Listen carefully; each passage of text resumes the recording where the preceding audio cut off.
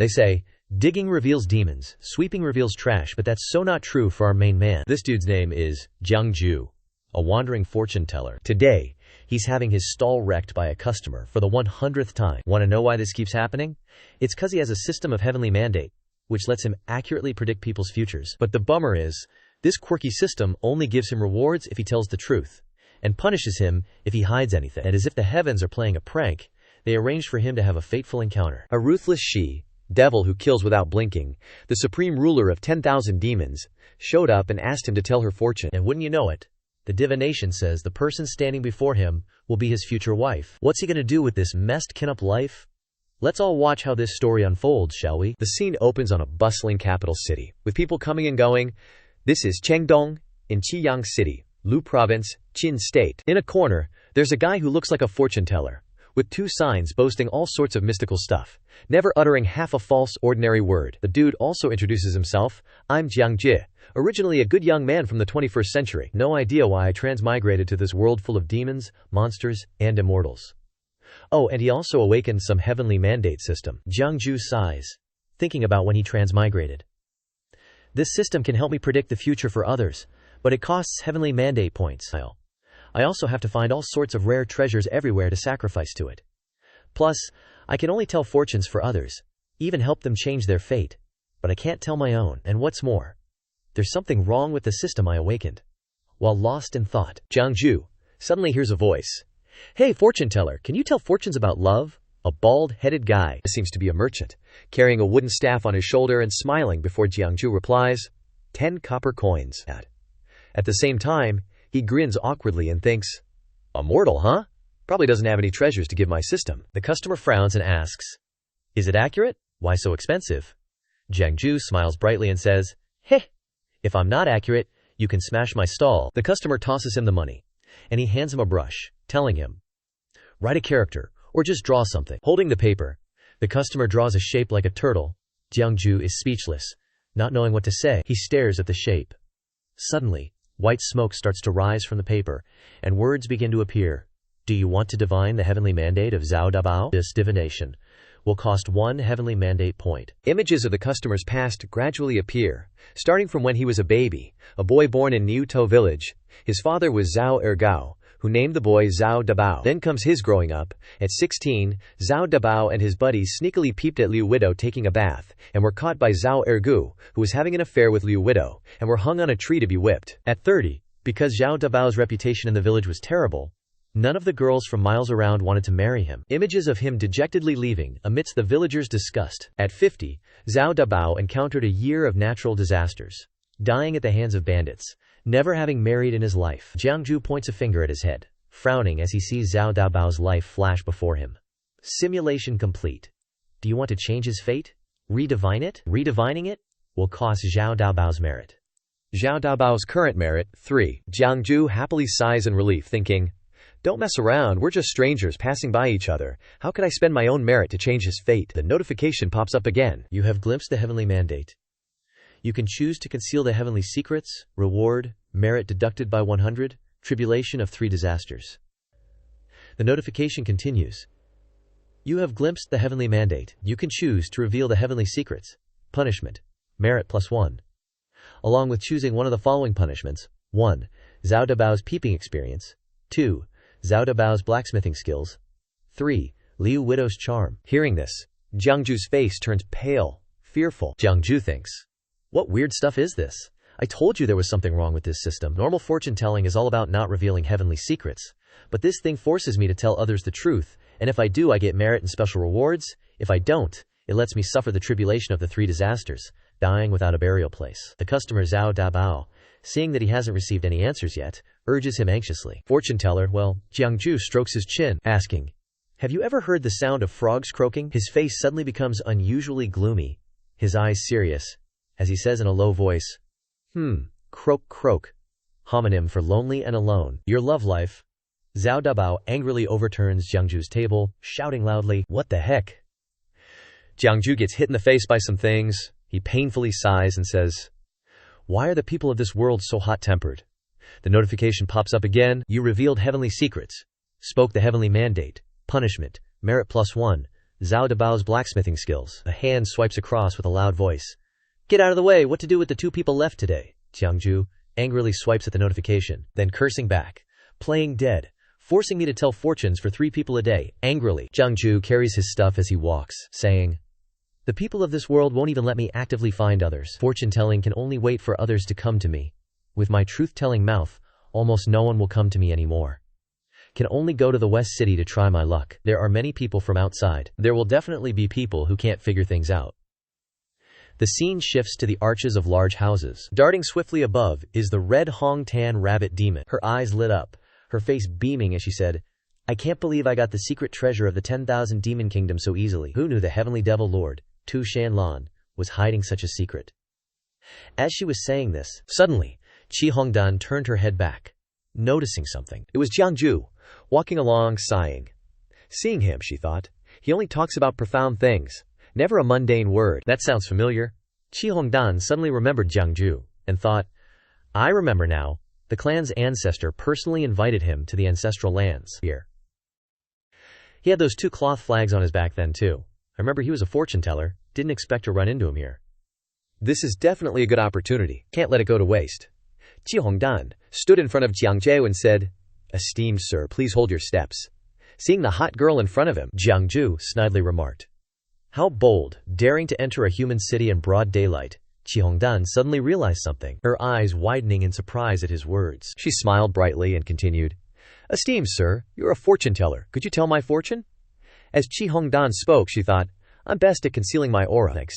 Thanks to that, I could steal the heavenly devil lord's treasure, but he saw through my identity with just one look. He truly is a master, Jiangju said dejectedly. My fortune-telling fees are very high, then he thought. This is clearly a demon. If I tell her true fortune, and accidentally anger her, not only will my shop be ruined, but I might even lose my life. Damn it. This system only counts it as valid if people actively seek me out, but it doesn't give me the right to refuse. It's obviously trying to kill me. Qi Hongdan put on a charming act, seductively tempting Jiangju. I know, please tell me your price. Jiangju coldly replied, 10,000 spirit stones. After saying that, Jiangju thought, that's not a small number, hopefully that scares her away. Qi Hongdan was stunned when she heard the price, thinking, that's so expensive. Even though I'm a spirit law stage demon cultivator, it would still take 100 years to accumulate that many spirit stones. Mortals don't even know what spirit stones are, yet he dares to ask for such a price. I guess I didn't find the wrong person. This is a fortune teller that even the ancestor respects. 10,000 spirit stones isn't too much. Just as Jiangju was about to leave, Qi Hongdan called out, I'll get my fortune told.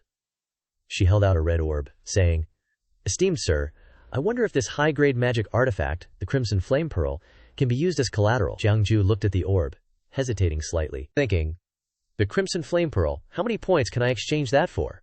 10,000 spirit stones can be exchanged for 20,000 points. The Heavenly Mandate Board then announced, high-grade magic artifact Crimson Flame Pearl can be exchanged for 22,000 Heavenly Mandate points. Jiangju quickly changed his attitude, cheerfully saying, all right, write a character. He thought to himself, jackpot. Hongdan approached Jiangju, saying considerately, sorry for the trouble, esteemed sir, I want a fortune-telling for my future. The board then displayed, consult Qi Hongdan's fortune or not. This consultation cost will be 10,000 heavenly mandate points. Jiangju thought, that's right.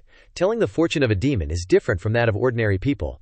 Qi Hongdan's information gradually reappeared. Age, unknown. A rabbit born in the Shuan Desolate Mountain of the 10,000 Demon Kingdom. Her true form is a red-eyed white rabbit, 300 years old. The rabbit absorbed the essence of the sun and moon, successfully transformed, opened its spiritual intelligence, and named itself Qi Hongdan. 500 years old. Qi Hongdan joined the 10,000 Demon Kingdom, serving under General Xuan Ming. 600 years old. Jiangju was shocked by what appeared about Qi Hongdan. He thought blankly, I didn't expect her to steal the Heavenly Devil Lord's treasure, so the Heavenly Devil Lord had such a secret. Wait a minute. The board continued to appear. You have peeked at the Heavenly Mandate. You can choose to reveal the secrets of heaven, punish merit plus 1,000, and choose one of the following. 1. Qi Hongdan's experience in cultivation. 2. The upper grade yellow tier charm heart art. 3. A book of 100 insights into the power of men. Daring choose. Jiangju's terrified face appeared, along with the notification, You peeked at the heavenly mandate. You can choose to hide the secrets of heaven. The merit reward is -10. Sky punished Sankai. He thought, crap. This is equivalent to knowing the heavenly devil lord's secret. That great devil lord is capable of anything. I'm afraid I'll be implicated. Chi Hongdan happily said, esteemed sir, what is my future like? Jiangju replied absent-mindedly. Future? Hee hee. When death is near, why even talk about the future? Hongdan was stunned when she heard that. Suddenly, Hongdan was so shocked that her head vaporized from her neck. Jiangju was no less bewildered when he saw it. Jiangju suddenly froze. His face suddenly widened, surprised by what was shown in front of him. Someone's face trembled, stuttering. Kill! Kill those around you! Everyone scattered in panic. Someone's been killed. A white ear appeared amidst the white smoke, along with a scream. Run! The crowd scattered, but lingering around them were faint wisps of white smoke. A red umbrella with a peach blossom pattern appeared among the corpses lying on the floor. It was the supreme of the 10,000 demon kingdom, heavenly devil lord Tu Shanlan. With two masked figures standing behind supporting her, Shanlan threw the umbrella to the person behind, with a indifferent face, not caring about the remaining person, came forward and handed a box to Shanlan, then said, Lord, found it. Jiangju could only cover his face and think, seriously, that damn bunny demon really screwed me over this time. Messing with the heavenly demon lord stuff and then coming to me for a divination? More trouble than it's worth.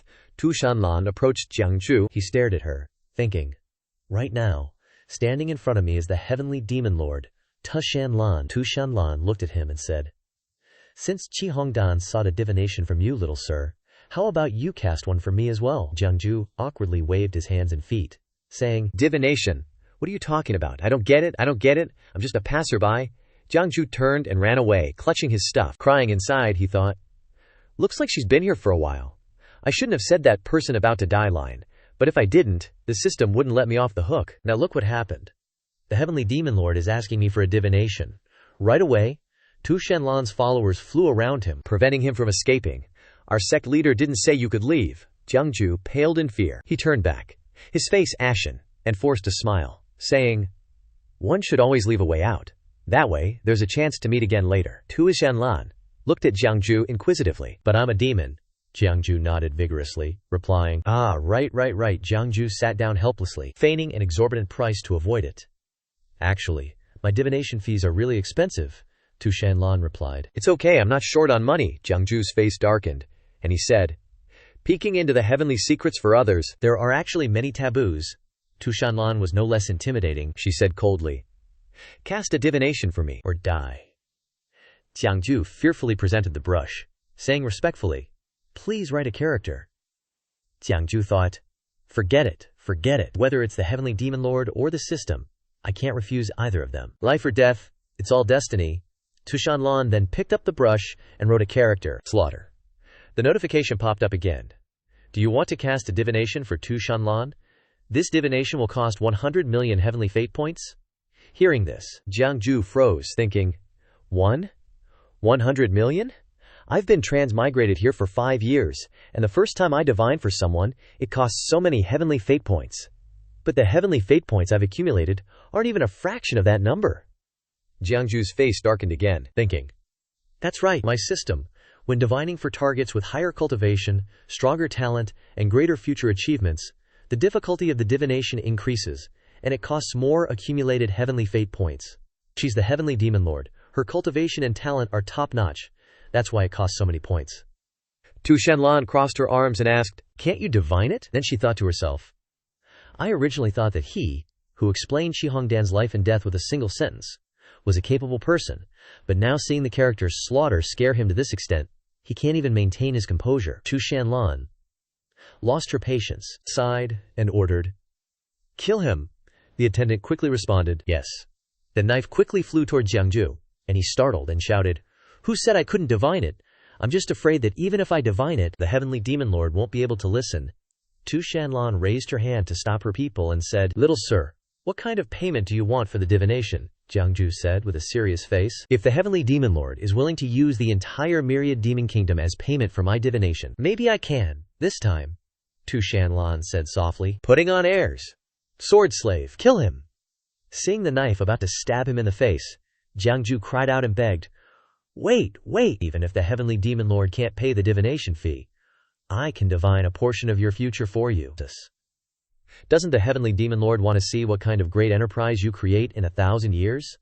Don't you want to see if you'll still be you in 1,000 years? Tu Shanlan quickly ordered. Stop. The knife stopped immediately, and her voice sounded again. You can divine my affairs 1,000 years from now, Jiangju said tremblingly. Can try. Jiangju looked up at the sky, thinking, come on, let me see what kind of creation this demon emperor will have in 1,000 years. Tu Shanlan insists on me casting a divination. Isn't it because she wants to know the secret on me? Anyway, when I cast a divination for Qi Hongdan, I was already involved in this secret. It's just, how should I say it? If it's something bad and I tell the truth, I'm afraid she'll definitely stab me to death. The notification popped up again. You have chosen to cast a phased divination for Tu Shanlan. You have chosen M years of heavenly fate 1,000 years from now. This divination will cost 1,000,000 heavenly fate points. Jiangju looked at Tu Shanlan and tremblingly stretched out his hand, saying, pay the fortune. Telling fee first, 1 lo. Bongrade Chi stone, or 5 million spirit stones. Tu Shanlan tossed a golden gourd into Jiangju's hand, saying that the notification popped up showing Tu Shanlan holding a baby. Then, currently storing 1,000 years later, Tu Shanlan has 100 children in Scarlet Cloud Valley. Jiangju was surprised, thinking, 100? 100 kids? The supreme demon lord of the myriad demons kingdom, a nightmare to humanity 1,000 years from now, is taking care of kids with this happy face?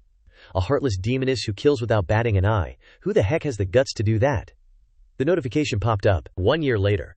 Tu Shanlan has a headache over the education of her eldest son. This little brat doesn't want to learn the path of slaughter like she did, but wants to learn the useless path of divination like his dad, making her extremely angry. Whose voice is this? It echoed. Tu Shanlan is happy with her 2 children.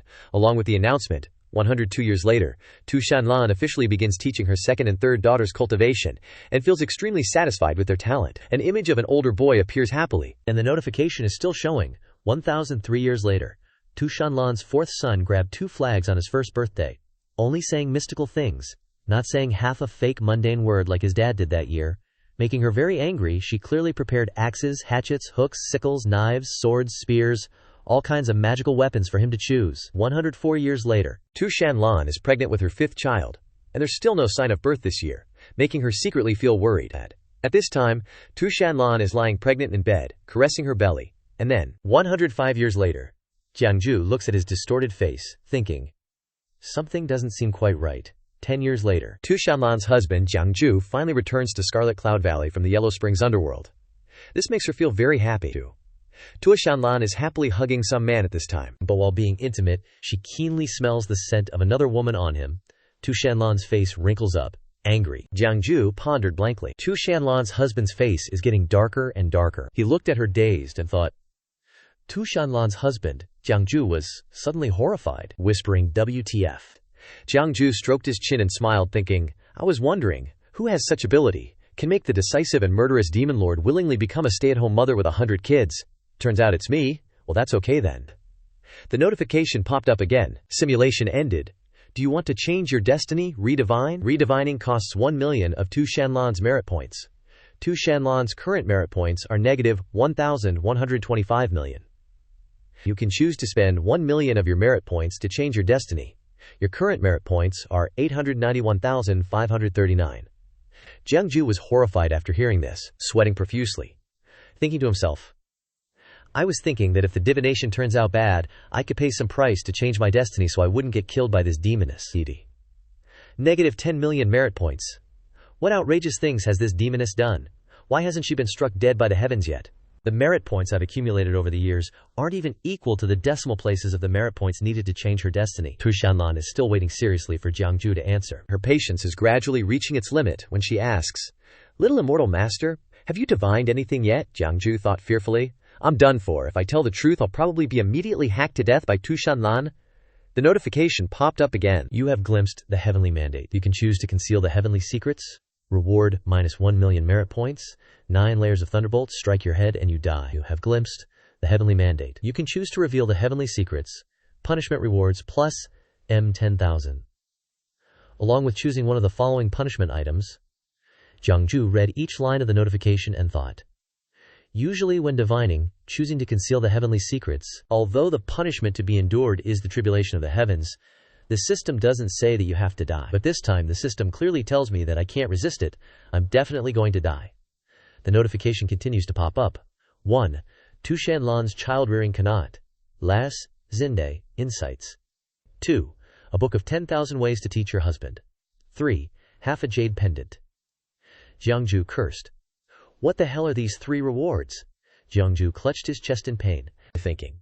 No choice. Choose the third one. I'll gamble once. He held half of a green jade pendant in his hand. Jiangju's eyes lit up, and he was happy. It is a mortal-grade jade pendant, without any spiritual power fluctuations. I don't know why only half of it is left. Tu Shanlan's breath seems to contain secrets related to Tu Shanlan. The wearer of this jade pendant can make Tu Shanlan unconditionally agree to something. Jiangju thought, with this jade pendant, I'm saved. Tu Shanlan asked him with a dark face. Why is little immortal master silent? Are you perhaps deceiving me? Jiangju reported worriedly. Congratulations, Demon Lord. Congratulations, Demon Lord. Tu Shanlan asked curiously. What is it? Jiangju replied.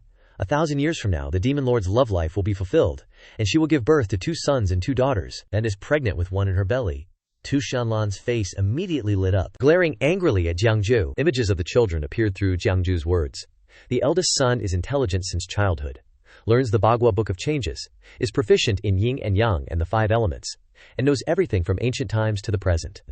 The second daughter, the third daughter, a pair of twins with extraordinary talents, were born with divine powers, and have a decisive determination to kill, and are qualified to become geniuses of an era. A living being in the womb is surrounded by power, and Jiangju said in detail. The fourth son has been unmarried since he was young, but has the appearance of a saint, is not stained with dust, is born with the appearance of a son of heaven. 5 immortals protect the world, and 5 nobles lead the way, and all the immortals follow. The 5th son is still in the womb, but is surrounded by purple clouds, and the dragon veins of the zodiac often look forward to it, and is a natural person with the appearance of a born emperor. Jiangju was suddenly knocked down by a force, each blow causing him pain and turning his face blue. Tu Shanlan asked angrily at this time, Do you know the price of talking nonsense? Jiangju struggled to stand up, still calmly replied, If I talk nonsense, I will be punished by heaven. As soon as the oath was finished, a bolt of lightning struck across the sky, making Jiangju tremble. Scared, Tu Shanlan crossed her arms and sneered. If that's the case, would little mister be so kind as to tell me what kind of man could possibly make me willingly bear his children? Jiangju happily pointed at himself and said, It's me, right here. Hearing this, Tu Shanlan, already turning purple with rage, couldn't speak, but her servant yelled out, How dare you? You have a death wish. Tu Shanlan immediately unleashed a technique, along with a threat. Little mister, I'm afraid your fortune-telling is a bit off. Jiangju quickly raised half of a jade pendant to defend himself. Whether it's accurate or not isn't up to the Demon Lord to decide. Please, Demon Lord, take a look at this first. Tu Shanlan looked at the jade pendant and asked in shock. This jade? Why is it on you? Jiangju teased, holding the jade in front of her face and saying, I heard that whoever wears this jade can get the Demon Lord to agree to anything unconditionally. Is that true? Would that mean the Demon Lord would even marry me? Tu Shanlan could only accept it. Fine. Jiangju blushed unknowingly, thinking, even marriage. Tu Shanlan approached him, cupped Jiangju's face, and said softly, Looking closely, you're not bad looking. But little mister's fortune. Jiangju accurate? Jiangju asked shyly. Why do you say that? Tu Shanlan wrapped her arms around Jiangju's neck and explained. Because I'll take you back to the Wanyao kingdom for our wedding, but I'm only agreeing to the marriage. As for our wedding night, I'll have to ask little mister to go die then? Jiangju dodged aside and hastily refused. I only picked up the jade and asked a question. I haven't confirmed this wish yet. Please, Demon Lord, return the jade to me so I can reconsider, Jiangju thought. TCH, this woman doesn't care about martial ethics. Tu Shanlan didn't care and ordered her servants Jiannu and Xinu take him back to the Wanyao kingdom. The 2 servants quickly complied. Yes. Jiangju, holding a glowing talisman in his hand, angrily said, You female devil, whoever marries you is going to have terrible luck. If I accumulate enough merit in the future, I'll definitely change this fate. He threw the talisman hard on the ground. A beam of light enveloped him with a farewell so fast that Jiannu and Xinu couldn't catch up. Tu Shanlan saw the talisman and inadvertently said, Is that talisman his doing? Or is it a trick from that old dragon? This fortune-teller actually got that old dragon at Sun Moon Lake to draw a life-saving talisman for him. Just who is he? Jiannu knelt down and said, Demon Lord, should we pursue and capture him? Tu Shanlan ordered. Keep him alive and bring him back to the Wanyao kingdom.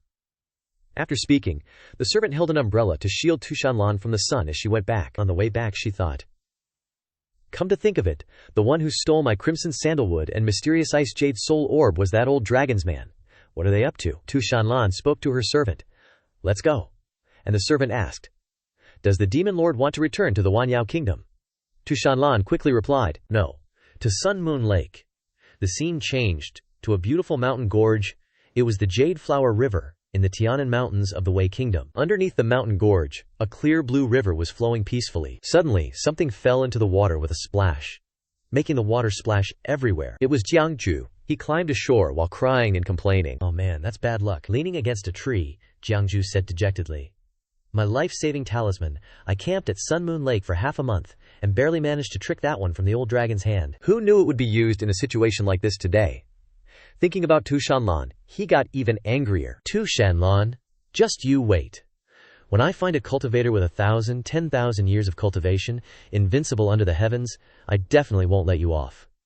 Thinking back to his fortune-telling, he excitedly said, "But if it's according to the system's fortune-telling, Tu Shanlan will marry me and bear me 5 children in 1,000 years. This method of revenge isn't bad." But when he thought about the scene of her tails wrapping around his neck, he shook his head. "No way. She's a merciless killer. Forget it. If it really doesn't work, I should still try to accumulate merit points to change my fate." Suddenly realizing that where he was a bit strange, Jiangju looked up and wondered, "But where is this?" Jiangju stood up and wore his equipment, saying as he walked, "Let's go deeper inside. Maybe I can find some treasure."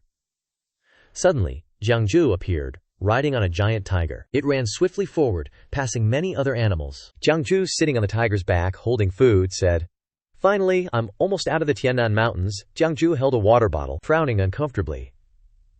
Who knew that old dragon's myriad-mile divine travel talisman would send me to such a desolate and remote place, near the border of the Wei Kingdom? Suddenly, he turned pale, thinking, "The Wei Kingdom is so close to the Wanyao Kingdom, I don't dare go back, lest that female devil catch me." The tiger raced forward, asking, "Where does Sir want to go next?" Jiangju replied, "I should still go back to the Qin Kingdom." Suddenly, he clapped his hand, remembering something. "To go to the Qin Kingdom, I have to cross the Jade Flower River, and I don't have a boat."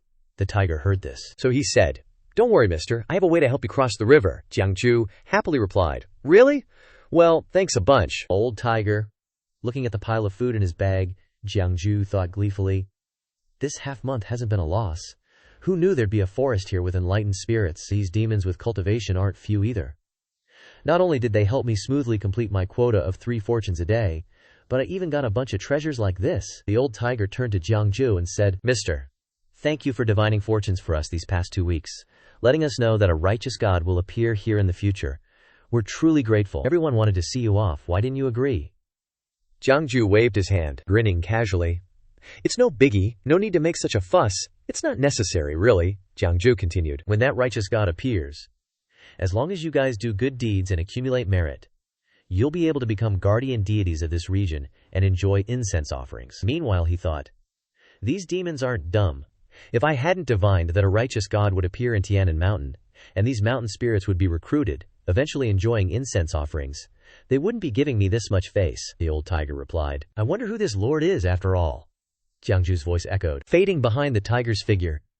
"That is a heavenly secret. A heavenly secret cannot be revealed." Jiangju's face was covered in sweat. Scratching his face, he thought, "I still haven't divined who this righteous God is. Maybe they haven't been born yet. Once I avoid Tu Shanlan's danger, I might come back here and take a look."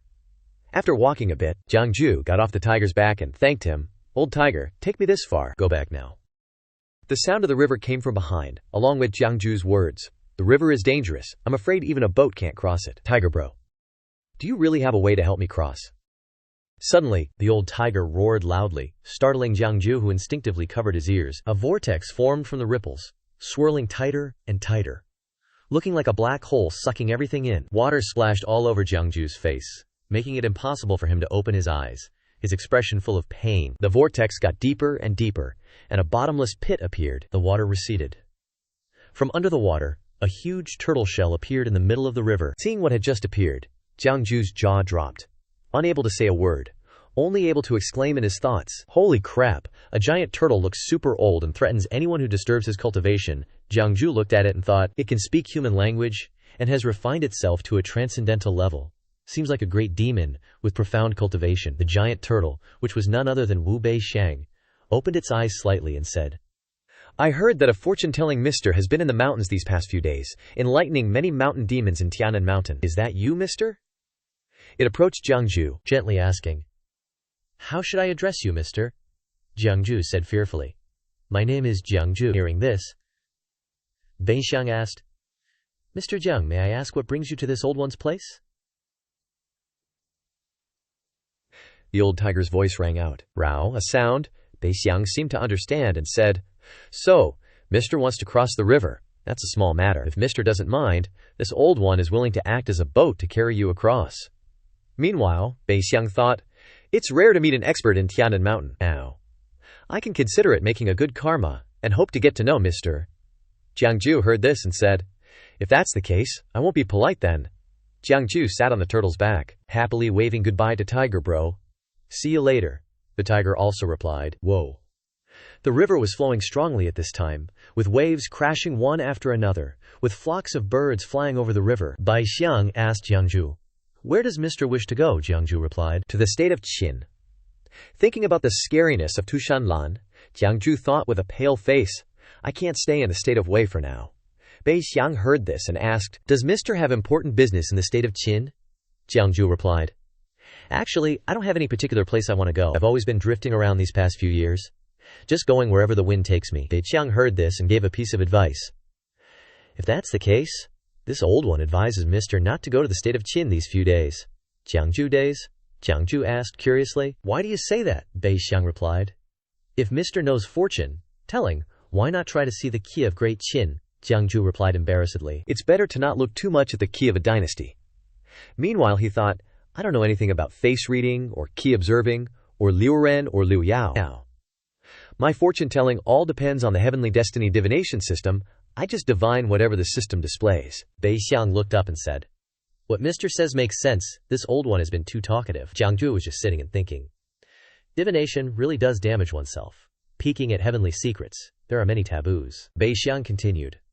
The state of Qin was still okay a few years ago. Although the ruler isn't a brilliant and ambitious leader, he can be considered loyal and righteous, and knows how to protect the cities and country. Furthermore, with the friendship with the Red Sea Dragon King over the years, it's always been smooth sailing, and the lives of the common people are good. Only 7 years ago, the figure of a lustful general and a beauty appeared before Beixiang's story. The ruler of the state of Qin was bewitched by a demon woman, and in order to welcome the demon woman into the palace, he abolished the virtuous and benevolent empress, indulging in wine and women, neglecting state affairs, and rampagingly building architectural projects. It is said that he built a pool of wine and forest of meat in the palace, which can be compared to a paradise on earth. Beixiang continued with a serious face. So basically, the Qin state is a mess right now, with chaos everywhere. Unless you really need to be there, you're better off staying away. Jiangju clasped his hands, impressed, and said, "Many thanks for the warning. I'll keep that in mind." Meanwhile, he thought, this old turtle is super helpful, giving me a ride and offering advice. He kept thinking to himself, but I still gotta cross this Yuhua River, cause going back means Wanyao country, and Wei borders Wanyao country, so Tushanlan's people are probably still looking for me there. On the turtle's back, Jiangju had a long chat with Beixiang, and then the old black turtle started asking all sorts of random stuff. I could tell he wanted to ask something specific, but was being shy about it. Half an hour later, they were halfway across the river. Right in the middle of the river, the water started bubbling, all choppy and weird. Jiangju saw this and muttered, "What's that in the water?"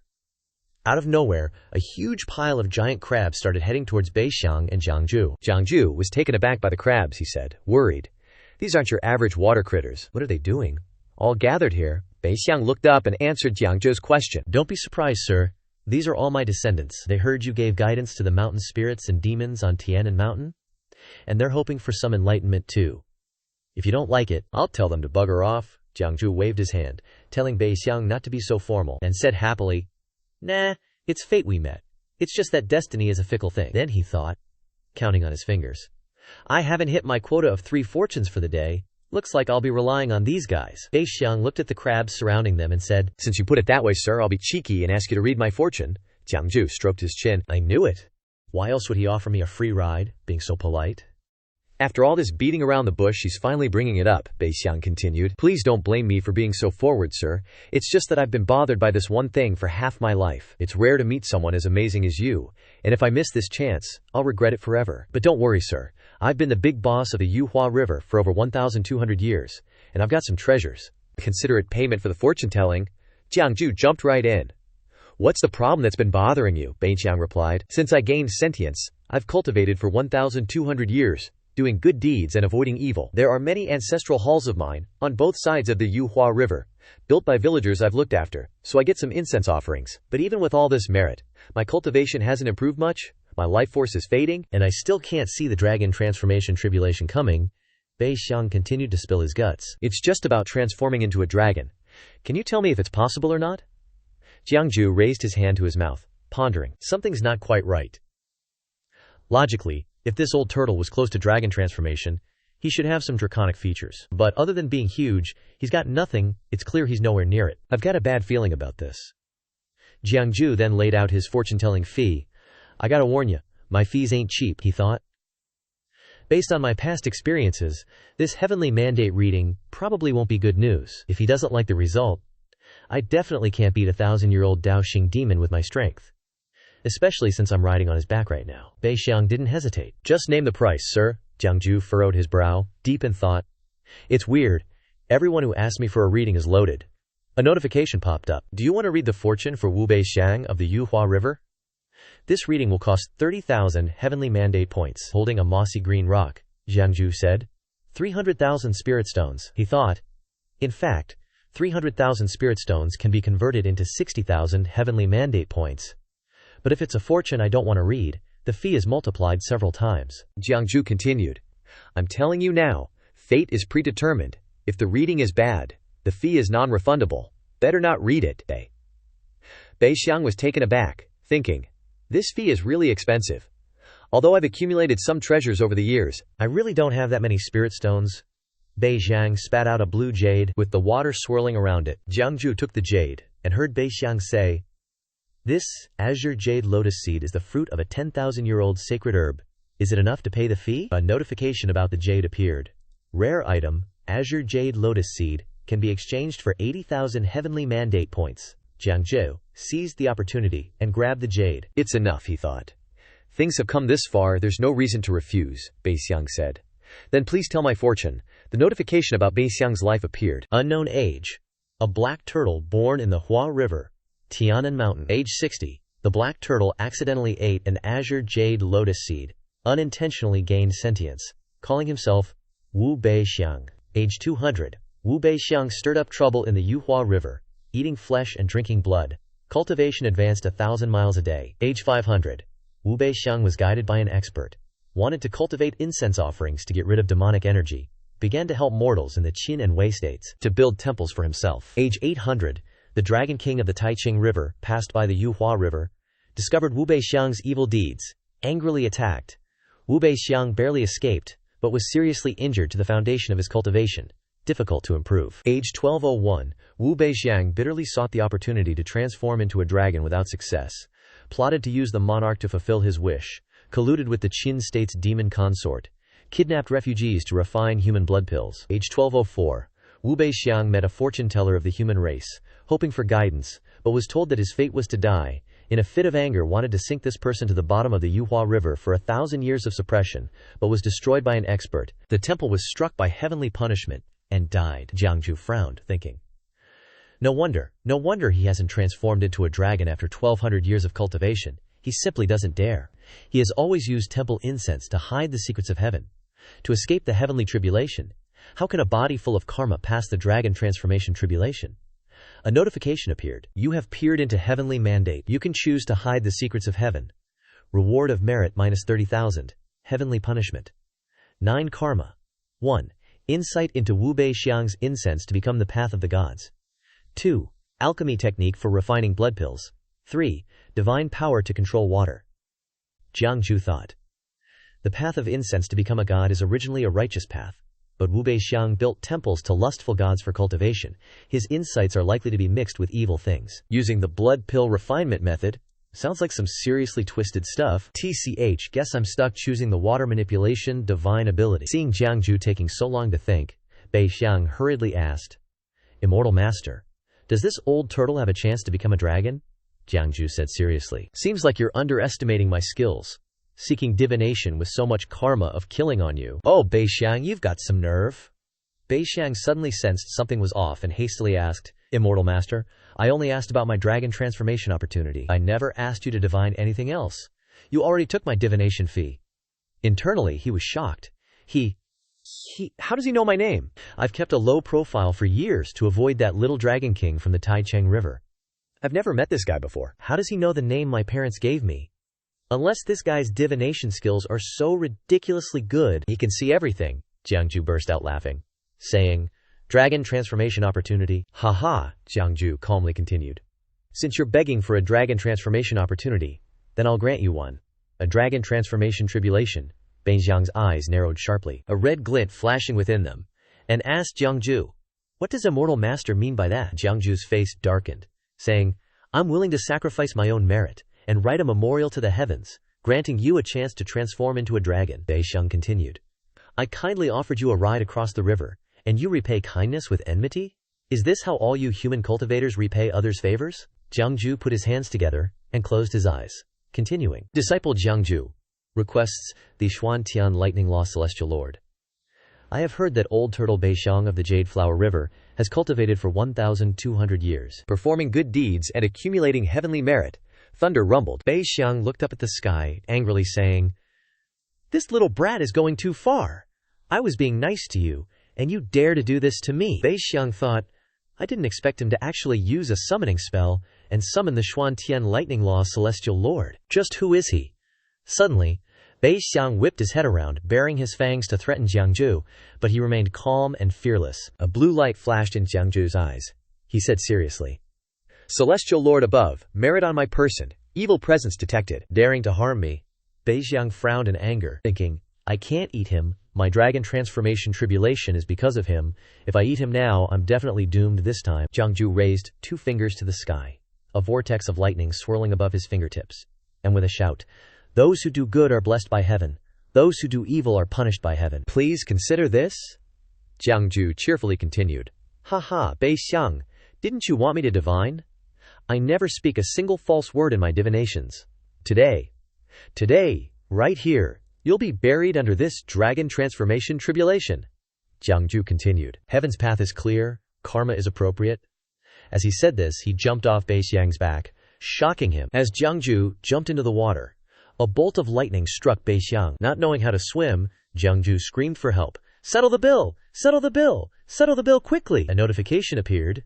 You have revealed heavenly secrets, announced heavenly fate, earned karma punishment, merit plus 3000, water manipulation divine ability. A red light flew over, striking Jiangju in the head as he sank into the water. Sensing it, he raised his hand to look and thought, this divine ability is only at the entry level, but it should be enough to deal with the current situation. Looking back, an altar was erected, looking extremely fearsome. Jade Flower Great Immortal Turtle Bay, immeasurable merit. Bodhisattva Turtle Bay, unsurpassed golden body, saves from suffering and distress.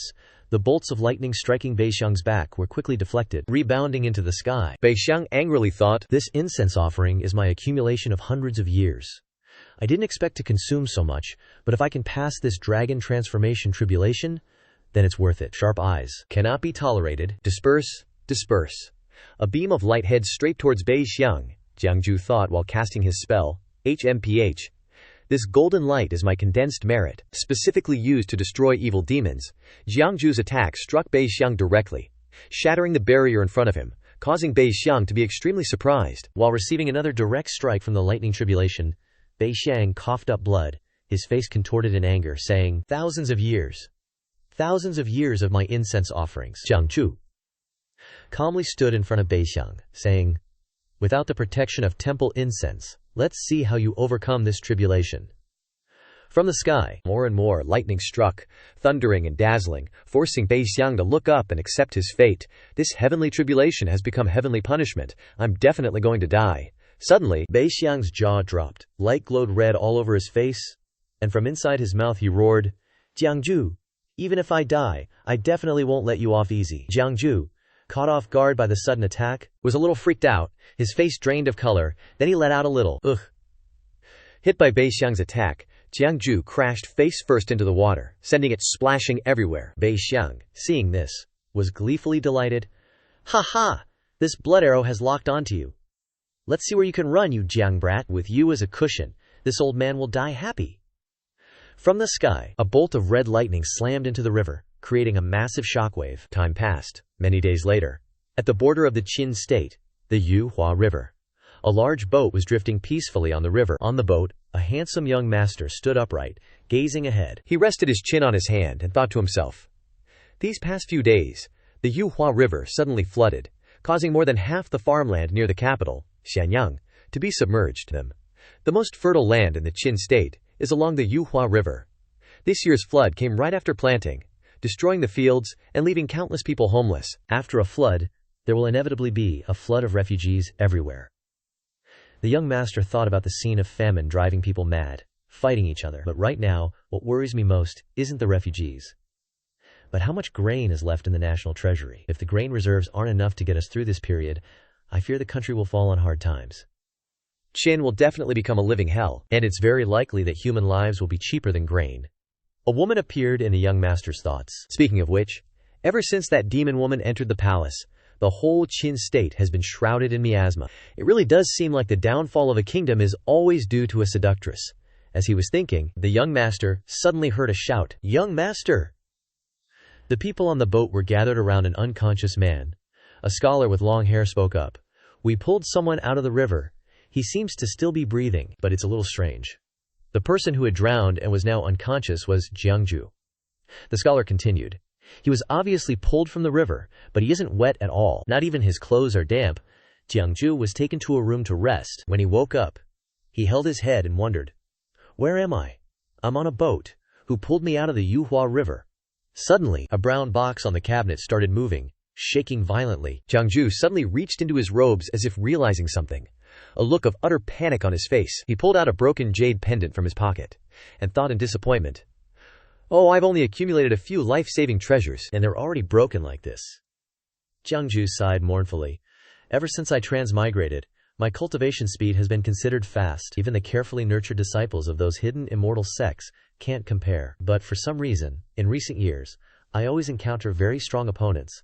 Plus this ridiculous system of mine. There are more people who want to chop me up than I can imagine. So, the cultivation techniques I choose are the type that can save my life. The magic treasures I choose are also the type that can save my life.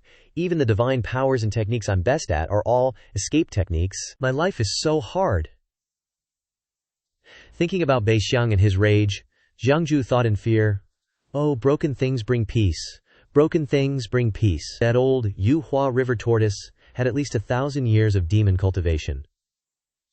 "One last attack before dying just broke my life-saving treasure. I didn't even lose a hair. No loss. No loss." Jiangju sat cross-legged in a meditative posture, seriously contemplating. "But why do I still feel uneasy? Could there still be unresolved dangers?" Scott. "It can't be that old tortoise's last attack left me with internal injuries." Jiangju scratched his head in confusion. "I've checked myself thoroughly and there's no sign of any injuries, so why do I still have this premonition of impending doom?" Jiangju suddenly jumped in shock. "Speaking of which, what day is it today?" His face turned pale with worry. A notification popped up. Detected that the host has not divined for 3 days. The heavenly mandate tribulation minor 3 calamities is about to descend, Jiangju thought to himself. "I didn't expect to be in a coma for 3 whole days. Fortunately, it's just the minor 3 calamities." Jiangju held his face worriedly and continued. "That's not right. I can't even get through the minor 3 calamities. I am just a small Zuji 8th grade cultivator. Although I have some tricks up my sleeve, how can I get through the lightning tribulation? Cultivators who haven't reached 4th grade, and whose 5Q have not condensed in their chest, will have difficulties surviving heavenly tribulation." Jiangju thought with a headache. Calm down, calm down. I knew this day would come sooner or later. I researched it a long time ago. People with heaven, bestowed fortune, merit, even when undergoing tribulation, their heavenly tribulation will be much weaker. Remembering the image of the incense burner and the 4-faced god, he tried to calculate. Next is the path of incense. The old tortoise in the Yuhua River relied on incense to escape the heavenly tribulation that should have come. Only its incense was from a temple to licentious gods, a demonic path. with relatively many limitations. As for the orthodox path of incense, one needs to be officially appointed as a god. Just becoming a god would add another layer of shackles, not a simple thing to do. Jiangju's face gradually turned serious. Thinking about the past few years, relying on divination, I have accumulated a lot of merit, only that with my current level, even if heavenly tribulation becomes weaker, I'm afraid that it is still difficult to get through. Moreover, I had a hard time accumulating some merit, and the results were to write an accusation to the heavens for the old tortoise in the Yuhua River, inviting the righteous deity of the Taoist Xuan Tian Thunder Law Celestial Venerable, which also costed a lot. The notification appeared again. Merit. 1054. Jiangju was stunned. Why did it increase? The notification wrote, Host eliminates evil, promotes good, exterminates the evil demon Black Turtle Bei Xiang in the Yuhua River. Merit plus 50,000. Merit has reached 10,000. Heaven bestowed fortune merit. Divine power self-learning. Congratulations to the host for opening the heavenly eye, comprehending the divine power of Chia sight. Jiangju scratched his head and sighed. Chi sight can see the dragon veins of mountains and rivers. A geomancer like me is becoming more and more worthy of the job. Originally, if I could use Chi sight to find a land where the dragon coils and the tiger crouches, I could avoid the heavenly tribulation. But now, the heavenly tribulation is already hanging over my head. Unless this dragon coiling tiger crouching spot is right in front of my face, it's useless. Like, what are the odds I'd stumble upon it at this critical moment? Jiangju clung to the door. Wearily walking out, he mumbled, Forget it. The good people on this boat saved me. I can't drag them into my tribulation. Gotta thank the boat owner and bail ASAP. He barely stepped outside when Jiangju bumped right into Gongzi Xiao, making them both jump. Looking at the fancy, brevious young master rubbing his head, Jiangju figured he was loaded. Jiangju eyed Xiao's chest, puzzled. Flat. How can a guy look so girly? I almost thought he was a cross-dresser. Misunderstanding? Jiangju quickly bowed respectfully. Thank you for saving me, Gongzi. I have pressing matters to attend to. Farewell, he thought to himself. Tribulations breathing down my neck. No time for polite chit-chat. As Jiangju hurried off with his stuff, the Taoist priest chimed in, Gongzi, this man is so rude. You showed such kindness in saving him, yet he's so disrespectful. Gongzi Xiao watched Jiangju, thinking, this guy's kind of mysterious, can't underestimate him. Then Gongzi said, let's follow him and see what's up. Before Jiangju, bolts of lightning kept striking all around. Looking up at the sky, Jiangju thought, the lesser three calamities, heavenly tribulation. Not just lightning, but three disasters. Sword, hunger, and disease. A real peach blossom tribulation. The lesser three calamities aren't strong enough to kill you instantly, but they're like termites, eating you from the inside out, making life a living hell. Gongzi Xiao looked up at the sky, bewildered. It was bright and sunny just now. How's it about to rain? The floods aren't even over.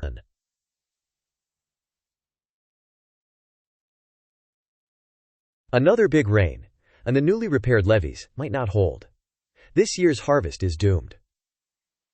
As he was thinking this, Jiangju suddenly plunged into the water. Catching Xiao off guard, he tried to stop him, but it was too late. He just got pulled out of the water. Why is he jumping back in? The scholar pointed frantically. Gongzi, look. Jiangju casually glided across the water, shocking everyone. He really is a mystical person. Gongzi Xiao, blinded by a sudden light, shielded his eyes. It's getting brighter. Jiangju stood still and cast a spell, his third eye opening on his forehead. Jiangju's third eye could see everything. Mountains, birds, fish. He thought, this is the chi flow. Yeah. If I can find a dragon coiling tiger crouching feng shui spot, I can use its feng shui to conceal the heavenly secrets and avoid the lesser three calamities. Light enveloped him and the mountains and forests around him as he stood solemnly casting his spell. A puff of white smoke came from his mouth as he said, Sing, there's no such thing as coincidences in this world. Dragon coiling tiger crouching spots aren't that easy to find. Remembering the old dragon god, Jiangju felt a bit melancholic. Too bad this place is so far from Sun Moon Lake. I'm afraid my old friend won't be able to help me. Suddenly, he looked at his hand and smirked. Even if I can't find a dragon, coiling, tiger, crouching spot, at least I can find a good feng shui place to bury myself. Suddenly, a light shone, making Jiangju exclaim, Ah! Staring at the light, Jiangju shouted. Such dense chi flow, the boat was like a house with wheels, speeding across the water. The Taoist priest stood before Gongzi Xiao, respectfully saying, Gongzi, recruit the worthy. If we had someone like him, he might be able to help you. Do you want me to send someone after him? Gongzi Xiao replied mournfully, Forget it. A high-level cultivator like that. It wouldn't be good to pressure him. Suddenly, a hand appeared, gripping the railing tightly. Jiangju lightly leaped onto the boat, right behind Gongzi Xiao. The Taoist priest immediately stepped forward to protect Gongzi Xiao, shouting, "Gongzi, be careful!" Jiangju knelt down and said, "Benefactor, we meet again." The boat continued speeding smoothly across the calm water. On the bustling boat, Jiangju's voice rang out, "This strong man, you have a fine face. How about I tell you your fortune? What do you say?" Jiangju went around enthusiastically inviting everyone he met. "Fortunes in your future, fortunes in love, even when your sow will give birth to piglets. Don't you really want me to tell your fortune?" A guest paled and quickly refused. No need, we didn't provoke you." The area around him was empty because everyone had left. Jiangju stood alone, angrily saying, "HMPH, a bunch of people who can't recognize quality." Suddenly a voice called out, "Mr. Jiang, if they could hear some words of wisdom from your mouth, they wouldn't avoid you like this." The Taoist priest approached. Jiangju respectfully said, "Greetings, Taoist priest." The Taoist priest replied, "Mr. Jiang has only been here a few days, and has already offended almost everyone around the young master." Jiangju scratched his head. "You flatter me. The hexagrams are like that. I'm just being honest." The Taoist priest cheerfully said, "Ha! The hardest thing to swallow in this world is the honest truth. If the hexagram you cast isn't good for others, you could be a little more tactful." Jiangju continued, "I only speak of the mystical. I don't utter half a word of common lies. Please don't try to persuade me, Taoist priest." But he thought to himself, "I also want to learn from those swindler types in Jianghu, talking in a way that leaves people lost in the fog, unable to tell if it's good or bad. But damn it, I'm forced to tell the truth, or I'll be punished." The Taoist priest then said, "The young master wants to see you, sir. Please go now." Jiangju, startled, responded, "The young master is back. I'll go now." Jiangju pondered silently. "It's been half a month since I had to endure the lesser three tribulations. I can still stand here safely. Luckily, thanks to this young master, even though I didn't find a land where dragons coil and tigers crouched, I borrowed some luck before I had the ability to withstand the lesser three tribulations. Looks like I have to stick by this young master's side." Jiangju entered where the young master Xiao was sitting and asked, "Young master, are you done with the disaster relief?" The young master Xiao replied, "Yes. Please have a seat, sir. Over the past few days, I've basically understood this young master. This person is surrounded by luck, and is definitely no ordinary person. He is the Qin Kingdom's royal brother. His status is that of a Qin prince, below 1 man, above 10,000. He has always been known as a wise and good man who associates with unusual people, with countless retainers." Looking closely at the young master Xiao, his family background is further exposed. He was originally a leisurely prince in his Feng territory, but in recent years, since the Qin country's ruler ignored the court, he was invited by the Grand Tutor to take care of the country and support the overall situation, and recently he came to the Jade Flower River to quell floods and distribute disaster relief. The young master Xiao happily asked, "Jiangju, I heard that you are good at divination, sir. You cast 3 hexagrams every day. Would you mind casting one for me today?" Looking at Jiangju, the young master thought to himself, "This person is magical, a recluse. If he can cast a hexagram for me, perhaps he can solve my problem." Jiangju was surprised and asked himself, "Cast a hexagram?" Looking at the young master Xiao from behind, suddenly a large bird appeared, emitting brilliant light. Seeing this, Jiangju continued to think, "The luck of ordinary people is mostly just a wisp of smoke, without shape. You can see good or bad by looking at the color. But the young master Xiao is a golden eagle. It's just that this eagle has no legs." Jiangju thought with a serious face, "This luck is soft and gentle. This is obviously the appearance of a woman. Is the young master Xiao really a woman? But can a woman also become a prince?" Staring at the young master Xiao, Jiangju thought to himself, "Indeed, there are many secrets in the palaces of dynasties." Meanwhile, the young master Xiao looked puzzled at Jiangju's attitude, and suddenly Jiangju's eyes showed a hint of melancholy. Facing that gaze, the young master Xiao coughed guiltily, somehow feeling that his eyes were looking at me with some pity. Jiangju clasped his hands respectfully and said, "I still want to stay with the young master to earn a living and don't want to cast a hexagram. But if the young master insists, I can cast one for you." The young master Xiao suddenly worried and thought, "In the past few days, many subordinates have complained to me, saying that when this Mr. Jiang casts hexagrams for others, he can't say a single good word, and with that look of pity he just gave me. Could it be?" The young master Xiao lowered his head and said to Jiangju, "If you don't want to, then forget it." Jiangju quickly clasped his hands in reply, "The young master is generous." The young master Xiao happily continued, "Actually, I called you here because I have something to say. I'm planning to return to Xianyang for a trip. I don't know if you are willing to come to Xianyang with me, or say goodbye here." Jiangju was happy to hear this and agreed, "I heard that the young master is recruiting retainers. If you don't mind, I want to stay with you to earn a living. But in his mind were other considerations. I still need your luck to help hide the heavenly secrets and escape the heavenly tribulation. How dare I leave at this time? The young Master Xiao also happily replied, Of course I don't mind. This may be the only good news these days, Jiangju said with a bright face. I wanted to ask before, since I entered the door, I saw that the young master's Yintang Palace seemed to contain worries. Is there anything bothering you? The young Master Xiao turned his face away and said sadly, Of course, it's about disaster relief. The silver and food sent by the court are far from my expectations. I know that this amount of food is transported here, and people and horses have to eat it along the way, so it will definitely be lost. But the silver shouldn't be so bad. Turning his face back, Xiao continued seriously. The court issued 100,000 taels of silver, but I only received 3 or 4 taels. Where did the remaining silver go? Would have 5. I want to question the court when I return to Xiangyang this time.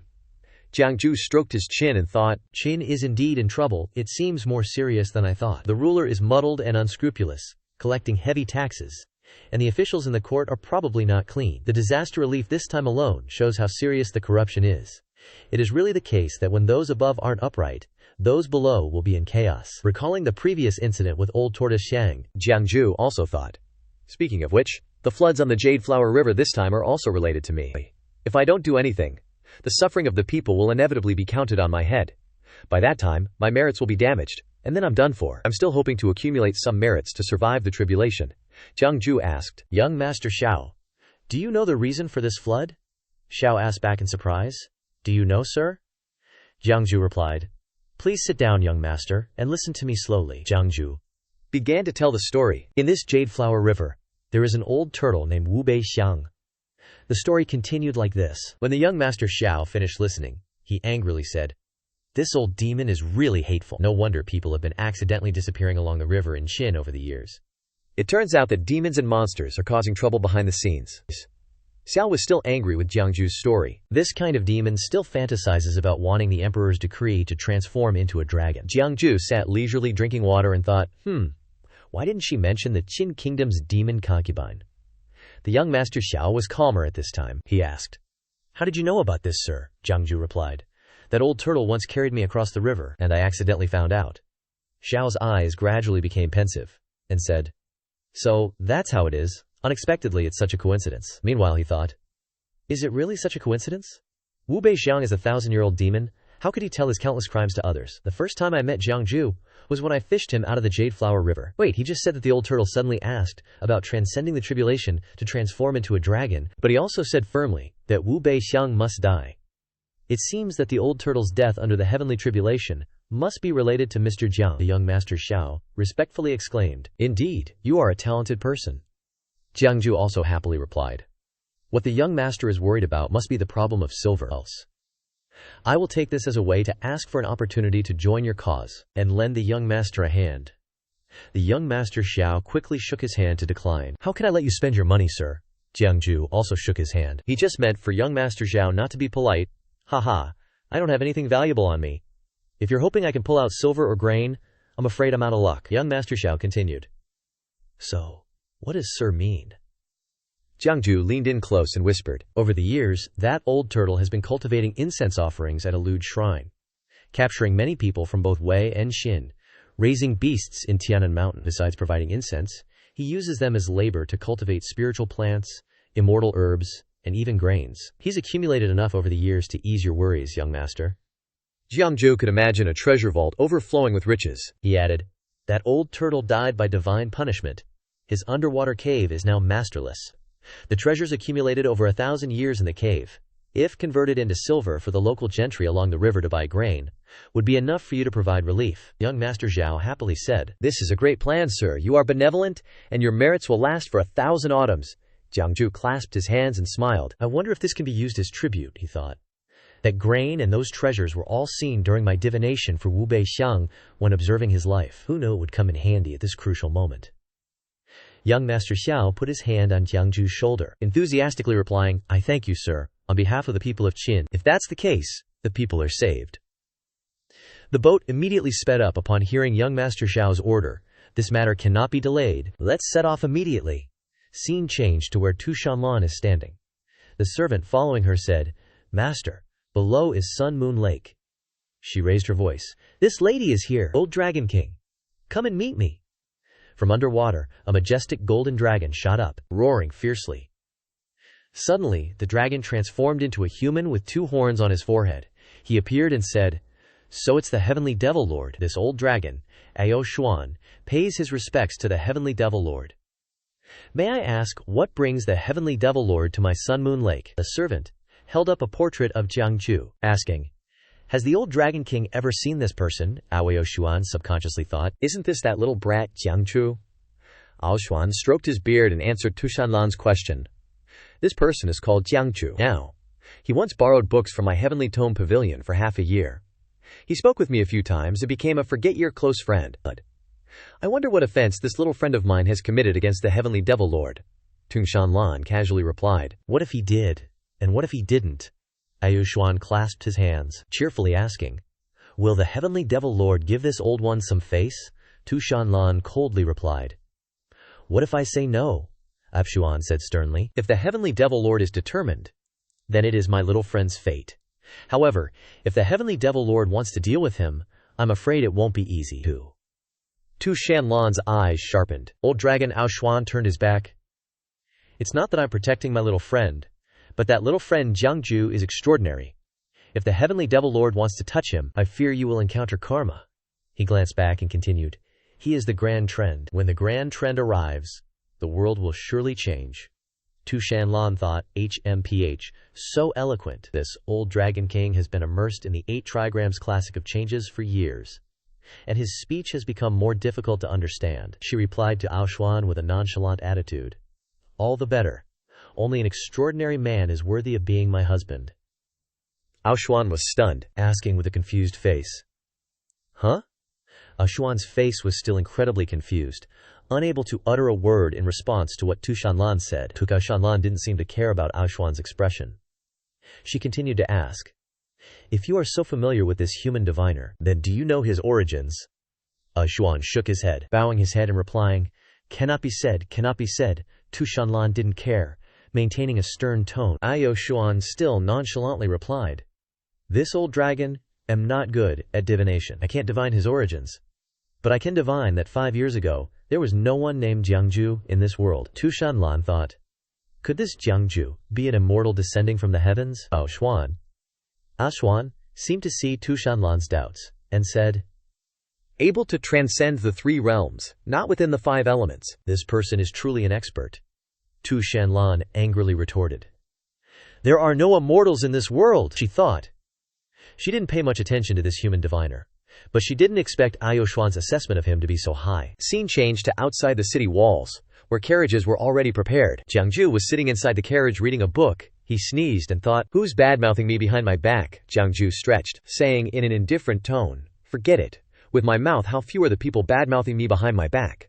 The carriage was moving. When the wheel hit a small rock on the road ahead, the carriage stopped abruptly. A voice echoed from the front, "Sir Jiang, ahead is the city of Xianyang." Jiangju lifted the curtain, chuckling, "We've finally arrived." Riding in a carriage for 4 or 5 days, I was about to suffocate. Looking up at the sky, Jiangju suddenly noticed something strange. He said, "Strange. In broad daylight, why is there not even a single group of people, or a carriage, on the main road of a country's capital? Logically speaking, the foot of the Son of Heaven is the most prosperous place. There should be quite a few carriages. This is not right." Jiangju opened his eyes wide and shouted, "Heavenly Eye, open!" He thought, "I want to see what the Qi luck of Qin's capital is like." Suddenly, his expression became horrified. He stammered in a panic, "This, really is." The Scarlet City reflected in Jiangju's eyes. It was a crimson divine dragon, its scales radiating fiery light, its eyes flashing with a blood-red glow. The crimson divine dragon flew above the city walls, its power so immense that even Jiangju broke out in a cold sweat from fear. The eyes opened from the dragon's sharp lamao. No. Even if the Qin state is weakened to the extent, there will be no shortage of better cultivators than me in the country. Jiangju closed his eyes, not daring to look into the dragon's eyes. He tried to calm himself. It must be an illusion. I'm not even from the Qin state. Why would the nation's luck pay attention to me? Escaping from the heavenly eye technique, Jiangju gasped for breath, exhausted. Sigh. Looking at the capital city outside, Jiangju thought, Should I even enter this Xianyang city? As he pondered, he said, the Qin state's national luck is incredibly weak. I'm afraid it'll collapse any minute. I heard there's a disaster-causing concubine in the palace. If I enter Xianyang city and become a guest disciple by Gongzi Xiao's side, I'll probably get dragged into it all. He scratched his head and thought, but if I secretly leave, what about the small three tribulations, heavenly tribulation? I won't be able to find someone else with surrounding luck who is willing to lend it to me in a short time. After careful consideration, he decided, forget it. Entering the city is better. A person can't be unlucky forever, right? At worst, I'll take the opportunity to run when Gongzi Xiao is in troubles. Against the clear blue sky, white clouds drifted leisurely. Gongzi Xiao led the carriages. As soon as he arrived, there was a loud shout. The young master is back. The young master has worked hard. Jiang Ju peeked out to look at the crowd surrounding Gongzi Xiao, thinking, I knew it. Why wouldn't the young master ride in a carriage but switch to riding a horse when about to enter the city? He really likes to show off.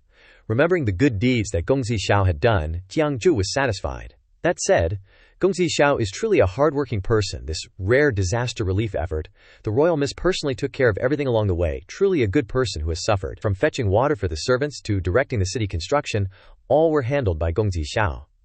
Entering the city palace, everything was extremely luxurious, clean, and polished. Jiang Ju looked around, observing everything, then thought to himself, over the years, I've been to quite a few places that ordinary people can hardly see, but this mortal king's residence is the first time I've been to. Gongzi Xiao invited, if the esteemed cultivator likes it, please feel free to use it, Jiang Ju replied with a smile. How can this humble one shamelessly take what the king likes?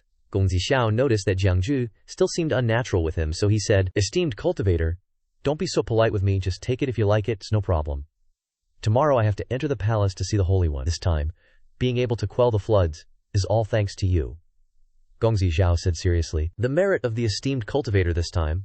Tomorrow when I enter the palace, I will definitely ask for a title or rank for you, Jiang Ju. Jiang Ju waved his hand to refuse. No, please don't. I'm used to a leisurely life. Who knows, one day I might go wandering again. I definitely can't enter the court to become an official. But he thought, don't joke around, Qin is about to fall. Becoming an official in this crucial time would be stupid. Besides, Tang Dynasty is how dangerous the competition is. I'd better find a way to save my life. Gongzi Xiao relaxed his face, smiling. If the esteemed cultivator has said so, then I won't force it. However, Gongzi Xiao seriously talked about his problem. Tomorrow when I enter the palace, I want to ask the civil and military officials in the court, if I cut open their chests and take out their hearts, how many people are black? How many people are white? Jiang Jue smiled casually. Young master, good or bad people's hearts are all red, Gongzi Xiao retorted angrily. You! Gongzi Xiao was still not satisfied with Jiang Jue. He continued to speak. No matter what, this time, if it wasn't for the esteemed cultivator, I'm afraid that Qin would not be able to recover its vitality within 5 years. Also because of this matter, I have seen clearly the reality of corruption. This matter must be investigated strictly. Tomorrow, after entering the palace, I will go find the grand tutor to discuss. Gongzi Xiao talked a lot. He kept babbling esteemed cultivator. While Jiang Ju barely heard anything from the young master's mouth, he was only lost in his thoughts. After I finish my tribulation, I must hurry. After saying that, Gongzi Xiao asked Jiang Ju, what does the esteemed cultivator think? Jiang Ju was startled at this time, and hurriedly covered up and replied, the young master is absolutely right. Gongzi Xiao seemed to notice Jiang Ju's absent-mindedness towards him, so he sighed dejectedly. It seems that the esteemed cultivator really doesn't like political matters. It was I who was reckless. The esteemed cultivator has had a hard journey. Please go and rest first. I will prepare a banquet in the evening. I hope the esteemed cultivator will grace us with your presence. Jiang Jia embarrassedly bowed quickly and said, thank you, young master, for your care. After talking with Gongzi Xiao, Jiang Ju went out, and the Taoist priest went in the opposite direction. The Taoist priest went in and bowed respectfully to Gongzi. May I ask the young master, what did the Jiang cultivator say? Gongzi Xiao sat drinking tea and replied, it seems that Jiang cultivator's mind is not in the Tang dynasty. The Taoist priest continued, young master, Jiang cultivator is an extraordinary person, but he does not show his supernatural powers beside the young master. His origins we do not know clearly. I hope the young master will still pay more attention to prevent. Looking outside, Gongzi Xiao said sadly, I understand. The moonlight illuminates the entire night sky. The moon, high above, shines alone in the dark late-night sky in a room. Branches of flowers outside looming, pointing branches inside. All right, folks. Make yourselves at home. No need to be so formal, Gongzi Xiao said during the gathering with his ministers. Hope you can share my worries and troubles. Jiang Ju sat to the side. Seeing the ministers chatting and laughing happily, he wondered, Why are there so many people? Are all 500 or so people in this hall Gongzi Xiao's followers? Jiangju stroked his chin, pondering, taking in so many freeloaders. Isn't this the definition of someone who treats money like dirt? An older man approached and offered Jiangju a drink. Jiangju warmly accepted the drink and started chatting. In this world, how could there be so many remarkable people? The older man smiled and replied, Of course, the king has 3,000 followers, but most of them are in Feng territory. Not everyone followed the king to Shenyang. Hearing this, Jiangju could only think, but aren't I freeloading with Gongzi Xiao too? And leeching at that, I have no right to talk about others. Jiangju raised his glass, took a sip, and smirked inwardly. So many people are a good thing. Although I'm using the qi luck surrounding Gongzi Xiao to conceal my heavenly secrets and avoid tribulation, I still need to meet my daily quota. This is the perfect opportunity to use them. As night fell, Jiangju was sound asleep, snoring loudly in bed. Suddenly, a red beam of light shot straight towards where he was lying. The red ray plunged into Jiangju's forehead. From within the dream, a voice echoed, Little mister, little mister. Jiangju groggily opened his eyes, trying to figure out who was calling him. As he gradually woke up, Jiangju looked around in surprise, wondering, Am I dreaming, or am I awake? Suddenly, the fiery red dragon appeared again before Jiangju, startling him. He asked, Who's there? The scarlet dragon blazed in the dark void, its golden eyes standing out against its mixed red and black body. Seeing the dragon, Jiangju shouted, The Qin dynasty's national luck! He thought in horror. So it really was looking at me then, and not just my imagination. Now it's even flown into my dream to find me. The dragon's eyes gradually softened. It explained, Mister, don't be alarmed. I am the embodiment of the Qin dynasty's national luck, not some kind of demon or monster. Jiangju sweated nervously and asked, Why did the red dragon fly into my dream? What do you want to say? The dragon bowed low, pleading with Jiangju. Please, mister, save us. Seeing the dragon respectfully begging him, Jiangju politely replied, I'm just an ordinary mountain cultivator. How could I possibly save the national luck of a country? But it seemed that all his actions with Wu Beixiang were clear to the dragon. Hearing Jiangju's humble words, the dragon immediately said, Mr. is too modest. That day at the Jade Flower River, I saw with my own eyes how Mr. acted on behalf of heaven to punish the old turtle demon in the Jade Flower River. I didn't mean to eavesdrop, but everything within the borders of Qin, I can see clearly. Please don't blame me. The Qin dynasty's national luck continued to bow its head reverently, pleading, Mr. is a person of great merit. I can see your extraordinary nature. I have taken the liberty of coming here to ask for your help. Jiangju quickly replied, It's all right, it's all right. Looking at the dragon, he thought, This Qin dynasty national luck sure knows how to butter people up. The dragon observed Jiangju so closely that it could see the light emanating from him and those connected to him. Even the dragon was shocked. This Mr. Jiang has countless karmic threads intertwined around him. Those connected to him are all people with rare and great qi luck. But he himself has no karma whatsoever. He is not within the three realms and transcends the 5 elements. He has the aura of a celestial. Knowing it hadn't misjudged the person, the dragon continued to plead for help. If Mr. doesn't act, I fear Qin will be on the verge of danger, with the country and its people destroyed. Please think of the common people of Qin. Jiangju quickly shook his head in refusal. You're asking me for help, but how can I help? The image of a sinister woman appeared through the dragon's words. Qin is declining to this extent because that enchantress has entered the palace and bewitched the king's mind. Jiangju asked curiously, What's the background of that enchantress that she can shake the very foundation of a country? The dragon continued to narrate, with the appearance of Tu Shan Lan in the story. That enchantress originates from the myriad demon kingdom and is a jade stone spirit. Hearing this, Jiangju exclaimed in surprise. The myriad demon kingdom! He scratched his face, thinking, the mother of my future children, the heavenly demon lord Tu Shan Lan, is probably looking for me everywhere right now. Forget it, don't think about that. The story seemed to raise many questions for Jiangju. He continued to ask, What's the cultivation level of that enchantress, that even the national luck like you can't do anything about her? The dragon replied. She came to Qin to overcome the heavenly tribulation. Jiangju pondered with a serious expression. Cultivation is already against the will of heaven, requiring countless tribulations, and demon cultivation is even harder than human cultivation, requiring 2 heavenly tribulations, the earthly fiend and heavenly astral. Those demon cultivators who can reach this level of cultivation have strength comparable to the strong experts of the human race. This isn't something a small Zuji stage 8th rank cultivator like me can get involved in. The red dragon understood Jiangju's thoughts, but still hoped for his help. I know Mr. is in a difficult position. I don't expect you to eliminate the demon. I just have another matter to ask of you. Jiangju was startled and thought, this red dragon is in my dream right now. I don't know how to leave this dream. I can only listen to what it has to say. Jiangju folded his arms. He said seriously to the dragon, what is it? Just say it. But my strength is really weak. I'm afraid I can't help you. The dragon still had great faith in Jiangju. Only Mr. can help me with this. The king is currently doing many wicked things. I know Mr. is proficient in the 8 trigrams and the Book of Changes. I hope Mr. can choose a different sovereign for the Qin dynasty.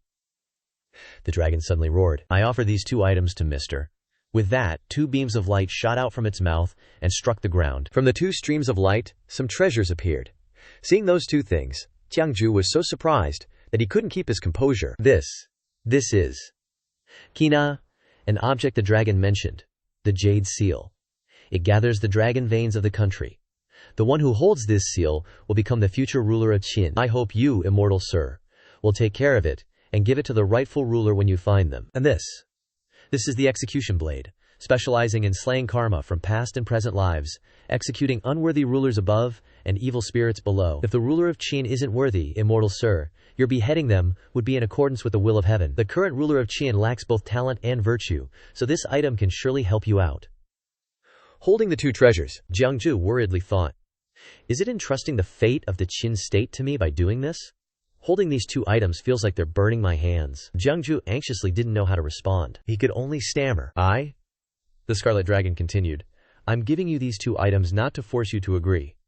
If you don't want to help, then consider the Qin state's fate as such. If you're willing to help, I'm willing to offer half the national fortune of Qin. From now on, Qin is your Qin, and you are the pillar of Qin. After saying that, the dragon roared fiercely, then gradually disappeared amidst Jiangju's surprise. Waking up from the dream, Jiangju was horrified, drenched in sweat. The dream felt so real that Jiangju held his head, gasping for air. He was so tired that he couldn't speak. Suddenly he realized that beside him were the 2 treasures that the dragon had bestowed upon him in the dream. Placing the 2 treasures on the table, he pondered, I'm just an 8th grade cultivator, not even a person from Qin. Why would the national fortune of Qin entrust these 2 to me? How could this be? Just because I punished the old turtle at Jadeflower River? Or because I'm good at divination? The more he thought, the more confused he became. What exactly did that scarlet dragon see in me that made it make such a desperate, all-you-keen decision? Jiangju had a huge headache. He rubbed his head and continued to think. Giving half the national fortune to the immortal sir? From now on, Qin is your Qin, and you are the pillar of Qin? He sighed and said, I just wanted some of that young Master Zhao's luck to avoid the lesser 3 calamities. Why did I have to run into something like this? He slammed his hand on the table in anger. He shouted, this is driving me crazy. If the Qin ruler finds out these 2 items are in my hands, he'll either behead me or skin me alive. And that enchantress, her cultivation is, at least at the Earth Fiend realm. Jiangju was extremely uncomfortable. He just hugged his head in frustration. Ugh, this is so annoying. Then Jiangju continued to think, stretching his limbs. But that scarlet dragon said it would block the tribulation for me. Now, I really don't feel the pressure of the heavenly tribulation anymore, so it seems like it wasn't lying. His emotions suddenly changed. Jiangju stroked his chin, thinking more optimistically. If the lesser 3 calamities have been resolved, then I don't need to borrow the young Master Xiao's luck anymore. So does that mean I can skedaddle now? Either way, instead of risking it in the Qin state, it's better to leave quickly as the best option. Jiangju suddenly revealed a sinister smile. He happily thought. Find a quiet, desolate place where no one can find me, hide for 100,000 years, wait until I have the strength to pin Tu Shanlan on the bed and spank her butt, then leave the mountain again. Wouldn't that be perfect? Jiangju unconsciously turned around to look at the 2 treasures behind him. He said dejectedly, Sing, it feels uneasy to benefit from others without helping them in return. Never mind, I'll try my best. Jiangju approached the 2 treasures. He cast a spell on the 2 items and thought, but once I feel danger, then don't blame me. At that time, immediately running away shouldn't be a big problem. I've had the experience of successfully escaping from the hands of the great demon king of the myriad demon kingdom before. The 2 treasures were shrunk down and lay on his hand. Looking at the 2 tiny objects, he thought, these 2 items can't be seen by others. They must be hidden away. Jiangju approached a box, opened it, looked inside, and pondered. If I want to fulfill what the Qin national fortune has entrusted, then I have to meet other royals and nobles of Qin. But with my status, I'm afraid that even if I visit their doorstep, no one would want to see me. Oh well, let fate decide. Half a month passed quickly. and the scene shifted to a room built right on the water's surface. There was a man lying arrogantly on a chair, surrounded by many girls serving him. It was the Qin ruler, Qin Wu Jun. Qin An. He cursed angrily. Damn it. Standing in front of Qin An was a beautiful girl. She was Yu Shijing, Yu Su Xuan, of the myriad demon kingdom. She snuggled into Qin An's arms, sweetly speaking in a charming voice. "Who made your majesty so angry?" Qin An replied to Su Xuan. "Who else could it be? Of course it's my good brother. That Qin Shao actually dared to challenge me in court, colluding with the Grand Tutor to make things difficult for me, not allowing me to build the Bao Chamber." Qin An's eyes became serious, and his voice was also very angry. "In this Qin state, are they the rulers, or am I the ruler?" He slammed his hand hard on the table, breaking the surface of the table, and angrily continued. "What I want to do, I have to look at their faces. This is really bullying me too much." Su Xuan immediately coaxed Qin An. "Your Majesty, don't worry. This Bao Chamber is just a casual suggestion from me. If you don't build it, you don't build it. Why make things difficult for your Majesty?" Qin An also softly replied. "If everyone was as understanding as my beloved consort, I would die without regrets." He was caressing his beloved consort. Qin An saw a maid wanting to report something and asked, "What is it?" The maid replied, "Reporting to your Majesty, someone outside the palace wishes to see the Empress. The Empress sent this token." Qin An ordered, "Bring it here." Suddenly, Su Xuan was startled, making Qin An worriedly ask, "My beloved consort, what's wrong?" What was presented before Qin An and Su Xuan was a wooden board with words carved on it. Su Xuan turned and softly said to Qin An, "Your Majesty, my family has arrived. I'll go for a bit and return." Qin An happily replied, "Oh, then quickly invite them in." Su Xuan went to kneel before Sword Slave. She said, "Yu Su clan pays respect to Sword Xuan Lord." Sword Slave, wearing a mask, started speaking to Su Xuan. "Sword Xuan Lord. It's been so long since I've heard that title. Now there's no Sword Xuan Lord in this world, only Feng Jian Nu, a guard under the Heavenly Demon Lord." Su Xuan replied, "Although you were defeated by the Heavenly Demon Lord, the Heavenly Demon Lord is an extraordinary person. Even in defeat you are still glorious, your fame is still resounding. I've long admired you, and I'm a bit nervous to meet you today. I just don't know what brings you here." The meeting seemed to worry Su Xuan, and she started thinking.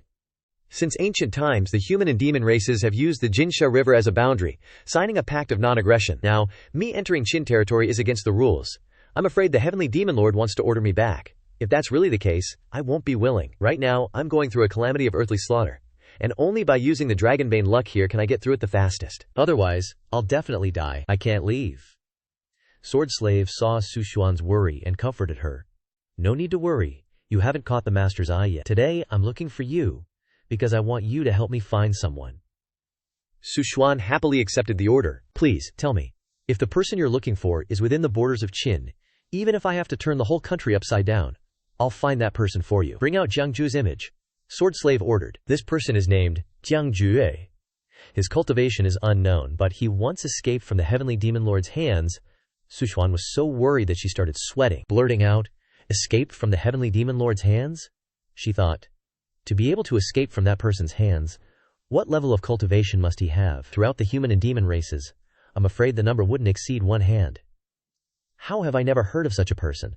Sword Slave continued. He borrowed the talisman of Dragon King Hu Ri Yue. His true strength might not be that high. Hearing this, Su Xuan sighed in relief, saying, "So that's it." But in her head she was thinking deeply. Dragon King Hu Ri Yue is a great saint of the demon race, with origin second to none in the myriad demon kingdom, often compared to the Heavenly Demon Lord, but no one can compare their strength. After all, he has never fought for power or profit. This Jiangju can get his hands on his life-saving charm. He must have a pretty deep relationship with that old Dragon King, to be able to associate with someone like that. How weak could he be? Sword Slave continued to say more about Jiangju. Although this person's cultivation is unknown, he has some supernatural methods. His portrait might not be accurate. It would be normal if he changed his appearance to walk the world. Su Xuan wondered, do you have this person's divine sense mark? To it. A cultivator's appearance and figure can be changed. Only the mark of divine sense can't, unless you completely change the 7 souls and 6 spirits. Sword Slave replied, no, but this person knows many principles and is skilled in divination. When divining for others, he once said a couplet, only speaks of the mysterious, never speaks a false or ordinary word. Su Xuan hurriedly asked, is that all you have? Sword Slave sighed and said, that's all. Su Xuan's eyes were gloomy with worry, thinking, How can I find someone with only this information? Although there's a portrait, the magical techniques for changing appearances are countless, and all cultivators know a little about them. As for that couplet, it's even more ridiculous.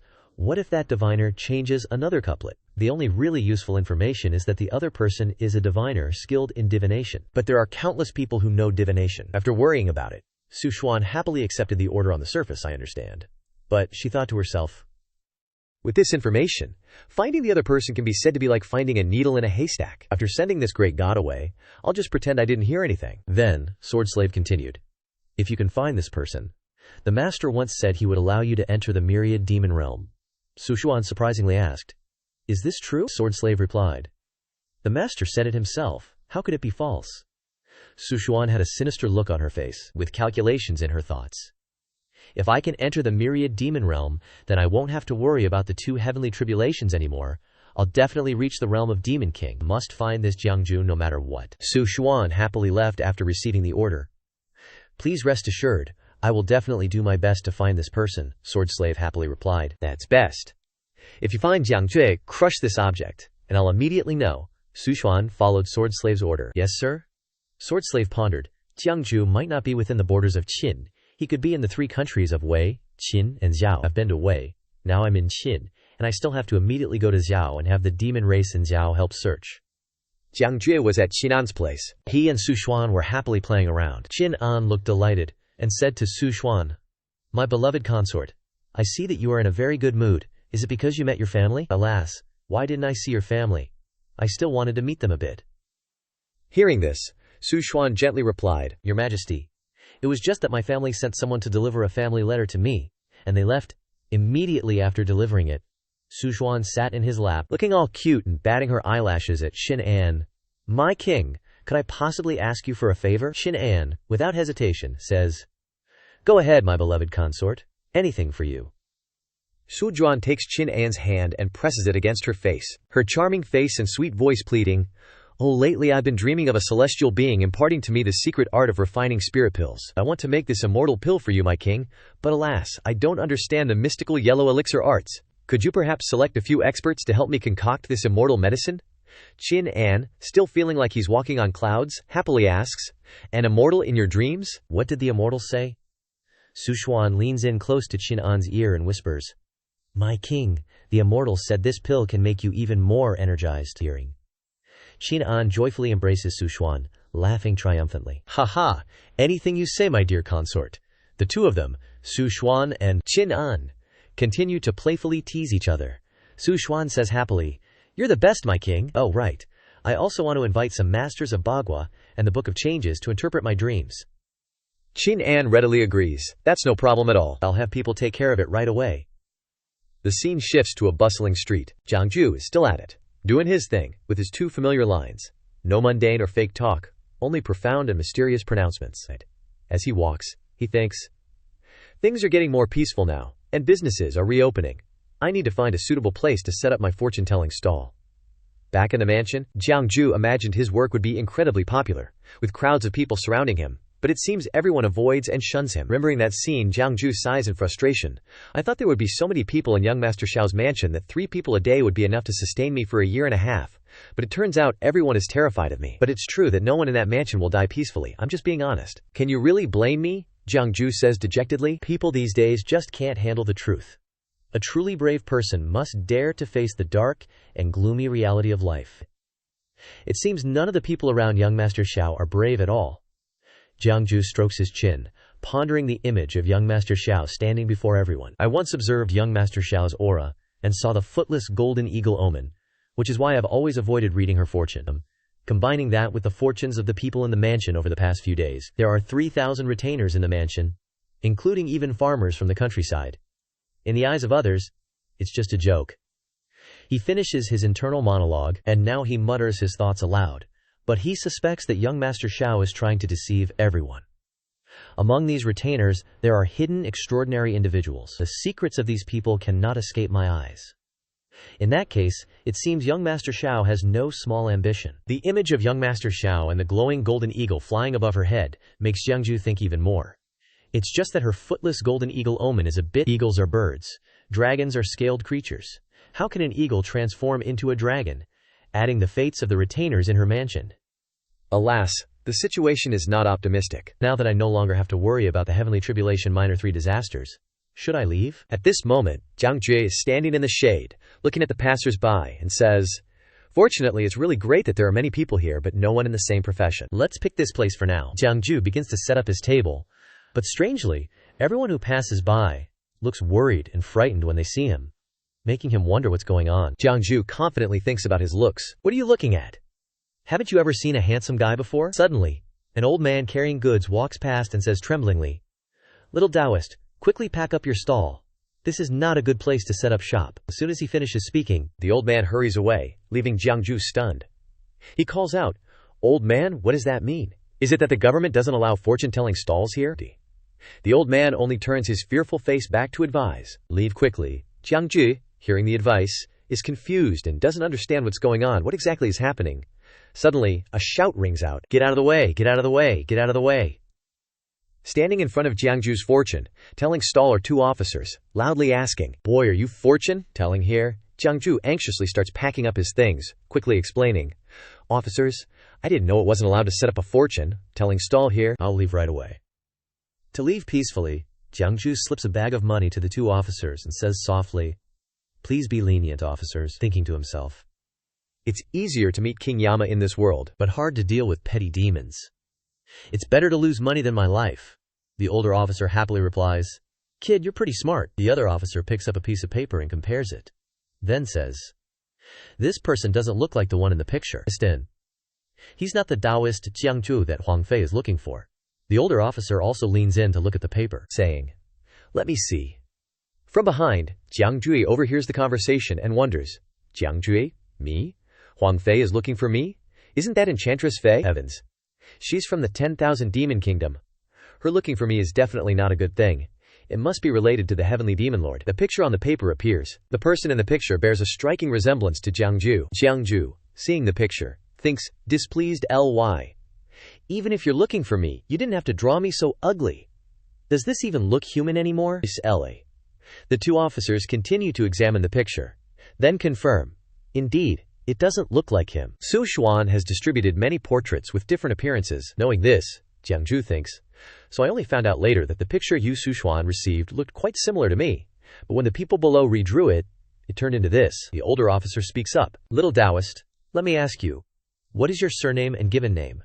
Where do you cultivate?" Jiang Ju flinches in fear and stammers, "This humble one is Zhang Daoling, cultivating in Longhu Mountain, just a wandering cultivator." The 2 officers hear this and begin to discuss among themselves. Longhu Mountain? Never heard of it.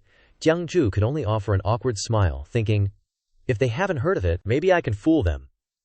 The old steward suddenly stood up and ordered, "Take him away!" Jiang Ju was taken aback, stammering, "Master Steward, this." Meanwhile, he thought angrily, "You little rascal! You took the money and you're still acting like this." The steward pointed to a crowded carriage and boomed, "Hey, what do you mean, this? His Majesty is searching the land for Taoists to refine immortal pills in the palace. To invite you is a blessing. Don't refuse a toast, only to be forced to drink a forfeit." Looking at the throng of people crammed into the carriage, Jiang Ju's face fell. Is this what they call an invitation? What kind of invitation is this? Unbelievable. Just one trip outside and I've got disaster falling from the sky. From behind, Jiang Ju clutched a talisman, preparing to bolt. "Gotta get out of here. These shrimp soldiers and crab generals can't stop me." Suddenly, Dao Zhang, also in shackles, was being led away. He turned his head and was shocked to recognize Jiang Ju. Jiang Ju was equally surprised to see Dao Zhang, and exclaimed, "Isn't that?" As he was thinking, he was tightly bound by the guards. Realizing he was being taken away, he cried out in panic, "Hey! Steward! What are you doing?" The stewards ignored Jiang Ju's cries, replying coldly, "Stop the nonsense and move along!" While being dragged away, Jiang Ju thought glumly, "If it weren't for saving him, I'd have run away long ago." Sitting shackled in the carriage, Jiang Ju questioned Dao Zhang. "Seriously, Dao Zhang, what a coincidence. You just happened to be leaving the residence today and got caught? Why didn't you clarify your identity?" Dao Zhang sat resignedly beside him. "Clarifying my identity would be useless. The palace sent people. More than half the guests in the prince's residence were arrested, and I was specifically named to be invited." Jiang Ju could only manage an ah, and thought, "This Dao Zhang is like the chief steward of Prince Xiao's residence. helping Prince Xiao handle everything inside and out, and he got specifically named by the palace and forcibly invited. "Isn't this a slap in Prince Xiao's face?" Dao Zhang said gravely. "This time, His Majesty's pill refining may seem absurd, but I fear it's directed at my master, Master Jiang. Remember, do not reveal your relationship with the prince, only then can you ensure your safety." Thinking of the demonic consort Su Quan, Jiang Ju panicked and could only stammer, "I understand, it's just," he thought, "that demonic consort sent people to forcibly bring Taoists into the palace to refine pills, specifically naming people, saying she wanted to find Jiang Ju, but using this as an excuse to target the prince's residence. Could she know I'm at Prince Xiao's residence? Or is it just a coincidence?" Suddenly, a voice rang out. "Which one of you is Taoist Kui from An Prince's residence? Her ladyship summons you." Dao Zhang stepped forward and respectfully replied, "That would be me." Dao Zhang turned to look at Jiang Ju, signaling, "Absolutely don't reveal your identity." Jiang Ju understood and thought, "Got it." A maidservant stepped forward to relay the order. "Her ladyship has ordered that all Taoists are to enter the palace to assist in pill refining. Please proceed to the back garden to receive instructions." The maidservant led the group as she spoke. "I will now remove your shackles." The shackles were taken off. Jiang Ju looked and thought, "This palace maid is a demon, and her cultivation is still so low, even I can see it. All the civil and military officials, surely they are experts." Could it be that they can't see it? Looking towards the palace maid as she used her magic, Jiang Ju wondered, or have they seen it but don't dare to say anything? Dear. It seems that demonic consort really can cover the sky with one hand. Pointing to a tunnel that had appeared out of nowhere, the palace maid said, "Go in, all of you. Don't think about playing any tricks here. Follow me." The group filed into the dark, lightless tunnel one after another. Arriving at the bottom, they were met with a massive, heated cauldron, with many people already there amidst shouts of, "Hey! Don't be lazy! Get to work!" Jiang Ju looked down with a worried expression. "There are strict restrictions here. It won't be easy to run." He clutched his head, trying to thinking about how that demonic consort searched for him in vain. And then he looked around. Heh, I delivered myself right to her door. Can things get any better? So what to do now? In front of the palace, Prince Xiao ordered, "Please trouble the eunuch to make another announcement." The eunuch bowed and replied, "Please don't be anxious, Your Highness. His Majesty is occupied with a myriad of affairs, and is currently dealing with matters of state. I fear he will be busy for some time. If the prince cannot wait, he may return." Prince Xiao looked up at the sky. Her alluring eyes were lost in thought. "This place is where my royal brother and I grew up. Mother was still alive then. Now. It's just that, after my royal brother ascended the throne, and I moved out to build my own residence, I no longer came here. But I never expected this place to be occupied by that consort now." Suddenly, the prince noticed a tree stump nearby, and a thought popped into his head. That red date tree. A memory of the young Prince Xiao flashed before him. Qin An climbed the jujube tree, picking and dropping the fruits for him to happily catch below. Thinking back to those days, the prince sadly reflected.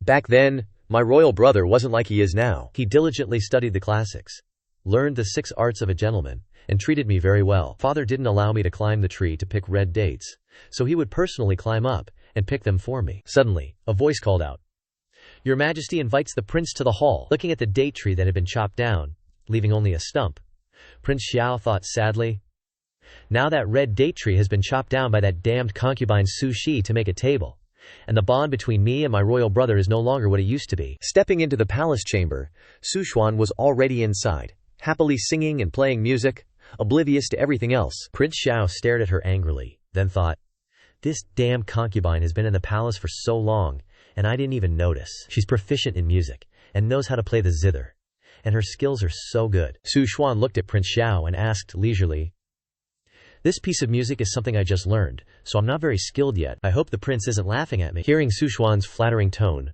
Prince Xiao replied with a perfunctory tone, "I heard that your Majesty dreamed of immortals imparting magic in her dreams, so she summoned all the Taoists into the palace to refine elixir for His Majesty?" Su Xuan smiled sinisterly and asked back, "So Prince, you've heard about this too?" Prince Xiao replied, "Today, the imperial guards came to my residence to arrest my retainers." How could I not have heard about it?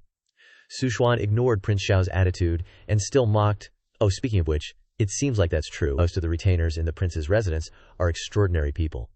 With the help of the prince's retainers in this elixir refinement, it will surely be much smoother." Just that Taoist master by the prince's side. By the way, his title is White Jade True Man of Mount Tian Miao. I've heard of him. He is a 5th grade Chutian cultivator. It's hard to find a few such experts, even if you search the whole of Qin dynasty, isn't it? Seeing that Taoist Master Kui's identity had been exposed, Prince Xiao became even more wary of Su Xuan, he thought. Even among my retainers, very few people know Taoist Master Kui's identity. But she revealed it all. Could it be that she has thoroughly investigated me? She brought her plump hand in front of Prince Xiao and asked, I heard that the prince is proficient in music, and it just so happens that I also like to learn. Now, how about the prince teaching me how to play the zither? Is that all right? Prince Xiao angrily asked back, Are you mocking me? Su Xuan still replied calmly, Why would the prince say that? I sincerely ask for guidance. Maybe if I'm happy, I'll release your people. Hearing this, Prince Xiao asked back, Will you really release them? Su Xuan replied, If the prince teaches me to play the zither today, I will let White Jade True Man leave the palace with you. Prince Xiao only accepted Su Xuan's offer. All right. Guards! Prince Xiao's eyes were observing everything around him, and he thought, There isn't even a maid in this Chu Xin hall. There are only 2 people in the entire palace. Me and you, Su Xuan. Su Xuan still flaunted her seductive figure and said softly, If the prince doesn't mind, come in here. There's no need to have someone bring the zither over. This zither of mine is the phoenix tail, one of the 10 most famous zithers. How can ordinary zithers have such a sound? Prince Xiao immediately agreed. All right, then I won't be polite. But he thought to himself, what does she want to do by putting on such an act? But there's nothing to be afraid of. Su Xuan sat inside, a sinister smile appearing on her lips as she thought, he just casually walked in like that? Now, in the end, is he really sitting still and not making trouble? Or has he had feelings for me all along, wanting to do this for a long time? Su Xuan pulled Prince Xiao into her arms and whispered, The music score is here. Prince Xiao quickly pushed Su Xuan away from him and said angrily, You! Suddenly, Su Xuan appeared in front of Prince Xiao, appearing as 3 people, startling Prince Xiao, who could only stutter, You! Su Xuan's eyes gradually became more sinister and gloomy. Prince Xiao had already fainted on the table, unable to move. Su Xuan came to Prince Xiao's side and helped him up, stroking the prince's face and saying gently, Knowing that the virtuous prince doesn't like being near women, if I wasn't prepared, how could I have let you in? This incense hall is burning aphrodisiac incense. I'm not afraid that you won't be moved. Pressing her face close to Prince Xiao's, Su Xuan kept whispering while the prince was still unconscious, You're quite handsome. To them. It's a pity that you keep making things difficult for me everywhere. I keep whispering in your brother's ear, but he can't bear to kill you. This time, I will be determined to help him. Then, Su Xuan picked up Prince Xiao. Then she suddenly wondered, why is Prince Xiao's body as light as a woman's? Unexpectedly, she laid Prince Xiao on the bed, preparing to take off his clothes, and said with great excitement, I heard that this virtuous and kind person doesn't like being near women, then wouldn't I? The clothes were taken off. Su Xuan panicked. She suddenly let out a voice, Under the clothes was a woman's chest. Looking at Prince Xiao's body, Su Xuan was startled and exclaimed, Damn it, why is she really a woman? Su Xuan covered her face. With confusion filling her entire face, she muttered, Why is she a woman? I wanted to seduce her. Even if I didn't succeed in seducing her, I could still frame her, and then let Qin Wujun kill her. But what should I do now? Qin Wujun definitely knows that she is a woman. Looking at Prince Xiao still lying unconscious here, Su Xuan said angrily, Don't think that I won't deal with you because of this. Maid, Su Xuan called. Someone. The maid stepped in and asked respectfully, What are your orders, Your Majesty? While Prince Xiao was still panting faintly, while her body was constantly sweating, Su Xuan's order rang out. Find someone as ugly and disgusting as possible to come here. The maid received the order. Yes, Your Majesty. In the prison of Jiangju, who was currently imprisoned. He sat thinking. If what that Taoist Master Kui said is true, it seems that many retainers from the prince's residence have been arrested here this time. Thoughts kept piling up in his head, but I didn't see them on the way here. Looks like they aren't locked up here. But that Yao Fei specifically said she was looking for me. These guests have pretty normal relationships with me. If they recognize me, they might sell me out. Yao Fei looking for me definitely isn't a good thing. Gotta be careful. Suddenly, Jiang Zhu turned to the person next to him and cheerfully asked, This Taoist, can I trade clothes with you? The Taoist opened his robe wide and happily agreed. Sure, of course, Philpic. He looked at Jiang Zhu and thought to himself, could there be anything better than this? He's wearing a silk outfit. Selling it could get me a lot of silver. After trading clothes with the Taoist, Jiang Zhu approached the guard and bowed his head. I need to use the restroom.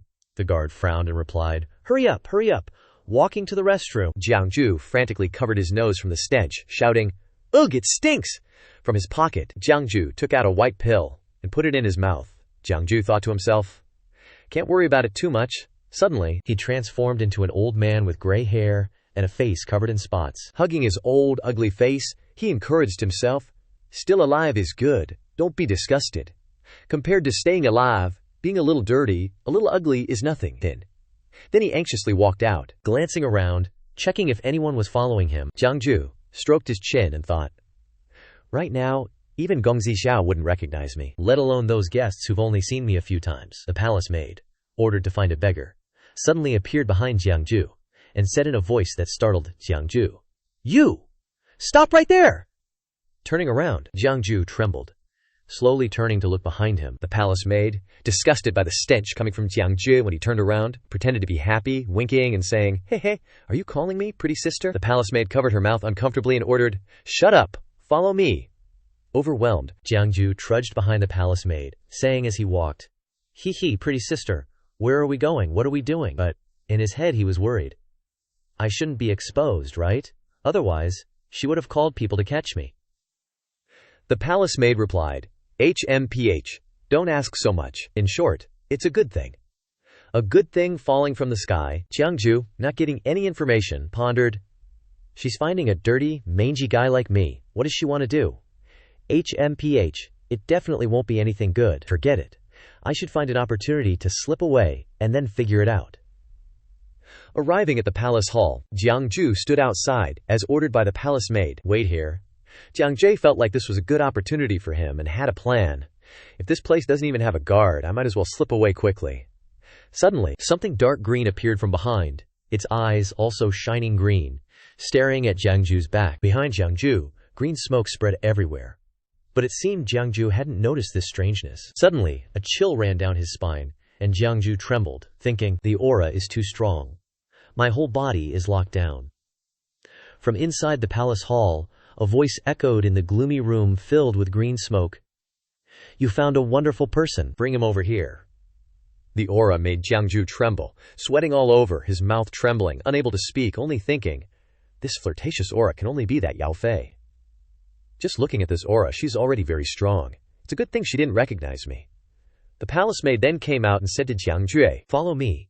Reaching the door, the palace maid showed Jiangju the way. "Go inside." Seeing Jiangju being too slow, the palace maid kicked him hard in the back, saying as she did so, "Go in!" Jiangju was kicked, sprawling onto the ground, and the door slammed shut. Surprised, Jiangju worried.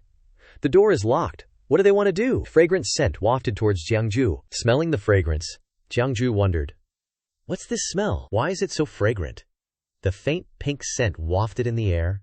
The scent made Jiangju's head hurt, and his whole body felt lightheaded, unable to think about anything. Walking inside, Jiangju had to cover his nose to avoid inhaling the scent, saying as he walked, thinking about Suxuan, "There's something wrong with this scent. Could it be that Yao Fei wants to drag me in to warm her bed?"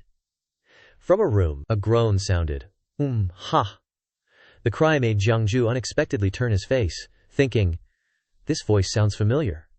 Approaching the room, Jiangju curiously lifted the red curtain and looked inside. Gong Zixiao was trembling, delirious, lying inside with no clothes on. Jiangju's eyes widened in shock when he saw it, his mouth stiff, unable to scream, only surprised in his thoughts. Gong Zixiao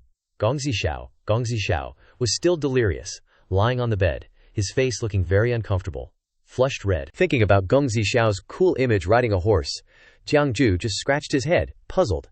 She usually dresses like a dude. You wouldn't guess she's such a hottie. Pinching Gong Zixiao's neck with 2 fingers, Jiangju concluded.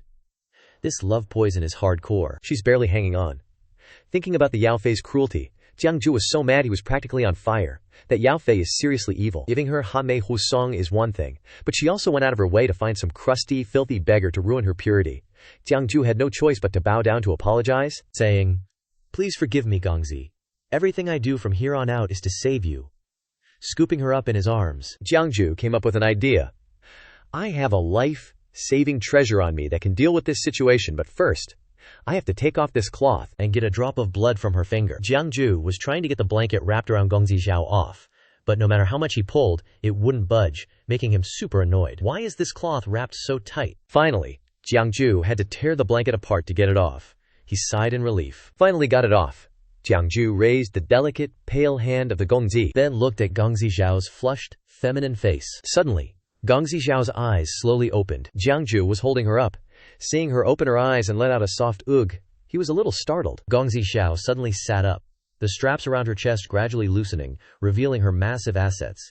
This made Jiangju utterly stunned, staring at her chest. Jiangju suddenly thought to himself, "Holy crap, those are huge. Doesn't it hurt to wrap them up like that normally? That strap?" It all came undone, revealing the Gongzi's bare chest. At this moment, Gongzi Zhao came closer, pressing her chest against Jiangju, causing him to panic and turn pale. Gongzi Zhao pinned Jiangju down, whispering to him, "Come on." Jiangju was so scared he lost all composure, only able to stammer a few words. Gongzi, calm down." Jiangju's shouting was so loud that Gongzi Zhao had to put her finger to his lips, signaling him to be quiet, making Jiangju jump. Her seductive and charming face appeared in front of Jiangju. Qin Xiao gently said to him, "Shh." Then her hand slowly lowered, caressing Jiangju's neck while he was anxiously panting. Jiangju tried to avoid Gongzi Xiao's intimate gestures, but it seemed that Qin Xiao was no longer conscious, only moaning Gongzi Xiao became more and more bold, moving forward to kiss Jiangju. While he couldn't move his body and was sweating profusely in anxiety, suddenly, Qin Xiao groped and touched something that made his face flush red. He shouted, "Wait, you can't touch there." Jiangju quickly pushed Gongzi Xiao away, turned his face away, and said to Gongzi, "I'm still a man no matter what. If you keep doing that, I won't be able to restrain myself." Suddenly, Gongzi Xiao fell unconscious on the bed, only managing to let out a cry. From his clothes, Jiangju took out a white pill. Inside the pill was the image of a scorpion lying still. Jiangju's face turned serious for a moment, then he said with some embarrassment, "Gongzi, this is a Miaojiang Jiu poison, a gift from a good friend of mine. When this Jiu grows up, its toxicity is extremely strong. Only masters above the Qiangkun realm 4th grade can resist it." However, when the Jiu is still small, it can devour all poisons under heaven. "I will use this Jiu to resolve the love poison for you." Lifting Qin Xiao up, Jiangju said, "To use this Jiu, I need a drop of your blood to allow it to enter your body without harming you." From behind, Jiangju created a burst of light that struck directly into Gongzi Xiao's back, then said, "Forgive me." Suddenly, Gongzi Xiao suddenly opened her eyes wide. From being hit hard from behind, Gongzi Xiao woke up, no longer in a daze, but now Qin Xiao was just tired and confused. Wasn't I just watching Yao Fei playing the zither? My head hurts so much." Jiangju cut off Qin Xiao's train of thought. "Please close your eyes and concentrate. I'm doing this to save you. Please don't think too much." Qin Xiao was still in a daze, but still recognized him. It's Jiang Xiansheng. Why are you here?" Jiangju continued to save Gongzi Xiao. A source of fire surrounded Qin Xiao. In the meantime, Gongzi Xiao closed her eyes tightly, thinking to herself, "Oh well, Xiansheng isn't a bad person. He won't hurt me. I'll just listen to what he says." From Qin Xiao's finger, a wisp of smoke ran out, causing her finger to bleed a drop of bright red blood. As Jiangju started speaking, Qin Xiao's facial muscles gradually relaxed. Seems like the poison was being extracted bit by bit, making the young Master Xiao's breathing more even. Jiangju then stepped forward and shoved the pill into Qin Xiao's mouth. Slowly, Qin Xiao felt himself relaxing, thinking, "The dizziness in my head is fading, and the desire is gone too. I just don't have any strength left." Qin Xiao woke up, clearly seeing Jiangju, and with much difficulty asked, "Jiang Xiansheng, you and I?" Suddenly, he saw an elderly man with age spots standing before him. Young Master Xiao blurted out in shock, You're really Jiang Xiansheng." Seeing young Master Xiao's surprise at his transformation, Jiangju chanted a spell to return to his original appearance. Back in his original form, Jiangju sighed in relief and said, "Had a bit of a situation, so I had to disguise myself for a while." Seeing it was indeed Jiangju, young Master Xiao was relieved and said, "Thank goodness it really is you." Suddenly realizing he wasn't wearing a stitch of clothing, young Master Xiao quickly grabbed the blanket to cover himself, wondering in shock, "Where are my clothes? Have I been talking to Jiang Xiansheng naked this whole time?" Remembering what he had done with Jiangju while under the influence of the love incense, young Master Xiao blushed, thinking, "I remember now. There was incense burning in that demon consort's tent, and then I..." Seeing young Master Xiao's embarrassment, Jiangju spoke up. "It was an emergency situation. I had no choice. If you want to be angry, you'll have to wait until we leave here, and then punish me later." While secretly thinking this is the demon consort's palace, maybe she'll appear, so it's best to get out of here quickly. Qin Xiao shyly asked, Jiangju, I was wondering, no offense intended, have you ever had any marital arrangements? Jiangju cupped his hands and hastily explained, Huh? After all, I'm a cultivator. I can't just fall in love willy-nilly. Young Master Xiao then questioned. But you helped me detoxify just now. Didn't you get involved with Nuer Qing Cheng? Lit daughter's love territory? Hearing this, Jiangju realized she remembers everything that just happened. Young Master Xiao bashfully turned her head away, only managing to say, Oh, Jiangju, urged the young master. This place is dangerous, let's leave first, and continued. Seeing Jiangju like this, Qin Xiao couldn't help but giggle at his actions. I don't have any strength. I'm afraid I can't stand up. If you have a way to escape, you don't need to worry about me. Ignoring Qin Xiao's words, Jiangju went over, picked her up, and said, I have a way. Excuse me for this. Jiangju threw a burning powder forward, chanting a spell. Spirits of the four directions, heed my command. 5 ghosts lead the way. 5 gods protect. Go! A beam of light spread everywhere and flew straight out. In another room, Su Xuan was sprawled on a chair, looking as seductive as ever. Thinking about the Black Turtle Prime Minister, Wu Beixiang, from her battle with Zhang Ju, she angrily said that Wu Beixiang at Jadeflower River hasn't contacted me in ages. The floods at Jadeflower River a few days ago. Could that old black turtle really be undergoing tribulation? How dare he! Without the imperial decree and karma from me, I'm afraid he's already dead, and his daddy-o scattered. Her sharp eyes were still furious. When talking about Wu Beixiang, I said that as long as he captured people for me to refine, I would give him the imperial decree. How could he break his promise? His death doesn't matter, but he can't ruin my big plans. Now who can capture people for me? Su Xuan continued to talk to herself. I originally wanted to borrow the name of building a Bao Fang lit safe house, recruit refugees, and then capture people there. But I was jointly stopped by Grand Preceptor Lin Xuanfang and Prince An Qin Xiao. This time, I borrowed the name of recruiting Taoists to make pills, and conveniently deal with that Qin Xiao, but the person is actually a woman. Then Su Xuan thought about the lovemaking scene between Jiangju, disguised as an old man, and Qin Xiao. She smirked. But since there was an old beggar there, maybe she's enjoying herself right now? The light created by Jiangju was now flying straight into the room where Su Xuan was. The beam of light flew past Su Xuan's face. Seeing it, she was startled and thought, This is a spell to invite gods. That direction is from the side hall. Could that old beggar be an expert? Thinking so, Su Xuan angrily slammed the chair and shouted, Someone! The scene shifted to the main gate of the An Prince's mansion. Inside, Jiangju had safely carried Qin Xiao out of Su Xuan's palace. Placing Qin Xiao on a chair, Jiangju reassured her. This is my residence. It should be safe in the prince's mansion. Behind Jiangju, there were white and black shadows as big as balloons floating in the air. Jiangju respectfully bowed and thanked them. Thank you, immortal gentlemen, for your help. Please don't despise these meager gifts. Qin Xiao lay still, watching Jiangju's actions. Young Master Xiao thought, these divine abilities of Jiang Xianxing. Qin Xiao lay on the bed, smiling gently. It's truly like being with an immortal. The white and black shadows showed their faces and mouths. They were devouring the light Jiangju created. Glug glug glug. That magic was a spell to invite gods. Used to invite the 5 gods and 5 ghosts, all of whom were orthodox gods and ghosts. But to command these gods and ghosts, one had to pay a corresponding price. Jiangju stood still amidst the group of 5 gods and 5 ghosts, looking strangely dignified. Before, using the Xuan-Ti enlightening method, that heavenly revered flighty shrew turtle prime minister took away half of his merit. Now these 5 gods and 5 ghosts also require effort to be sent away. After feeding those 5 gods and 5 ghosts until they were stuffed, Jiangju casually swiped his fingers in a circle, scattering them into nothingness, letting them fade peacefully into the void. He turned back to look at Qin Xiao, smiling gently. If Gongzi is all right, then I'll take my leave. But the moment Jiangju turned to go, Qin Xiao grabbed his sleeve in a panic, shouting, Wait! Qin Xiao clutched the blanket wrapped around her with one hand and Jiangju's sleeve with the other, a bit embarrassed. Could Xianxing stay a while longer? Yes. I still want to discuss some information with you. Jiangju turned back to Qin Xiao, agreeing, Sure, I don't have anything else to do anyway. Gongzi Xiao, properly dressed, sat at the table, reading a book while saying to Jiangju, Based on the intelligence Xiansheng provided, I must write a letter to invite Grand Tutor Lin Xuanfeng to the mansion for discussions. Stuffing the paper into an envelope, Qin Xiao said with melancholy eyes, I'll have a trusted aide send the letter to the Grand Tutor's residence. Now, Jiangje turned back cheerfully and said to Qin Xiao, Let me do it, Gongzi. Qin Xiao seemed hesitant to let Jiangju go. How can I trouble Xianxing with such errands?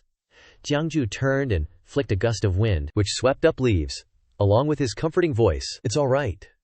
The wind snatched the letter from Gongzi Xiao's hand, shocking her. The letter gradually vanished before Gongzi Xiao's stunned gaze. There, Jiangju explained cheerfully. Gongzi can rest assured, the letter has already reached the Grand Tutor. Xin Xiao's face flushed red with embarrassment, a hint of girlish shyness showing through her disguised appearance. Gongzi Xiao said softly, I naturally trust Xian Sheng. The two of them, Jiangju and Qin Xiao, were in the same room. Jiangju read a book, while Qin Xiao sat writing something, occasionally glancing at him secretly. Jiangju noticed someone was watching him, and he turned his head back suddenly, puzzled. Qin Xiao met Jiangju's eyes, and Jiangju asked, Does Gongzi have something to ask me? Qin Xiao, flustered and embarrassed, denied it. No, nothing.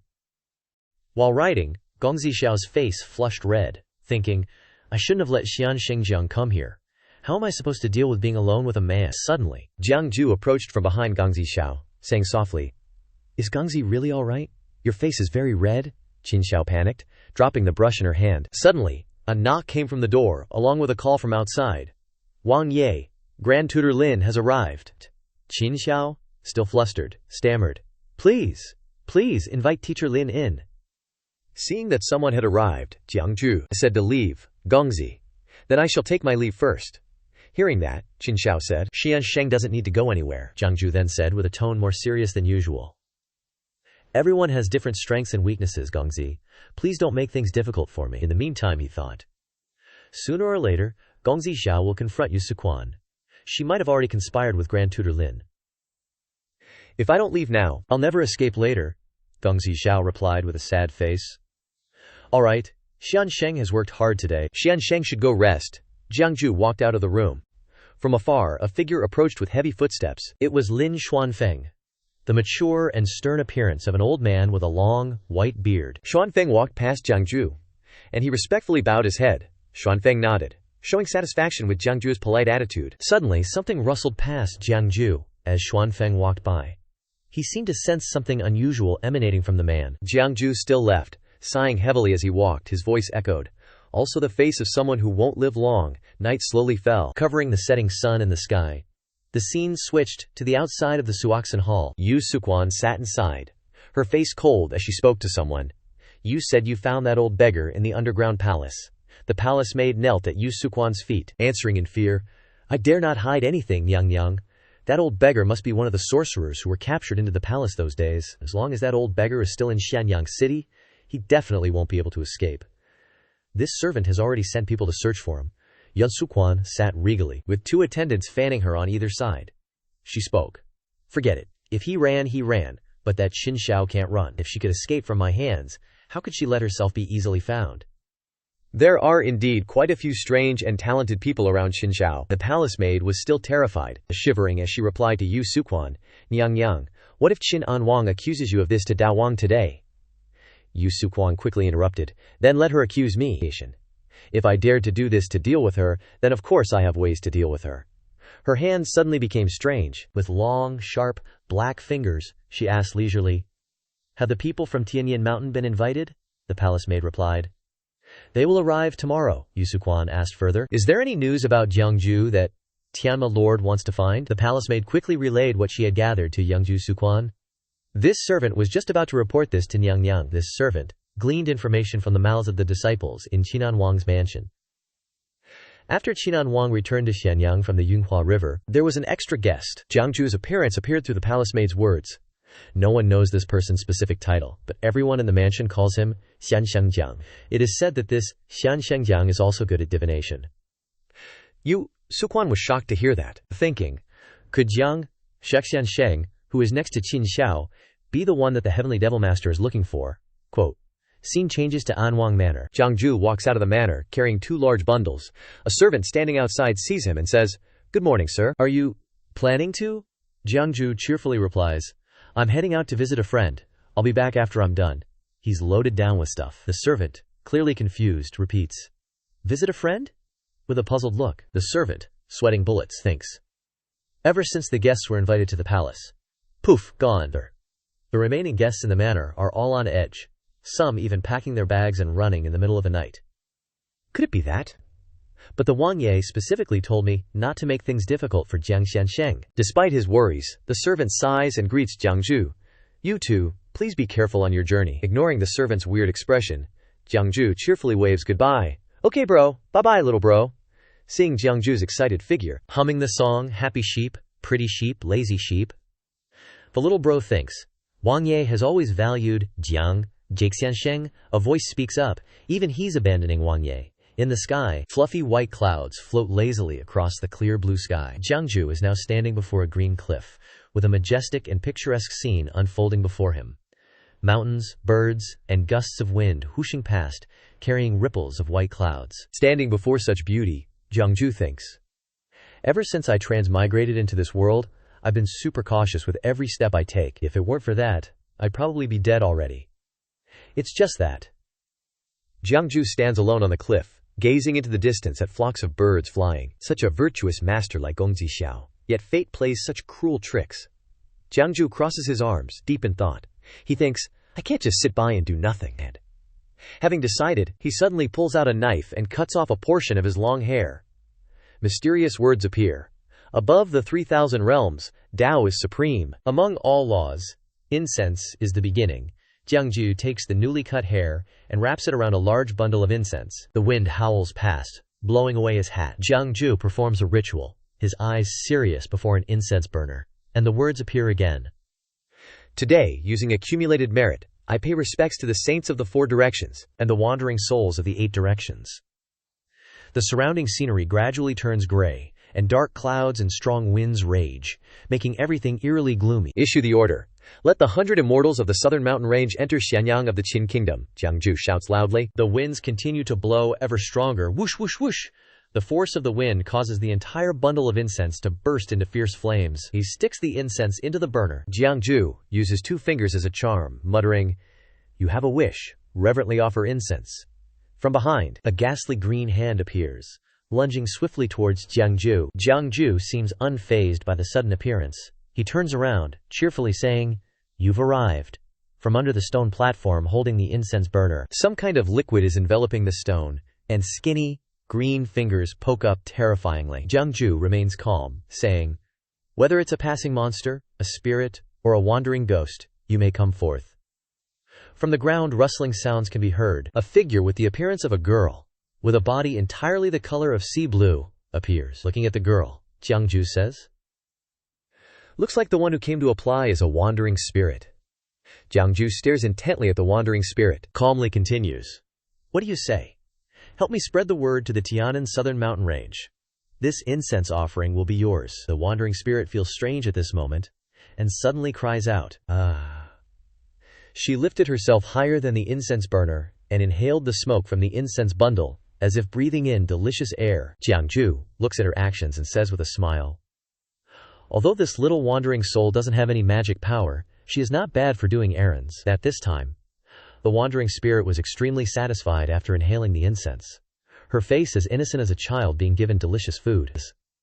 Suddenly she turned into a cloud of smoke and flew quickly to Jiangju. She flew around Jiangju, playfully teasing him.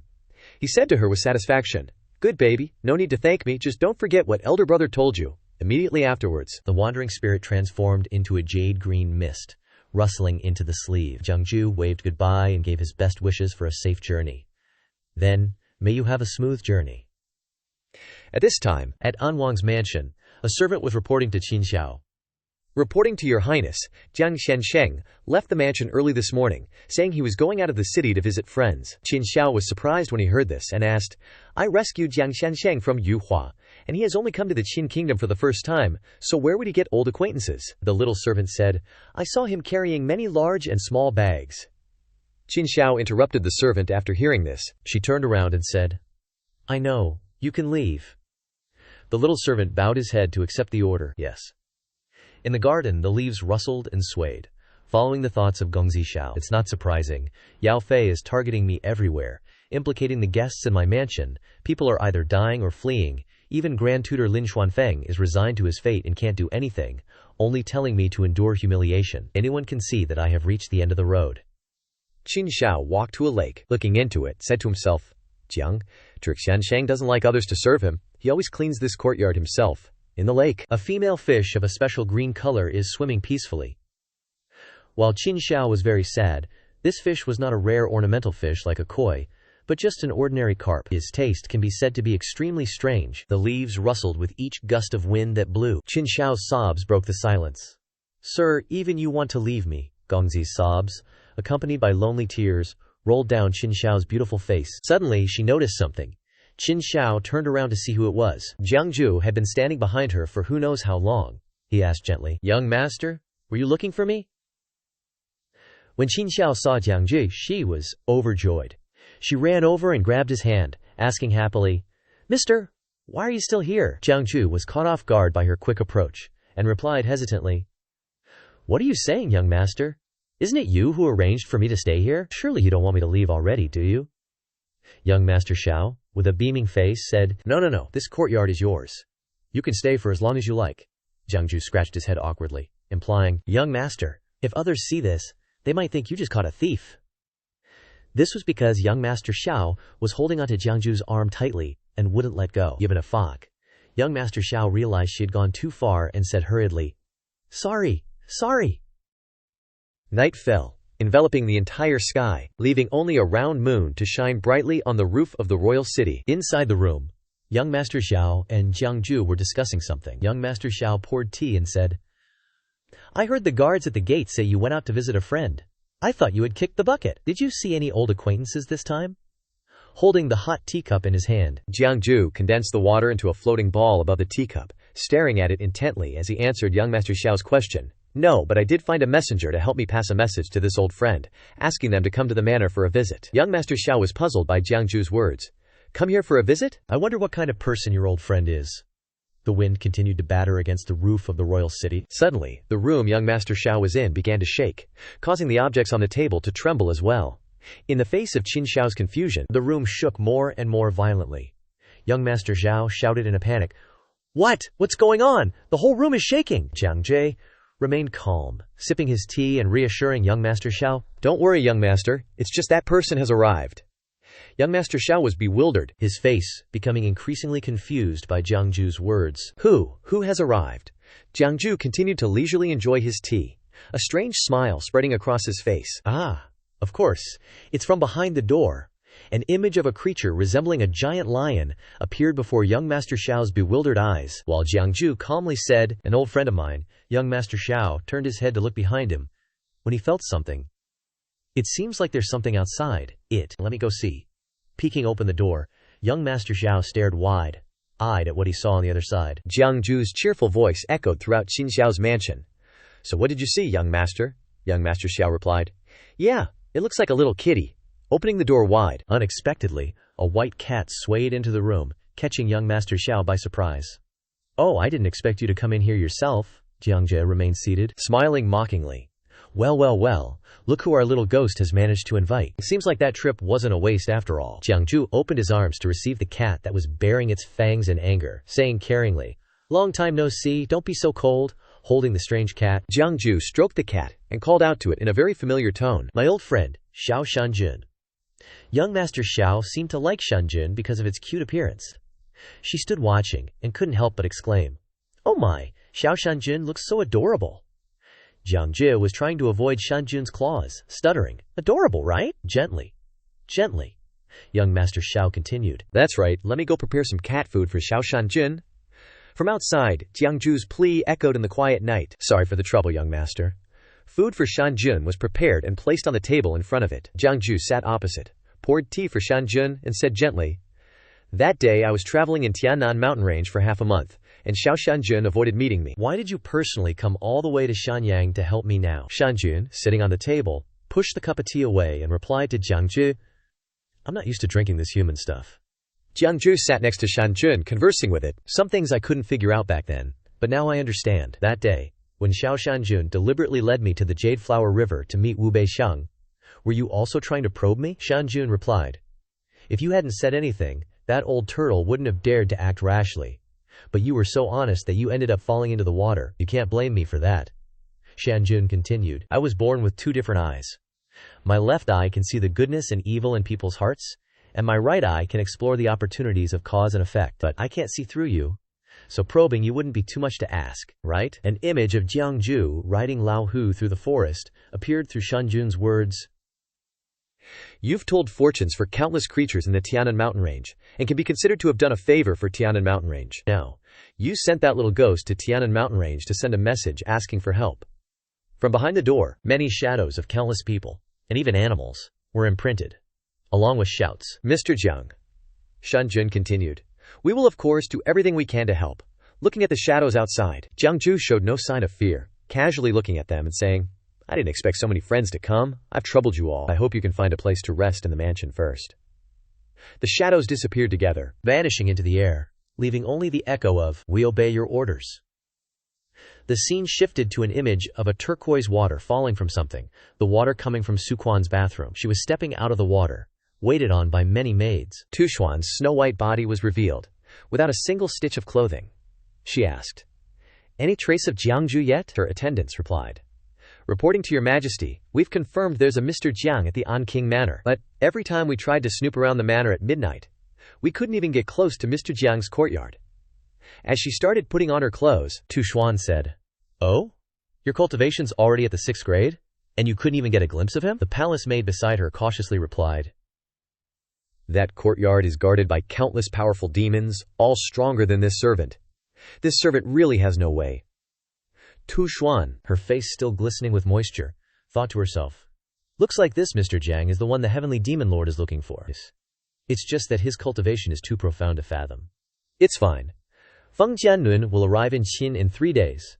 By then, she will naturally deal with this Mr. Jiang. Tu Xuan continued to ask, how is Bai Yu Zhenren? The palace maid replied, he has submitted and obeys your majesty's orders completely. Tu Xuan finished dressing. Hearing what the palace maid said, she was extremely satisfied, let out an odd laugh and said, very well, now it's time to give An King a big gift. Outside the city's royal manor, a dark and gloomy color covered everything. Inside the palace, Qin An and all civil and military officials were gathered to discuss matters. One person stepped forward respectfully and said, your majesty, recently the entire city of Xianyang is filled with the smell of medicine. Old and barren trees are suddenly sprouting new buds, and flowers are blooming out of season. Strange phenomena are happening one after another. I fear, your majesty has arrived. A voice from outside interrupted the official's speech. Tu Xuan walked in powerfully.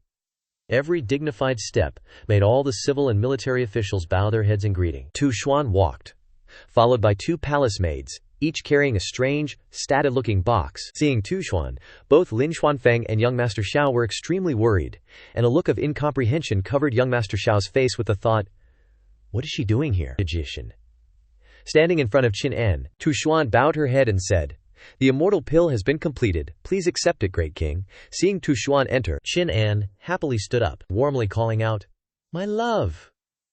He quickly walked towards Tu Xuan, saying as he walked, quickly, rise, quickly, rise. Tu Xuan said courteously, I wish the great king boundless blessings and longevity, and eternal existence.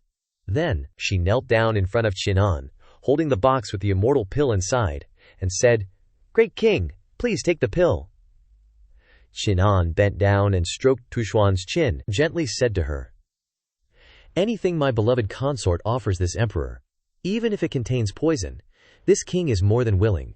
With that, Qin An put the immortal pill into his mouth without hesitation. As soon as he swallowed it, Qin An's body convulsed, and he stammered, this is.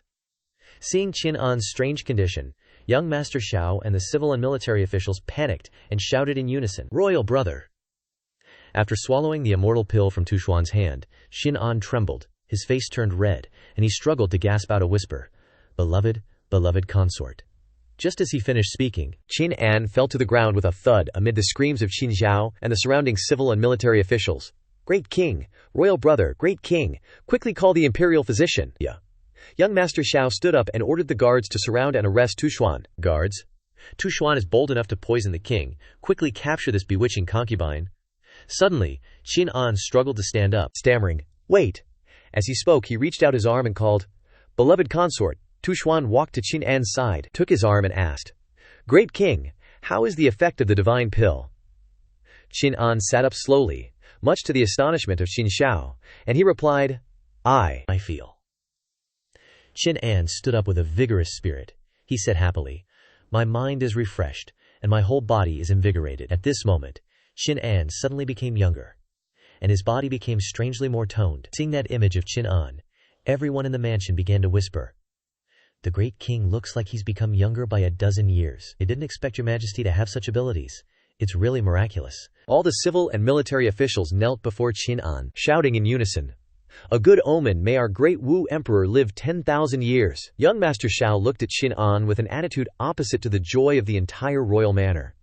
She felt extremely worried, thinking that if it continued like this, Yun Tuxuan would probably become even more powerful. Qin An hugged Tuxuan in his arms, gently praising, "This is all thanks to my beloved consort. What reward does my beloved consort want?" Tuxuan also replied affectionately, "The great king is too kind. This servant does not dare to ask for anything. It's just that this servant has something to say." Tuxuan let go of Qin An, turned her back to him, and said her problem. Recently, every night this servant prays for the Qing kingdom, and observes that the Ziwei star has fallen to the north. It must be that the Ziwei great emperor is indicating that the period of prosperity of our Qing kingdom has arrived. The great king should send General Kui to lead the Qin army to the north to attack and capture the Wei kingdom. Standing before the entire court, Tuxuan continued authoritatively, "Taking advantage of this good omen, our Qin army will surely capture the Wei kingdom with the force of a splitting bamboo, and great Qin will naturally expand throughout the world." Young Master Xiao didn't agree with Tuxuan's words, shouted in protest, "Nonsense!" Xin Xiao went to Qin An to ask for permission to express her opinion. "Royal brother, the army's expedition requires a large amount of military supplies. In recent years, natural disasters have continued, and the people do not have enough to eat. Furthermore, the construction of the harem has cost a lot of wealth, causing the national treasury to be empty for a long time. In this situation, we still want the soldiers to go to battle on empty stomachs. If the hearts of the people and the hearts of the army are lost, even the foundation of the Qin kingdom will be shaken. The matter of sending troops to war is absolutely impossible." Tuxuan didn't care about Qin Xiao's objections. She just replied gently in a coquettish voice, "This servant is only conveying the instructions of the Ziwei great emperor, but An King has so many doubts and questions. If the ministers don't mind, please express your opinions." "Could it be that you also doubt the will, or you also want to?" Tuxuan abruptly turned her face back and said with sharp eyes, "Slander, and frame this servant, bewitch people's hearts." All the officials in the court immediately bowed their heads and pleaded guilty. "This minister dares not." Young Master Xiao was angry that she was the only one who dared to speak out against it, and she shouted angrily, "You!" Seeing that Tuxuan seemed unhappy, Qin An ran over anxiously to coax her. "Ahaha, the matter of the expedition will be according to my beloved consort." "According to my beloved consort," Tuxuan happily replied. "The great king is wise." Meanwhile, Qin Xiao kept trying to dissuade him from behind. "Absolutely not, royal brother." Qin An pulled Tuxuan close, angrily scolding, "Qin Xiao, Lord An, shut your mouth. This matter is decided by me. Tomorrow I will order General Kui to immediately lead the troops to attack the Wei kingdom." A voice boomed, "My Lord An, you're just worried about the country and its people." Seeing that her advice was useless, Xin Xiao was furious, her eyes revealing clear dissatisfaction with Qin An's decision. Seeing that her goal had been achieved, Tuxuan turned to Qin Xiao and said gently, "With your sincerity, my Lord An, I have prepared a gift for you. Actually, I have refined 2 divine pills." A palace maid brought Tuxuan a black box identical to the one Tuxuan had presented to Qin An. Holding the box, Tuxuan continued, "Oh right, my Lord An probably doesn't know, but you could say that you have made a great contribution to the refinement of these divine pills." Tuxuan approached Qin Xiao, offering the box as a gift. Qin Xiao looked at the box, and Tuxuan, asking suspiciously, "What do you mean?" Tuxuan replied, "Please accept it, my Lord An." Qin Xiao thought to herself, what secrets do these divine pills hold? The scene shifted to outside the Lord An's manor. Clouds drifted lazily across the sky, floating gently in the air. In a corner of the garden, Jiangju was lying on a lush green lawn. Above him, Shanjun was sound asleep, lounging comfortably on the grass. He muttered, "The leisurely life of a slave." Suddenly a faint, reddish fragrance wafted towards Jiangju. Smelling the aroma, Jiangju asked, "What's this smell? It's so fragrant." But Shanjun perceived the scent completely differently. "Yuck!" it exclaimed. "The stench of foul demonic energy is overwhelming." Hearing this, Jiangju sat up abruptly, puzzled. "Isn't this the smell of medicine? Why does little immortal lord say it's the stench of demonic blood?" Shanjun jumped off Jiangju and turned to leave, saying, "See for yourself and you'll understand. That little minx is here." From afar, Gongzi Xiao rushed over anxiously, calling out, "Is Mr. here?" Jiangju, caught a glimpse of Xin Xiao running towards him and recognized her, exclaiming, "Gongzi!" Standing up to greet Gongzi Xiao, Jiangju asked cheerfully, "Why are you so flustered and stressed?" Qin Xiao arrived, still holding the black box Su Xuan had given her. Gongzi Xiao hurriedly said to Jiangju, "This is an emergency." Qin Xiao opened the box, revealing a red immortal pill. As soon as it was opened, Qin Xiao recounted the events of the day. "The demon concubine gave this to me. I feel like something is strange, so I brought it here specifically to ask for Mr.'s guidance." Looking at the immortal pill, Jiangju's face darkened, and he stammered, "This." Behind him, Gongzi Xiao continued anxiously, "She also said that this pill is related to me. Does Mr. know why she would say that?" Jiangju stood still, telling Gongzi, "You should see for yourself." With that, Jiangju waved his hand towards the box. From the pill, a cloud of purplish-white smoke erupted, taking the shape of many arms, and sometimes even entire people. Seeing what was emerging from the pill, Gongzi Xiao recoiled in horror, stammering, "This is..." The hands took turns reaching towards Gongzi Xiao. As they struggled closer, they cried out piteously, "My Lord An! My Lord An! My Lord An!" The images became clearer and clearer. Faceless people squeezed together, desperately begging, "Save us! Save us! My Lord An, save us!" The cries and the gloominess petrified Gongzi Xiao, rendering her immobile. A human figure stretched out abruptly, reaching out its arm and wailing, "It's too crowded inside the furnace, it's too hot." Seeing this scene, Qin Xiao covered her mouth with her hand, trembling violently, her eyes wide with horror at the images before her. Filled with fear and surrounded by the creeping shadows, Qin Xiao could only retreat. Suddenly, Qin Xiao tripped over a long tree root lying across the ground, and Gongzi Xiao fell. Jiangju immediately rushed forward, blasting away all the gloomy shadows, rescuing the terrified Qin Xiao. Jiangju then approached Qin Xiao and asked, "Those scenes were just illusions of vengeful spirits trapped inside the pill. They can't really harm you, so don't be afraid, Gongzi." Looking at the pill lying still in a corner, Jiangju continued, "Ordinary people who take this pill can improve their blood circulation and increase their lifespan, and never get sick. It's just that the process of refining this pill requires using living people as sacrifices, trapping their souls in the pill furnace, their organs and flesh becoming medicinal residue. It's truly cruel." Gongzi Xiao was still unable to calm down. She curled up in a corner, hugging her trembling arms, and said something very unexpected. I recognize them." Hearing this, Jiangju exclaimed in surprise. Gongzi, tears streamed down her cheeks, and Gongzi Xiao sobbed. The faces of those vengeful spirits. Many of them were once retainers in my manor, all of them loyal and patriotic. There were even commoners who lost their homes in the disaster. I once provided relief to them. Wiping away the endless tears, Gongzi Xiao lowered her head in remorse. "I'm sorry. I didn't have the power to protect you."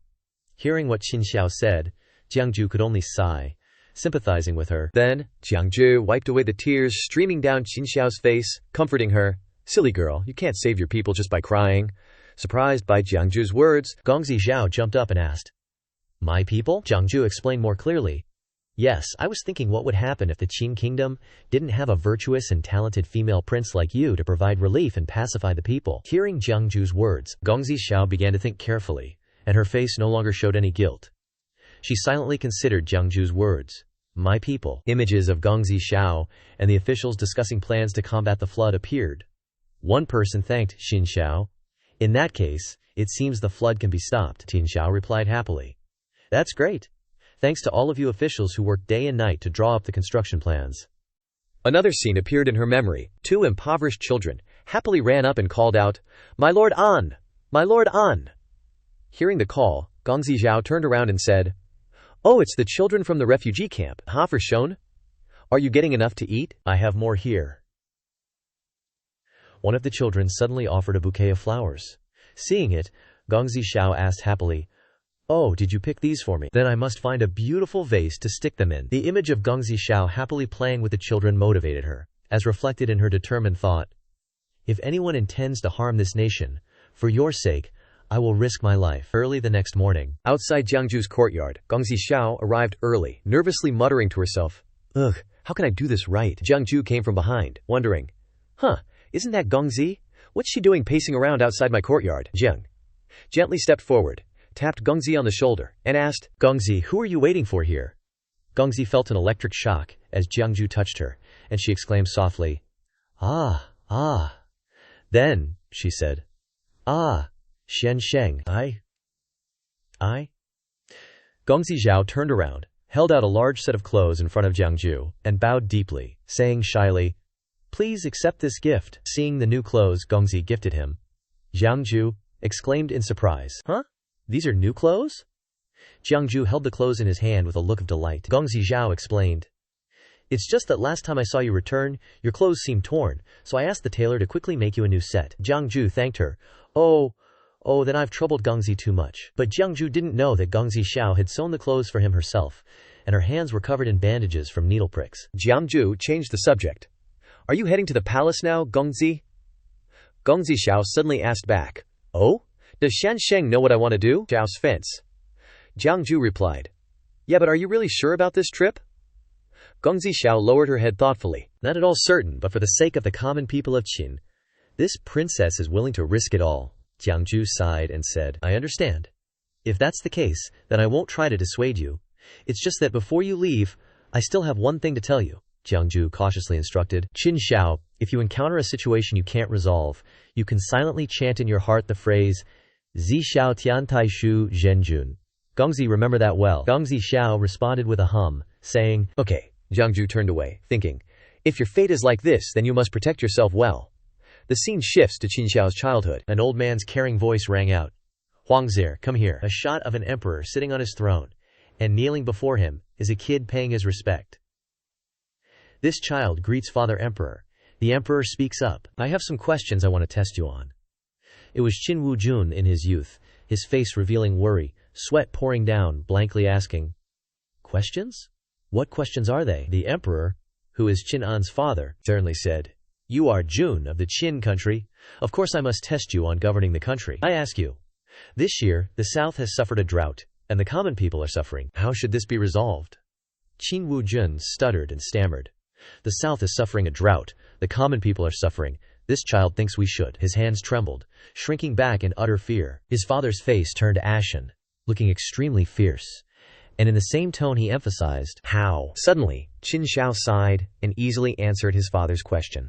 "Reduce taxes, increase storage, report it and distribute food from the granaries. Prepare enough water to combat the drought. Send envoys to observe and listen to the people, and the disaster will surely pass." Hearing the voice, Qin Wujun turned his head and recognized his younger sibling. He called out, "Qin Xiao." The emperor was extremely satisfied when he heard Qin Xiao's answer, and he happily welcomed Qin Xiao, constantly praising him. "Ha! Xiao Fair truly has extraordinary talent." Qin Xiao happily ran to the emperor, yelling as he ran, "Father Emperor, carry me!" Qin Xiao sat in the emperor's arms, saying with a somewhat regretful tone, "Oh, the only pity is that I am a daughter." Looking towards Qin Wujun, who was still kneeling below, extremely fearful, the emperor said disdainfully, "As for you." Suddenly, his voice was louder than ever. The emperor yelled at Qin Wujun, "You fundamentally don't have the ability to govern the country." Hearing his father's contemptuous words, Qin Wujun woke up, his eyes wide in shock. Qin Wujun in reality woke up after the nightmare. If the emperor had failed, he struggled to sit up and noticed his servant standing beside him. Qin Wujun asked, Why did I fall asleep? Absolutely don't let me miss Ifei's dance." The servant replied gently, "Your Majesty, rest assured, the dance has only just begun." But this servant has something to report. The servant tremblingly reported to Qin Wujun, "The front lines have suffered consecutive defeats. Coupled with the scarcity of food supplies, many soldiers have deserted one after another. General Thoy is about to be unable to hold out anymore." Qin Wujun was also extremely worried when he heard the bad news. "Is there a notification? Soldiers? Deserting? How can that be?"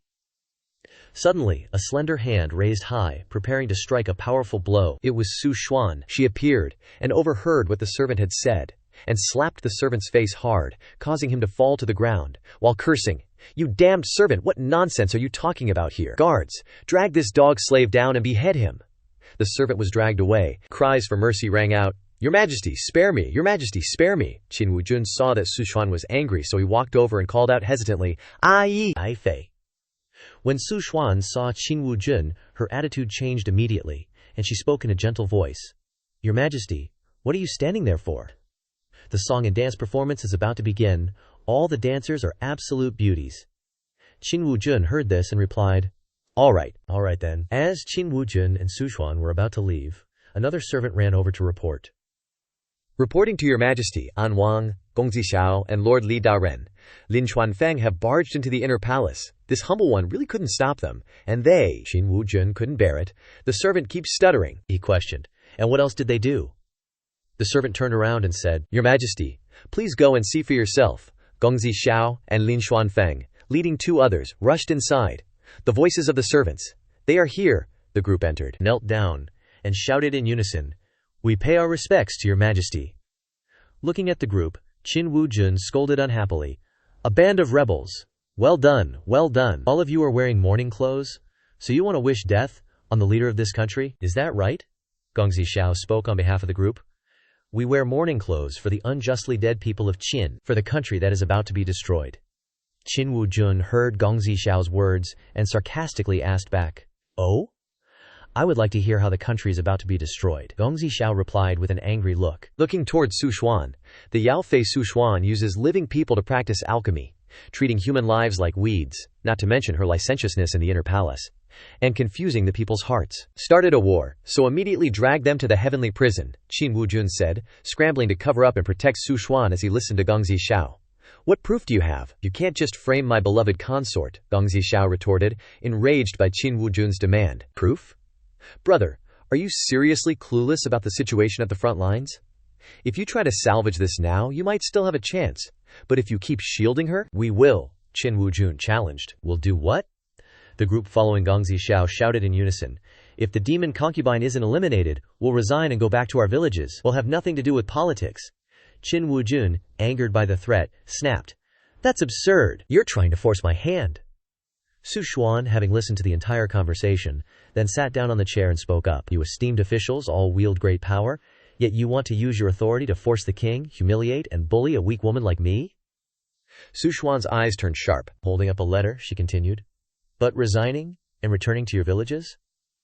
I think that's unnecessary. I recently received a book, and inside, there are letters of correspondence, scheming rebellion between Anwang and Grand Tutor Lin Xuanfeng. Gongzi Xiao immediately protested, seeing himself being framed. You're spouting nonsense, Lin, and I are both extremely loyal to Great Qin, Lin Xuanfeng yelled angrily. This witch!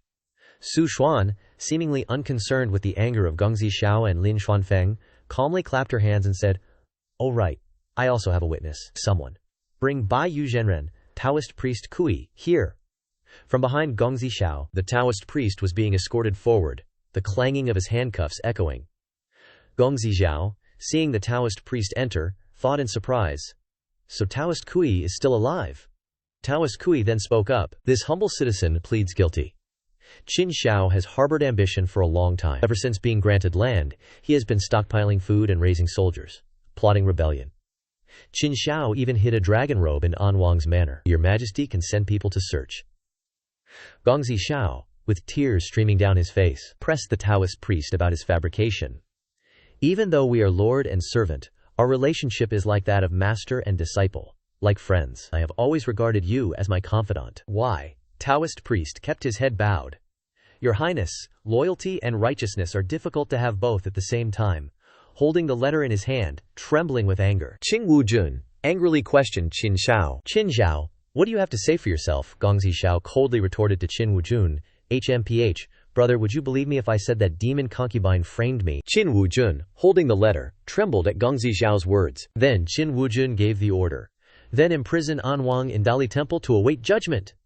The soldiers simultaneously stood up and pointed their blades at the people of Qin Xiao. Lin Xuanfeng, unable to remain calm, then spoke up. Qin Wujun, how did the late emperor entrust the throne to someone like you? Su Xuan, hearing this, shouted angrily, He's rebelling. He's rebelling. Hurry and deal with this old man. Seeing Lin Xuanfeng being controlled, Gongzi Xiao called out worriedly from the side. Lord Lin. Xuanfeng then kept talking. This old official is a 3-dynasty veteran, yet you dare treat me like this. Thus, the hearts of the people and the army are lost, and the Qin dynasty will be destroyed in your hands. Qin Wujun was also extremely terrified after hearing this, only stuttering one word, Lin. Both Gongzi Xiao and Xuanfeng glared intently at Qin Wujun. Without any fear, Gongzi Xiao shouted, Brother, Qin Xiao's words. You simply don't have the ability to govern the country. The words startled Qin Wujun, because they were too similar to what his father had said to him. Standing still, Qin Wujun wearily spoke. Forget it, I'm tired. I'll leave everything to my beloved consort. Seeing Qin Wujun's situation, both Gongzi Xiao and Xuanfeng were speechless. After freezing for a moment, Qin Xiao immediately ran to Qin Wujun and called after him, "Brother, you can't just leave like this." "Brother." The two soldiers saw Gongzi Xiao was about to run to follow Qin Wujun, so they immediately pointed their blades to stop her, not allowing her to move forward. Su Xuan still sat above. At this moment, she said triumphantly, oh dear, the king really trusts me to entrust such an important matter to a woman like me. How will I handle this properly?" Then her face became strangely excited. She ordered with a bright smile, "Execute them tomorrow." When He Xuanfeng saw the soldiers preparing to arrest people, he stood up to shield Gongzi Xiao, then angrily said, "There is no such reasoning, you demon woman. If you dare to touch Anwang today, this old servant will risk his life with you." A blade stabbed straight to Xuanfeng's direction. In the cry of Gongzi Xiao, Lord Lin, the blade cut straight through the bun of Gongzi Xiao and stabbed straight into Lin Xuanfeng's stomach, causing him to take the hit painfully. Gongzi Xiao knelt beside Lin Xuanfeng, witnessing the blade being pulled out of his body, and she could do nothing. Su Xuan walked calmly to Gongzi Xiao, happily giving orders. All right, capture her. Anwang, this gift I give you. Are you satisfied?" Gongzi Xiao covered her face and sobbed, her voice mixed with choked sobs. What should I do, teacher?" The scene switches to Anwang's mansion that night. Thousands of imperial guards stormed into Anwang's mansion. Cries, lamentations, and pleas resounded. A palace maid came to Jiangju's room, knocked on the door and whispered, Master Jiang, are you here? My lady has." Before she could finish, another person couldn't stand it anymore and impatiently pushed open the door and entered. Opening the door and stepping inside, the room was completely empty. Both palace maids were extremely surprised, exclaiming, "Oh, he's run away.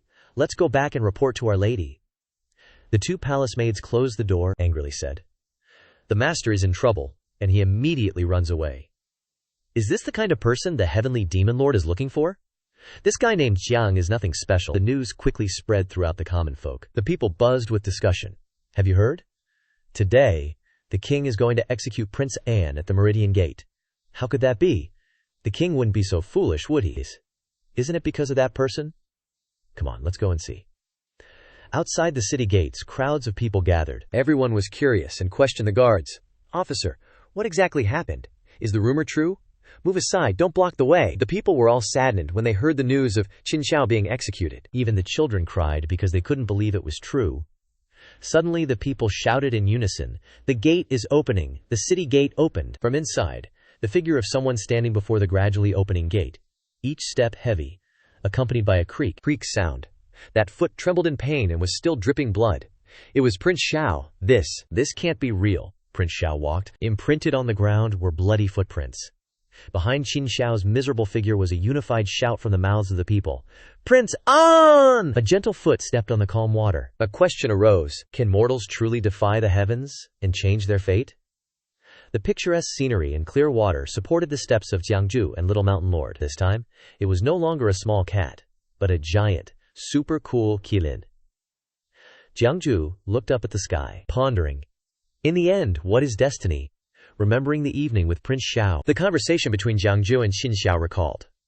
Jiangju said, "Can the prince allow me to divine your destiny?" Prince Xiao was surprised by Jiangju's words, but still agreed. Huh? Then I'll trouble you, sir. The notification board appeared. This divination of destiny will consume 1,000 accumulation points. Seeing this, Jiangju didn't hesitate. He took Prince Xiao's hand and thought, it only costs this few accumulation points. Could it be? Prince Xiao's growth process appeared one by one.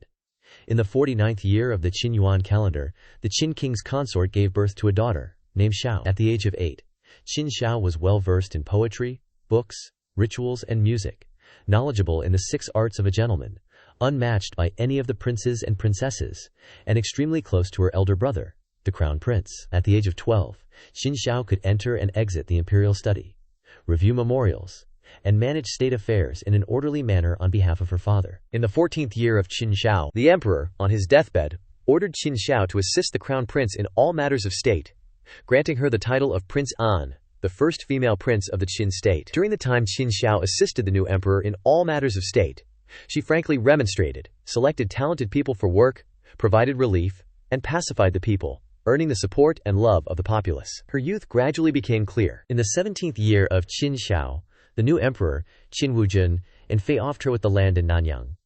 Qin Xiao left Xianyang in the 23rd year of Qin Xiao, two countries' demon consort. On the way back to Xianyang, Qin Xiao met the Fangxi Jiangju, who treated the plague and floods, saving the people.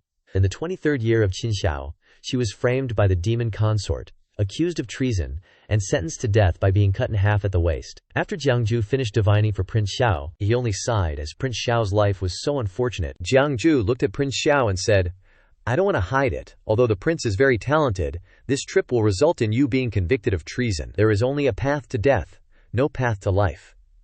Hearing Feng Zhu's words, Prince Xiao was extremely worried, but still determined. "I understand now. It's just that the justice of this world, if no one fights for it, it will forever be buried under the ground. For the sake of the people of the Qin kingdom, even if I have to die, I am willing." Jiangju was surprised by Qin Xiao's decision. His eyes widened in surprise when he heard the word destiny. Like this, returning to reality. Shanjun stood watching Jiangju, who was deep in thought, and spoke. "I say, knowing that it's certain death but still wanting to go. Sir, are there really people that stupid, that foolish in this world?" Jiangju answered Shanjun's question with a respectful voice. In her heart, righteousness is something more important than life itself. Hearing this, Shanjun blurted out, "Is Sir also a person with a heart of great righteousness?" Jiangju closed his eyes and gently replied, "Shanjun, I'm just a mortal." "Then stay here, it really is a beautiful place." Jiangju looked up at the sky and quietly continued, "We'll prepare the destiny sacrifice ceremony for you here, my king." The scene shifted to the royal city. Prince Xiao was escorted, standing before the common people. The voices of the people rose up in disbelief that Prince Xiao was about to be executed. Qin Wujun was currently lying in his chamber, shivering uncontrollably from the cold. Suquan suddenly, strangely, had two streams of tears flowing down her face. The palace maid saw this and asked curiously, "My lady, are you crying?" Suquan replied, "No, I'm fine." Suquan continued, "Let's hurry to the execution ground. Is there still no news from Master Fengjian Nu?" The palace maid replied, "No, there isn't, but that person named Jiang has never appeared either." Su Quan simply replied, The noisy crowd made Su Xuan curious. "Why is it so loud?" A palace maid reported. "Reporting to your highness, a large number of people are gathering in front of the execution ground. The crowd is huge, and everyone is shouting in protest of the execution of Gongzi Xiao." "How can this be? Is Anwang plotting a rebellion? How could such a thing happen? It's like the emperor is really blind. Even the grand tutor has been framed. Qin is unlivable anymore." Voices of injustice kept ringing out, echoing before the miserable image of Gongzi Xiao at the execution ground. In recent years, the court has demanded heavy taxes continuously. If it weren't for Anwang pleading, the common people would have long run out of food. The people of Xianyang have watched Anwang grow up since childhood. She's not only the daughter of the late king, but also the daughter of the nation.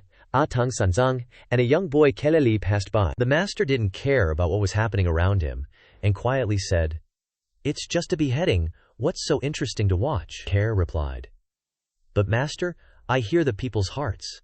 They all say the person being beheaded is a good person." Care the master with innocent eyes and wondered, "Master, if good people don't have good endings in this world, why do we cultivate good dharma?"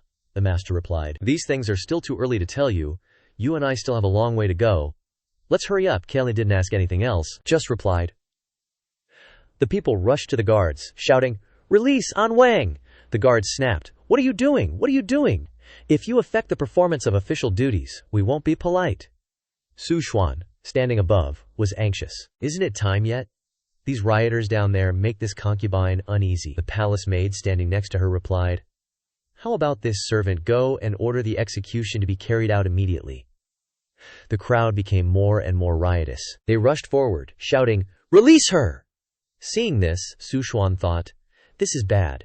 If we continue to suppress their emotions, the people will riot." Su Xuan lost patience when she saw the chaotic scene below. She shouted the order, "Don't wait any longer. Execute!"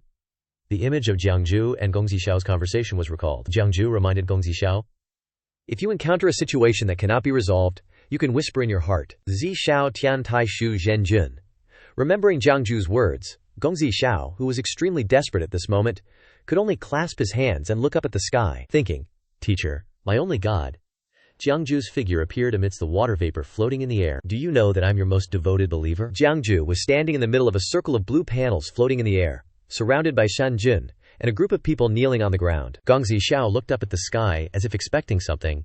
Red blood still flowed down Qin Xiao's forehead. The executioner, standing right behind him, with blood-red eyes, was cold, and without hesitation, he raised the blade high, preparing to strike the blow that would take the prince's life. At this critical moment, Qin Xiao clasped his hands and recited exactly what Jiangju had instructed. Zi Xiao Tian Tai Shu, Zhen Jun. On Jiangju's side, realizing that this was the right moment, he stopped in front of a panel, raised his hand to prepare to cast a spell, and said, "It seems like it's time." A notification appeared. Decide whether to reverse the fate for Qin Xiao.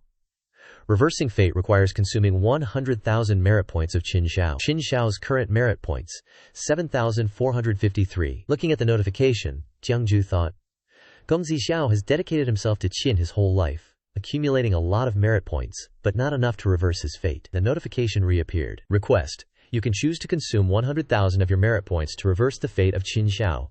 Current merit points, 10,252. Jiangju read and thought, so it can be like this. He agreed to choose. The system accepted the request and announced, consumed 7,453 merit points of Qin Xiao, consumed 254,665 of your merit points. You have successfully reversed the fate of Qin Xiao. Shanjun stood still and observed the entire process of Jiangju reversing Qin Xiao's fate, and it suddenly thought, what is this? The image of Jiangju and Qin Xiao standing back to back, surrounded by red threads, which according to Shanjun, the causal threads of the two people, suddenly became more and more resilient. Clearly the teacher is a human race cultivator, without any incense on his body, but why does he have the title of a Shinto god? Is the teacher really a human god? Switching the scene to the city lord's mansion. The clear sky was completely different from the bleak and painful atmosphere of the people. Lord Anwang, I didn't expect even Anwang to be unable to escape the calamity. Qin is about to perish. Qin Xiao's body was lying face down on the ground, with the thought of begging someone to come and save this country. But strangely, the prince's head had turned into a stream of blue water, not the red of blood. The people who witnessed this suddenly opened their mouths in surprise. That's Lord Anwang's body. Again, the body of Gong Zixiao has now turned into blue water above and below. Winged girls, like peacocks, in human form, were flying around. The scene at that time looked extremely magical. Su Xuan witnessed this scene and couldn't help but be surprised. She thought to herself, how can this be? Could it be that the whole body of Gong Zixiao turned into a stream of sparkling blue water, floating in the air? The people below all said directly, this is a miracle. Bai Xing knelt down one after another when they saw this scene, worshipping what they thought was a miracle, and said, it must be so. The heavens must have heard the prayers of Anwang and the people. Gods. Shanjun rushed forward quickly. Although the body was huge, the gait was extremely agile and light. Shanjun glided on the wind and clouds, rushing without hesitation. Sitting on its back was Jiangju. Words like a plea for help rang out. Please stop your steps, so that this devastated land will be glorious once again. Shanjun majestically entered the sky of the city lord's mansion, to the astonishment of the people. A unicorn with a special blue color lowered its huge body to the ground. The strong wind from Shanjun's landing showed its power and strength. The people who saw this scene had to look up and look back. Seeing Jiangjue on Shanjun's back, Su Xuan was totally shocked. She sat up to get a better look, mumbling, it's him. Jiangju stepped off Shanjun's back and spoke up.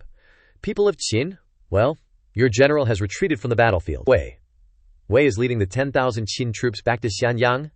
If you all love this land too, then please lend me a hand. Jiangju pointed upwards, saying loudly and clearly. Rise up, fight, overthrow the tyrant. Su Xuan thought angrily. This damned sorcerer. Why isn't Feng Jiannu helping me? Could this be Lord Tianma's will? What the hell is going on? The people, hearing Jiangju's words, all shouted, demanding a rebellion. That's right, we must join the fight, overthrow the tyrant, eliminate the evil concubine. Avenge Prince An. Avenge the loyal and righteous martyrs of Qin. Seeing the situation was bad, Su Xuan ordered. This is terrible. The people are rioting. Guards, quickly mobilize 5,000 guards here. The people surged into the royal palace. From behind, the mobilized soldiers swarmed in to attack the people. Su Xuan yelled, kill them, kill all these rioters and that sorcerer. The soldiers charged from behind, aiming at a boy who was too young, with no hesitation in their attack. Seeing this, Jiangju ordered Shanjun. I'm counting on you, Shanjun. Shanjun charged forward powerfully, knocking away the soldiers who were threatening the people, making them tremble in fear. Su Xuan, standing above, was extremely annoyed, continuously ordering, no retreat allowed. Kill them all. Jiangju stood quietly to the side, saying softly, The world, long divided, must unite. Long united, must divide. You, Su Xuan, refine demon pills, bewitch Qin Wu Jun, and kill Prince An to eliminate your rivals. You must want to use this to seize the Qin's national fortune for yourself. But why don't you see who the people support right now? Su Xuan panicked, exclaiming in confusion and trembling voice, "Where is the national fortune?" Above the royal palace, the national fortune of Qin appeared, blazing red in the sky, looking majestic and heroic. Jiangju was now gathering all his strength between his hands, a stream of light from all directions converging. He clasped his hands together, seriously performing his spell. Suddenly, Jiangju shouted, and a powerful burst of light shone with majestic words. "Greetings to the ruler of Qin." From the sky, a light struck down into the palace courtyard. Everything around was affected by the immense power. The entire area was illuminated by the brilliant light. Every corner of the palace was reached by the light. In Qin Wu Jun's room, he was still unconscious a moment ago. As soon as the light shone in, he immediately woke up, looking completely stunned. He wondered, who was calling this? As soon as he woke up, Qin Wu Jun hurriedly ran outside, not caring about anyone around him. He kept running, not noticing that he had knocked over the things the palace maid was carrying. Reaching the corner of the room, Qin Wu Jun grabbed his sword and continued to run outside the city. Behind Qin Wu Jun's hurried figure, a palace maid was sitting in front of the things he had knocked over. Not understanding what was happening to the king, the sky outside was still blue, with white clouds floating peacefully. Outside the capital, the sound of the people's riot continued loudly. Coming outside, when he saw the chaotic scene with the people shouting in protest, "Down with the tyrant! Eliminate the evil concubine!"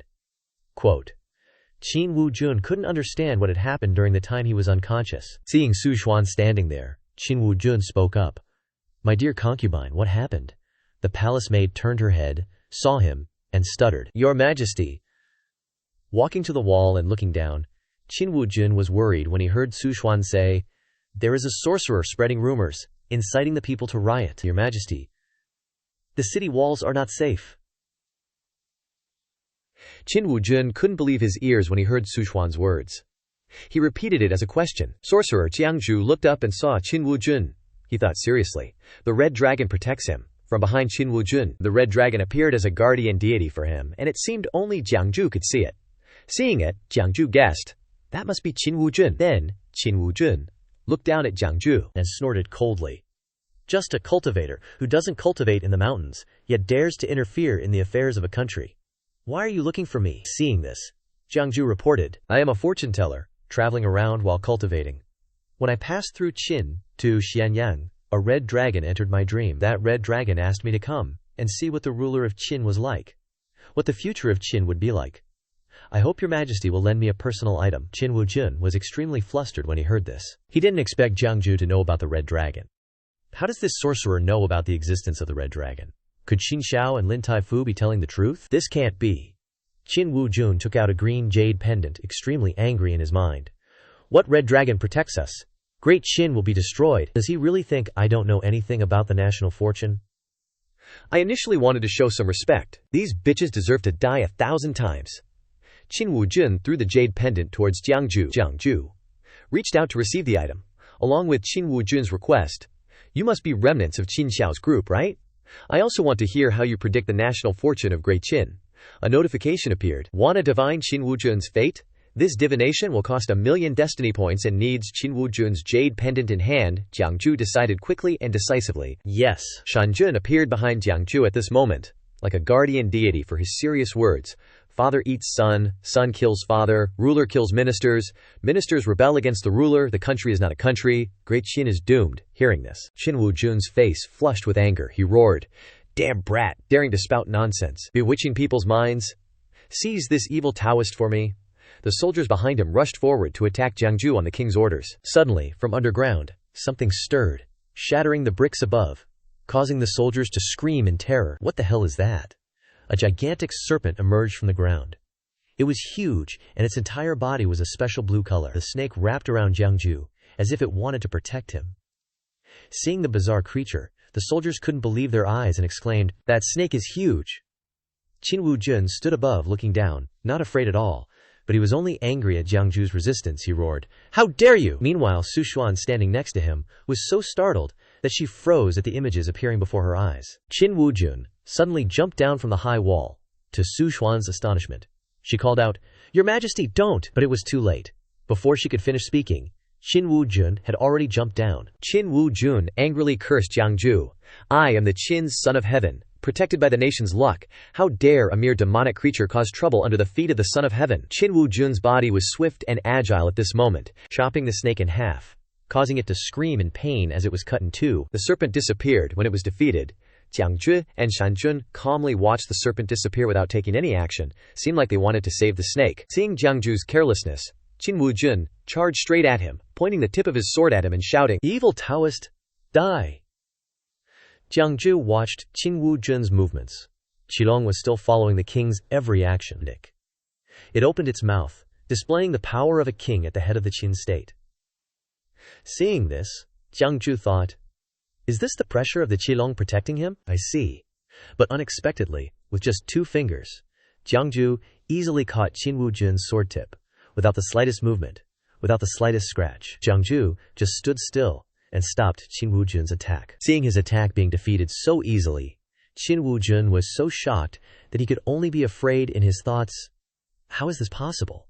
Just, who is this person? Qin Wujun trembled all over as he stood before Jiangju. Even the Qilong behind him couldn't help him. Jiangju leisurely spoke up. "This is the sword of a king, containing the breath of a true dragon?" With just a snap of his fingers, the sword was immediately broken into pieces. Jiangju sneered sarcastically. So weak. When Qin Wujun was knocked away by Jiangju, he shouted in pain. Even the Qilong behind him suffered a huge force that it couldn't resist. Su Xuan, standing above, was extremely worried when she saw Qin Wujun being defeated. She shouted out twice, "Your Majesty!" Unexpectedly, the Qilong flew towards Jiangju at this moment. He stood calmly and said, "Half of Qilong's merits? I'll take the national luck." Qin Wujun stammered in shock. "What?" Jiangju continued. "As for Qin Wujun, have you confessed your sins?" Qin Wujun still stubbornly argued. "What sins do I have?" Jiangju took out a talisman, clamping it between his 2 fingers, causing the talisman to burn fiercely. He questioned, "Qin Wujun, don't you know? Then I will let you know clearly. Now, I invite the Thunder Department generals. Let chi fly in all directions." Raising the burning talisman high in the sky, he shouted, "Thunder God help me!" As soon as he finished speaking, a bolt of lightning struck down from the sky, causing the surrounding rocks to shatter and fly everywhere. Seeing this, Qin Wujun was extremely frightened. He retreated step by step, dodging and saying, "My harem!" Jiangju shouted. "Also take a look at what the imperial palace's back garden contains." From the ground, the struggling spirits competed to rise up. Their desperate, terrifying voices kept crying out, "Your Majesty! Your Majesty! Your Majesty!" The surrounding onlookers were stunned and fearful of what was appearing before their eyes.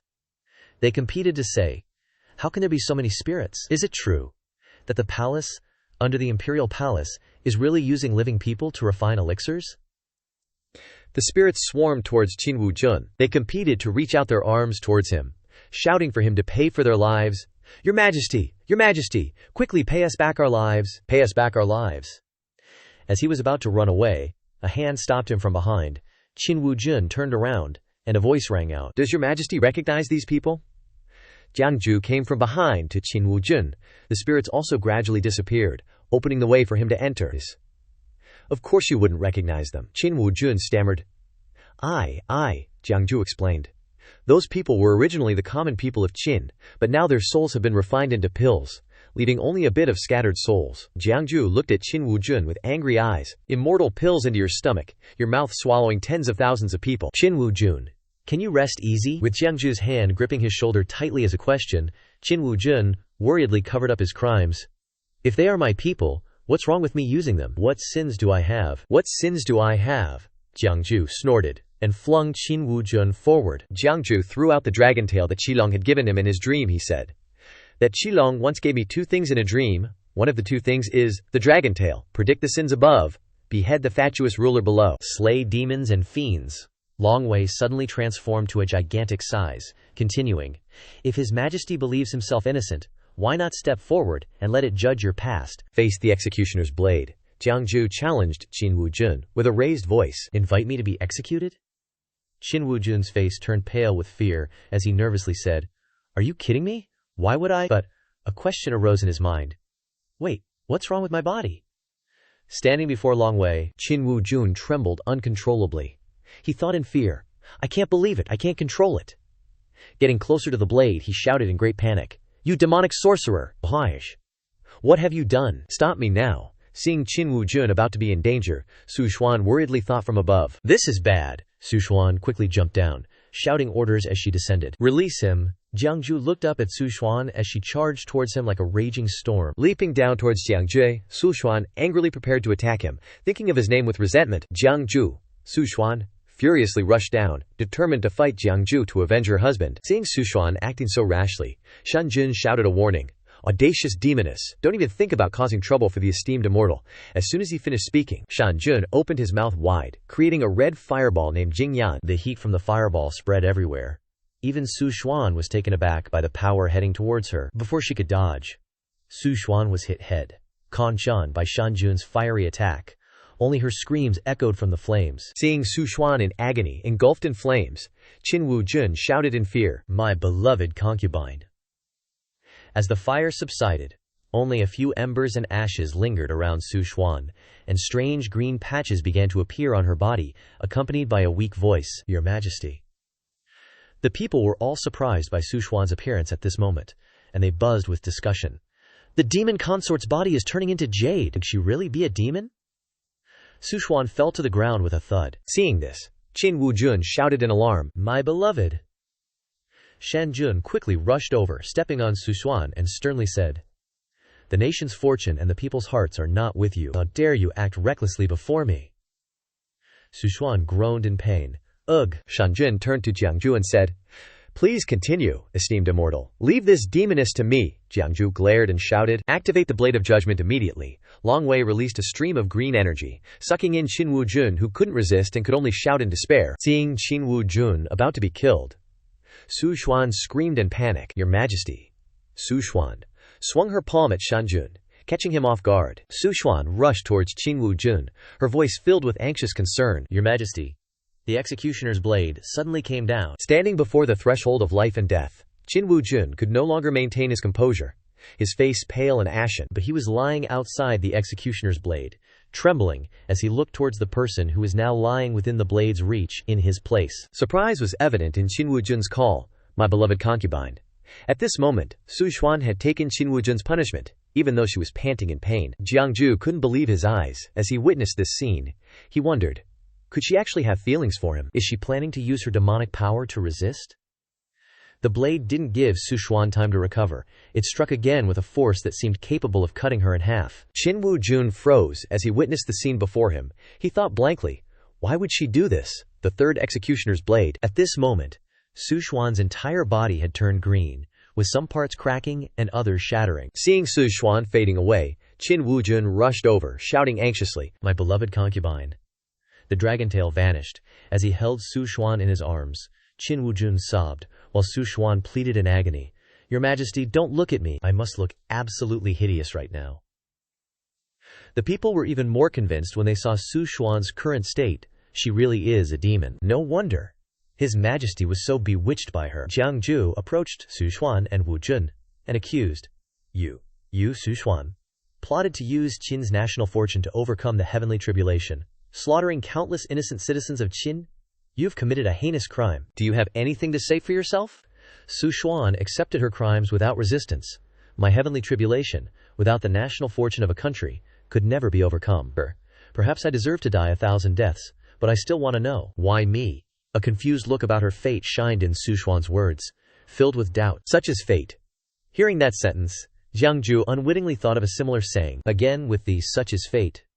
The white clouds drifted by leisurely, ignoring the people's contemplation of the answer to their question. What exactly is fate? Jiangju left Wu-jun and Su Xuan behind, turning his head and saying, Let's go, Shan-jun. Since the Scarlet Dragon's national fortune has been saved, let the people of Qin decide what to do with the rest.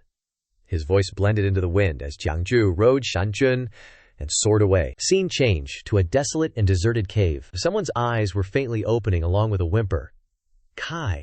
It was Gong Zi Xiao, opening her eyes to find herself still alive, startling her awake. Qin Xiao wondered about what had happened. I remember being at the execution grounds just now. Please, immortal sir, where is this? Her hair accessory, rustled softly in the shade. Gong Zishao grabbed a branch to fix her hair bun, saying sadly, "I can only do this for now." Jiangju walked closer. Gong Zishao recognized his footsteps and exclaimed, "Immortal sir, you really did save me. I thought that incantation was just to comfort me, immortal sir." While she was speaking, Jiangju suddenly knelt down in front of Gong Zishao, exclaiming with joy, "You're finally awake." Jiangju's eyes and voice were gentle and affectionate. "My king." Facing Jiangju, Gong Zishao was shocked by his strange behavior, but then became saddened, withdrawing her hand, disbelieving what Jiangju said. "Immortal sir, don't joke, how could I be a king? I'm just a woman." Jiangju responded to Gong Zishao's sadness with a happier demeanor, grabbing her hand and saying, "But is being a woman something to be ashamed of?" Chaotic thoughts crowded Gong Zishao, preventing her from feeling happy. "It's just a pity that I am a woman. So unfortunate." Jiangju asked, "What do you plan to do with Qin's fate in the future?" Xiao was surprised by his question and asked, "Qin's fate in the future, Jiangji?" Jiangju replied, "That's right." Qin Xiao answered, "Then I must return to Xianyang City and go through thick and thin with the citizens of Qinjie." Jiangju calmly said, "If that's the case, then we shall part ways here. It's time for this poor Taoist to leave the state of Qin." Gong Zishao was taken aback by his desire to leave, and only managed to cry out, "Immortal sir!" But Jiangju broke the mood with an explanation. "To tell you the truth, this cave is the resting place for a family of wild boar immortals, and we've been bothering them for quite a while now." Seeing the wild boars looking uncomfortable behind them, Gong Zishao panicked and apologized. "Oh, is that so? Sorry for the trouble, we'll leave now." After a while, Jiangju held Shanjun, who had transformed into a cat, in his arms, and happily looked at the wild boars, saying, "Oh, I didn't expect the wild boar immortals to actually agree to take Anwang back to Shanyang City. You're really hospitable." Shanjun meowed in satisfaction, while Gong Zishao thanked them with worry. "Then we'll have to trouble the wild boar immortals." The wild boar couldn't speak, and could only think to themselves, "Tell me, do you really not feel the oppression of any dark forces?" Jeez. Before Qin Xiao left, Jiangju instructed, "Regarding Qin's fate in the future, if you ever need to do anything, don't use the name of Qin, but use Qian-kun as the number. This item was entrusted to me by a friend, and now I'll give it to you." Receiving the gift from Jiangju, seeing what was inside made Gong Zishao exclaim in surprise, "Immortal sir, this is the imperial seal." Jiangju leaned down and whispered to the wild boar, "Wild boar immortal, the next leg of the journey is up to you. Please take Anwang to the garrison of General Kui outside Xianyang City." Jiangju ordered, "Go on." The sound of the wild boar's footsteps echoed through the forest. Qin Xiao sat behind, turning her head back regretfully. "Immortal sir, to meet with the generals outside Xianyang City, outside Hamduang City." Thinking about that, Prince Xiao couldn't stop the tears from flowing. The generals and soldiers were waiting. Then, Prince Xiao reached up and pulled out the branch stuck in his hairbun. Qi Long appeared beside Prince Xiao, confirming the return of the queen. The rustling leaves sounded like the mountains and forests bidding farewell to Prince Xiao. Jiangju and Shanjun also respectfully saw Qin Xiao off with great reverence. Then, Jiangju walked to the tree, picked up his toolkit, and said, "Parting really is sad, but you're not going to leave me, are you, Shanjun?" Shanjun approached the box in agreement. Jiangju continued, "Well then, we should get going too." Watching Shanjun leap into the box, Jiangju kept talking. "Hey, according to the setup you should be my mount, but now you're riding me? That's not really fitting, is it, Mr. Shanjun?" Shanjun retorted. "Shut up, hurry up and get moving. Don't forget that crazy Feng Jiannu is still after us." Jiangju nonchalantly teased Shanjun. All right, please sit tight." His figure gradually disappeared along with the words, "The Wanderer. Wanderer, may I ask you to pause your steps?" 3 days later, the two masters and disciples, Keliane, were walking together on the road. Keliane suddenly turned to ask, "Master, did you drink again?" While the two masters and disciples were engrossed in conversation, a strange woman with a thin veil over her face approached them. The high monk, not paying attention, accidentally knocked over the wine pot towards the strange woman, a clumsy action that made him exclaim softly, "Oops." He quickly put his hands together in apology.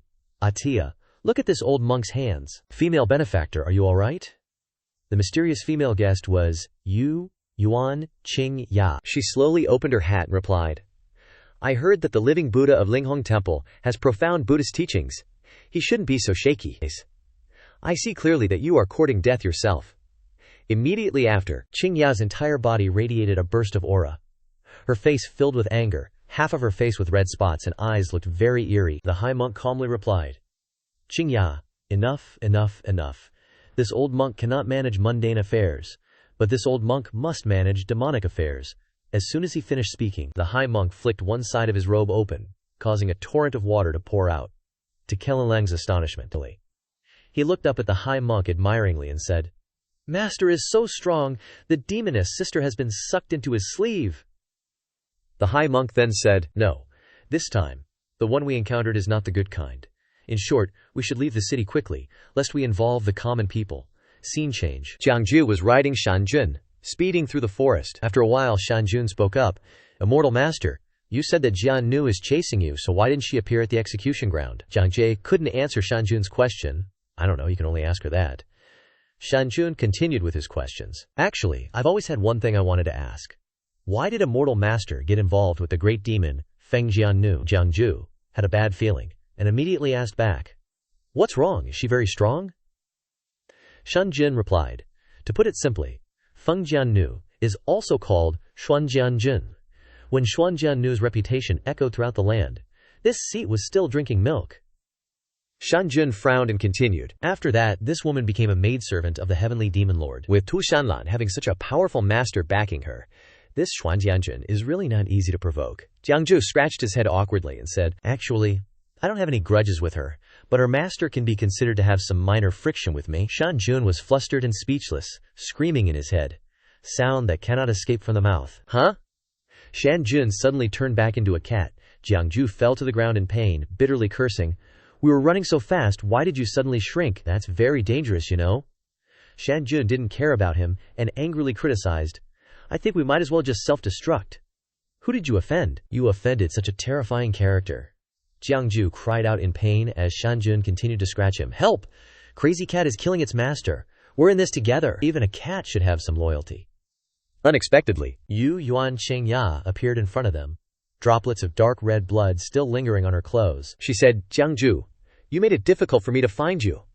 Jiangju and Shanjun were terrified when they heard those words and hugged each other.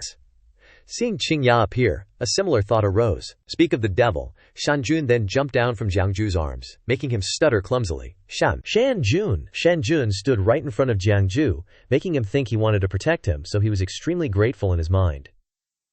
Usually Shanjun likes to act arrogant and conceited, but I didn't expect that at the crucial moment, he could stand in front of me. Jiangju felt guilty and thought, "I'm sorry, Shanjun, I blamed you wrongly." But contrary to his thoughts, Shanjun responded with words that couldn't be more surprising, "Xuanjianjun.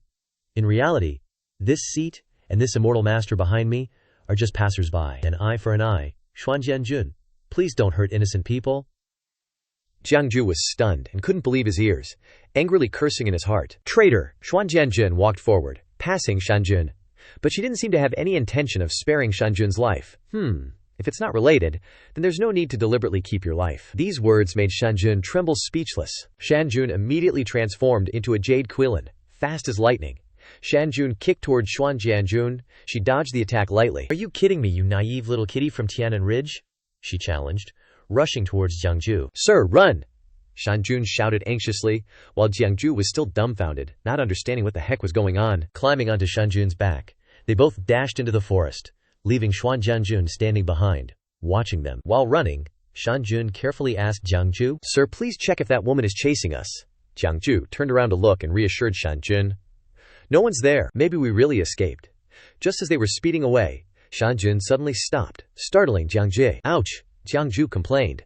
"Why did you stop suddenly? Lucky I didn't fall off." Shanjun replied, "Sir, look ahead." Xuanjianjun was standing there, waiting for them. Facing this formidable person, Shanjun asked timidly, "Sir, if we surrender now, will she offer prisoner benefits?" Jiangju replied, "I don't know about benefits, but with her temper, I'm still useful. At least my life is temporarily safe." Shanjun wondered about his own safety. "So this lord is useless and will be killed with one sword?" Jiangju, now assured of his own safety, cheerfully teased Shanjun's fear. "Why would you be useless? Little Shanjun has a noble status. You're a priceless treasure. Who wouldn't want to skin you, fillet you, boil you down to make medicine?" Jianjun, who was listening to their nonsense, impatiently interrupted. "Are you done talking? If you're tired of running, surrender. If you want to keep struggling, I'll follow you to the end." Jiangju challenged. "That day, in front of the demon lord, I managed to escape. Do you think you can definitely stop me?" Jianjun didn't back down. She retorted strongly. "Try me if you dare." Jiangju pulled out his golden talisman, grinning confidently. "Then I'll respectfully accept," He raised the talisman and shouted, "1,000 miles swift!" But Jiangju didn't teleport as usual, his voice weakening and losing confidence. Swift! Swift! This life-saving talisman from Old Dragon of Sun Moon Lake? Why isn't it working? Jiangju panicked. Is it because Shanjun is too fat to move? No. Shanjun looked confused and meowed. Jianjun explained knowingly. Master, I know you have Old Dragon of Sun Moon Lake's talismans. How could I not prepare? This is the Golden Order Fish Talisman from the Dragon God. With this, your talisman is useless. What else do you rely on? Jiangju crushed the talisman, whining. Old Dragon, thanks a lot. How could this be? Jiangju was puzzled. Wait, she saw it. Does she mean she can overpower even Old Dragon? How strong is this woman? Jiangju quickly smiled and said, This humble one travels the world. Of course I have some backup. He made a hand gesture and shouted, I beseech. A golden aura surrounded Jiangju, his voice echoing through the mountains. Mystic heaven demon subduing true lord. Jianjun was surprised. God summoning technique. Are you a disciple of Shenxiao Palace? Jiangju scoffed. I was there for a few months, but I was kicked out, so I don't count. From the sky, a giant golden hand descended through the dark clouds. Jianjun was impressed. Shenxiao Palace disciples are good at summoning, but mostly minor deities. I've never heard of anyone summoning a nine heavens upper realm deity. Jiangju, who are you? Jiangju sat calmly on Shanjun's back, still making hand gestures, and said casually, Just a traveling fortune teller. Jianjun grabbed a box and said, Jiangju, you're indeed skilled. Old Dragon of Sun Moon Lake considers you a confidant. Qin of Scarlet Dragon Country sees you as a savior. Shanjun of Tianan Ridge is willing to be your mount. Even the living Buddha of Red Temple couldn't stop me. She opened the wooden box, revealing a long sword. Jianjun held the sword, praising him. Now you can even summon a nine heavens upper realm deity. It's just a pity your opponent is me. Jiangju glared at the fearless Jianjun, thinking, this woman. The nine heavens upper realm hand followed Jiangju's command. Demon subduing true lord, help me subdue this evil, and rushed towards Jianjun. Jianjun stood still, sneering. A righteous deity, Jiangju. Do you know what sword I wield for my master? She raised her sword, slashing it across her head, facing the nine heavens upper realm hand. This sword is called Karma Cutter. Immediately, Jianjun made a smooth but powerful slash, cutting the nine heavens upper realm hand in half. Sword slave, the sword explained. This sword kills without karmic stain, cuts without karmic residue. Even if my hands are stained with blood, it remains clean. Jianjun continued to challenge. Jiangju, even true deities can't do anything to me. But now, no matter how hard you try, you can't escape me. Show me all your tricks if you have any left. Jiangju was stunned by the skills of the person in front of him. He thought in fear. Clearly, she's just a maid, so why is she this strong? Even so, Jiangju still tried to appear calm, sitting on Shanjun's back with a faint smile. Aha, of course I still have another trick, and that is, instantly, Shanjun turned around and quickly darted away with Jiangju shouting loudly, Run! Jiannu immediately gave chase to Jiangju with a cold snort. While running away on Shanjun's back, Jiangju clasped his hands together and cast a spell, saying, I respectfully invite the extreme wind celestial sovereign, the swift travel celestial sovereign, the wind infiltration. Swift travel. The power from Jiangju formed a blue barrier around Shanjun, making him run faster and faster. After being boosted with additional energy, Shanjun sped ahead like a shooting star, surprising Jiannu. What, that damn Jiangju can still run? Shanjun continued to run for his life, but he also expressed his doubts to Jiangju. Immortal. Sir, the world is so vast, but where is our path to survival? Jiangju thought worriedly. Feng Jiannu has a serious injury. It seems that the old Buddha gave it to him. Given the current situation, as long as we can buy some time, we might have a chance to survive. And just like that, he told Shanjun, Go to Linghong Temple. At Linghong Temple, Keluo was hugging the high monk and crying loudly, Master, boo-hoo, master! The high monk then patted Keluo soothingly. Your teacher is just sitting in meditation to heal his injuries. Not dead yet. Even though he knew his master was just trying to reassure him, Keluo still noticed his instability. But master, you're bleeding so much! Hearing this, the high monk just smiled faintly and replied, It's all right, just kill a hen to replenish the blood. What time is it for jokes like that? The Buddhist temple is a place of purity. Where would you find a hen?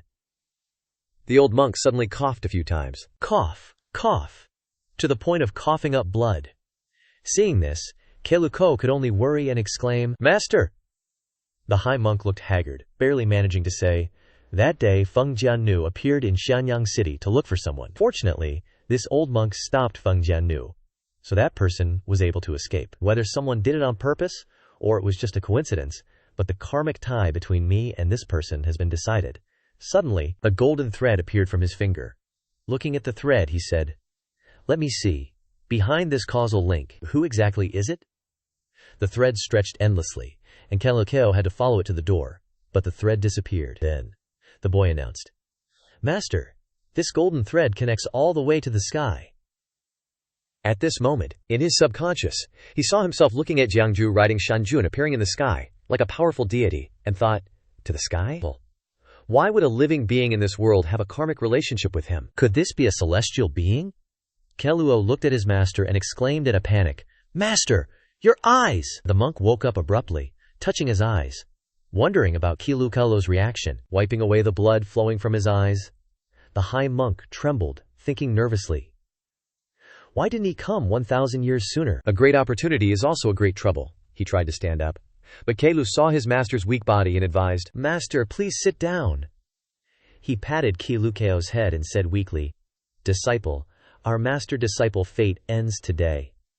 Kelukeo cried and asked, "Master, don't you want me anymore?" He reassured, "Don't cry, don't cry. You are destined to become a Buddhist disciple. Cultivate and achieve enlightenment." "This old monk is old, I can't protect you anymore." The high monk sighed, trying to continue. "Now, your true master is outside. The opportunity has come, and our master-disciple fate is over." Getting close to Kinaluko's ear, he whispered something that made Kinaluko's eyes widen in surprise. A gentle voice came from the master.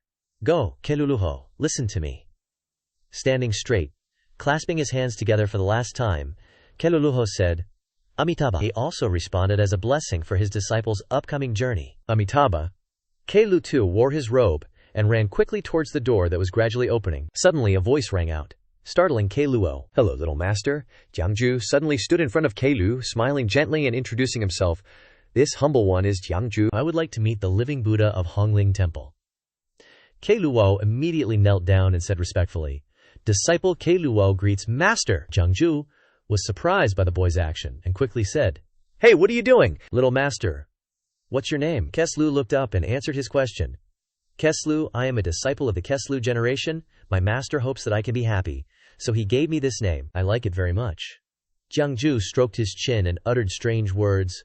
"Before that I also really liked Kola Ha." Then he wondered thoughtfully, "That's not right. Why are you calling me master?" Keluo said sadly, "Master said it. My master is injured. He said my true master has arrived. His mission is over." Hearing this, Jiangju was stunned and said the purpose of his coming here, "Actually, I came here for refuge. I suggest we still go inside." The door slammed shut as if refusing. Jiangju was panicked by the high monk's decisiveness, and he thought angrily, "What does this old monk mean? The trouble hasn't been resolved yet, but he's giving me another burden." Jiangju picked up Keluo and was about to put him on Shanjun's back, but he complained, "Why are you picking up this kid? Little brat, you're looking forward to it, aren't you?" "You think this is a carriage?" Jiangju replied. "So what? He's already become a disciple. Just take the kid and keep running."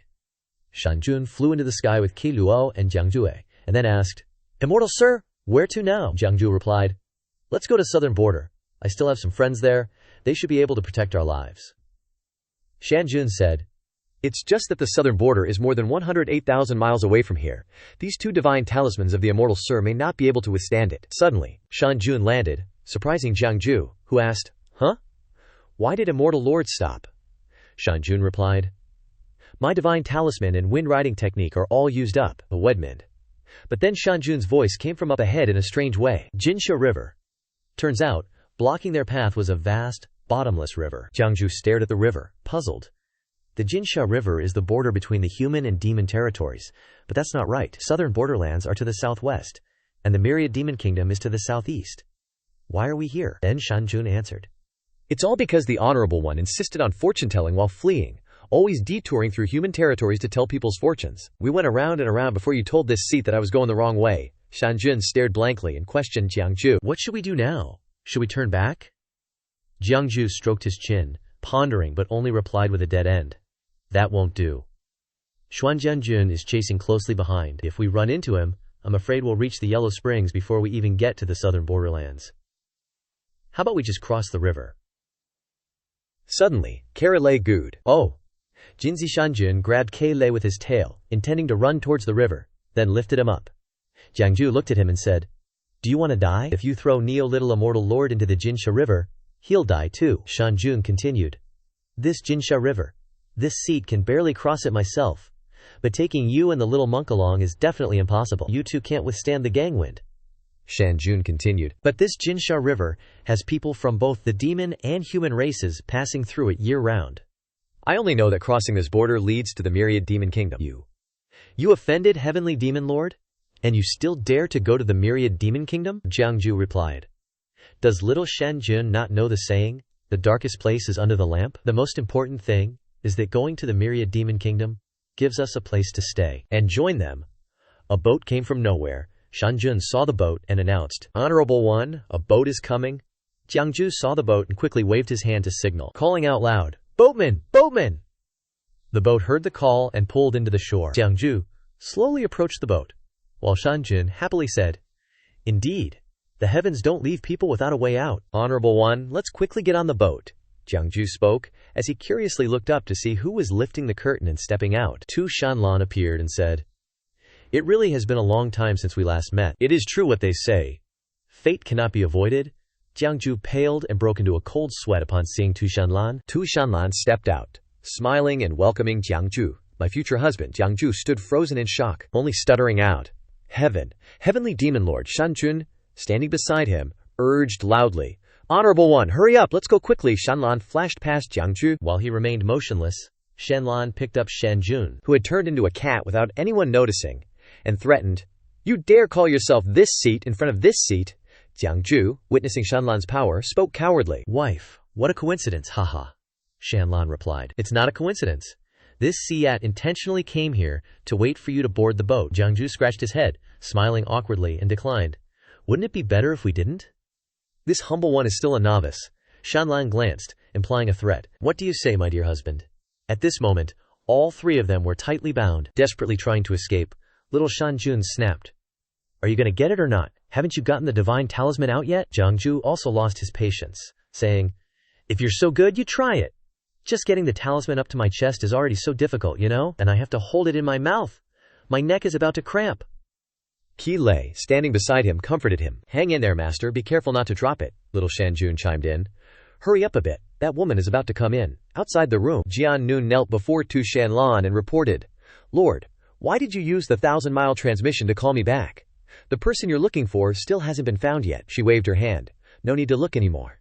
Jian Nu was stunned. Then she pointed into the room, causing all three of them to fall silent and tremble. Just at this moment, Jiangju bit down on the talisman and pulled it out. Next, he raised his head in joy. Success. He immediately saw Tu Shanlan. Without hesitation, he spat out the talisman and flashed a confident smile, intending to cover up his intentions. Tu Shanlan walked over, picked up the talisman, and examined it closely. Jiangju broke out in a cold sweat and hurriedly explained, Wife, why are you picking that up? It's dirty. Actually, I can explain. Shanlan said nothing but slowly raised her hand, posing to flick. He stared at her movement. Wife! His heart trembled with worry. Could it be this stance? Before he could react, he was sent flying dozens of meters by her flick, and he cried out in pain. Then, Shanlan turned around and said to her subordinate, Jian Nu, steer the boat towards the myriad demon kingdom.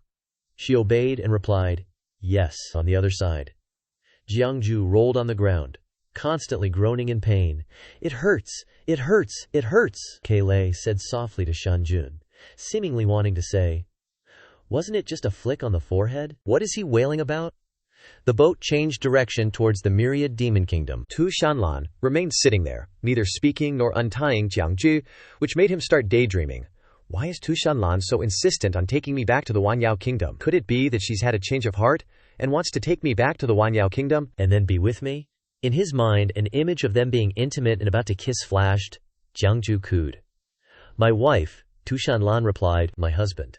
Just thinking about it scared him to death. Keles, seemingly reading his thoughts, burst his bubble.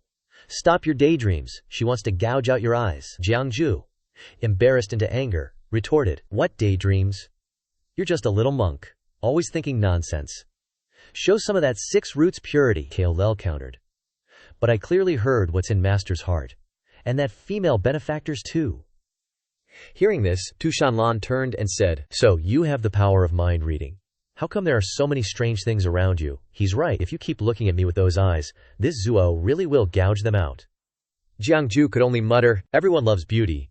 At this point, Tu Shanlan asked. Is this Zuo beautiful? Jiangju was stunned. What does she mean?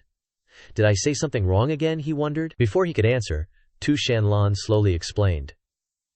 Others either praise my unparalleled martial skills, or say I'm one of a kind. You're the first man who dares to say this in front of this Zuo. Seeing this, he was momentarily dumbfounded into silence. After a moment, Jiangju asked, Does Zunshang really want to kill me? Frankly, we have no grudges against each other. Tu Shanlan was firm. You divined that I would become your wife, taking care of a bunch of kids, and you expect this Zuo to spare your life? Immediately, Jiangju blurted out in fright, I can only speak the truth of what the hexagram showed. I have a way to change fate. Although the price to pay is a bit high, it's not impossible to alter.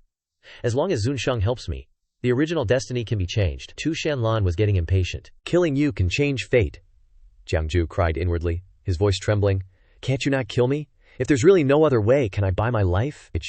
But she just closed her eyes to rest and mocked. Buy. I can get everything in this world with a wave of my hand. What do you think could interest me? Suddenly, Jiangju said with great confidence, I can cure Zunshang's secret illness completely.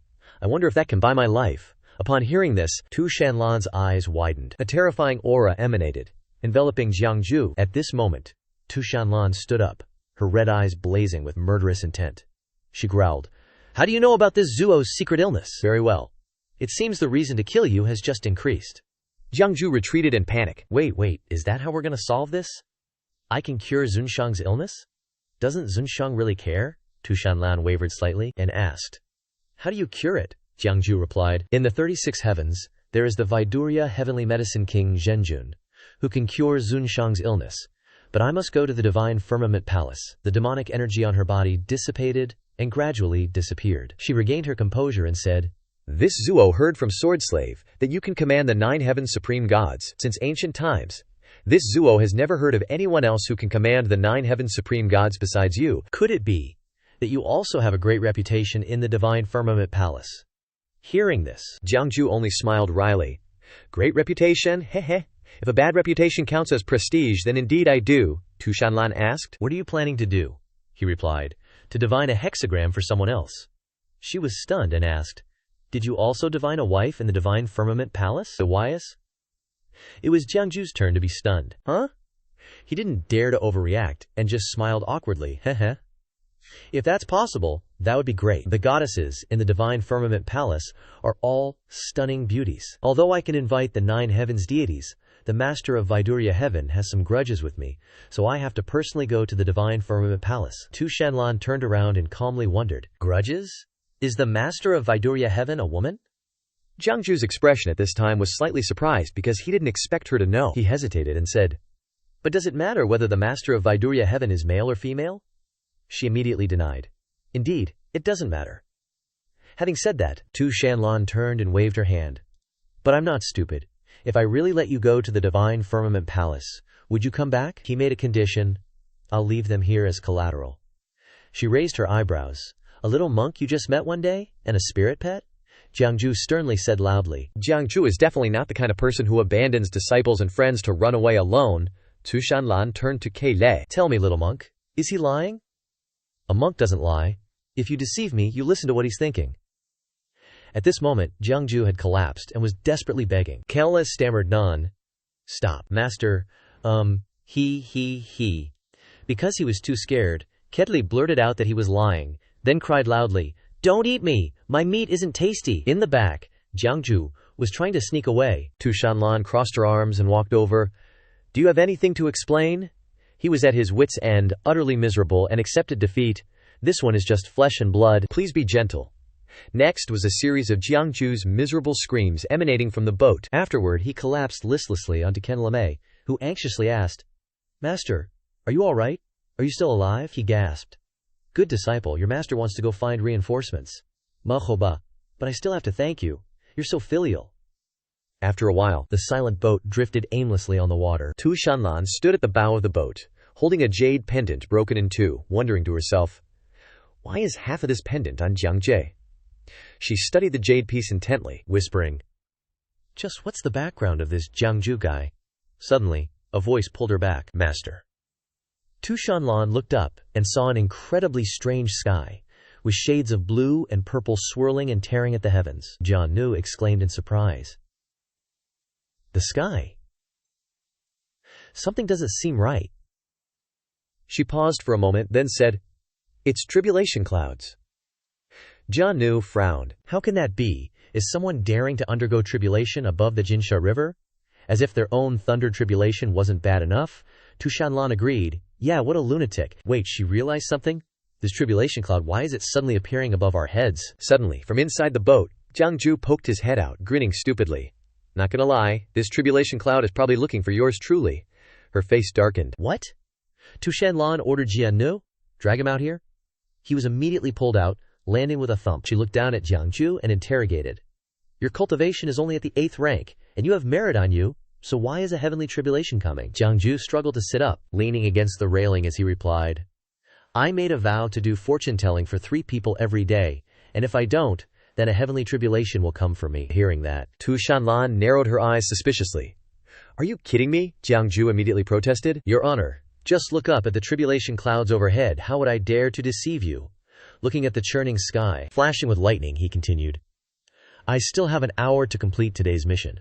Pausing for a moment, Jiangju slowly swallowed, and said, If not, in an hour, the tribulation clouds will take shape, and the thunder tribulation will strike this boat. The tribulation clouds in the sky grew denser and denser. Seeing this, Tu Shanlan had no choice but to step forward and ask, So, what do you want, Jiang? Jiangju immediately said, Actually, besides me, there are still 4 people on this boat. Keili and Shanjun volunteered to help me complete the task. Besides, you can ask Xuan Jianjun to give me a divination. Without waiting for him to continue, Tu Shanlan flatly refused. Absolutely not. Just one divination for Qi Hongdan, and you already found out one of my secrets. Jian Nu is my personal maidservant. Do you think I will agree? What else can I do? But Jiang Che was very determined.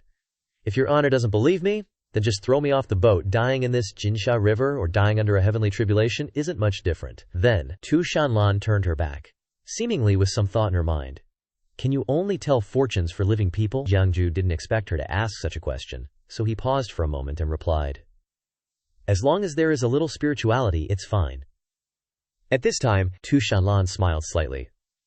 There are quite a few people buried in this Jinsha River. It shouldn't be difficult to fish out a few skeletons that still retain a bit of spirituality.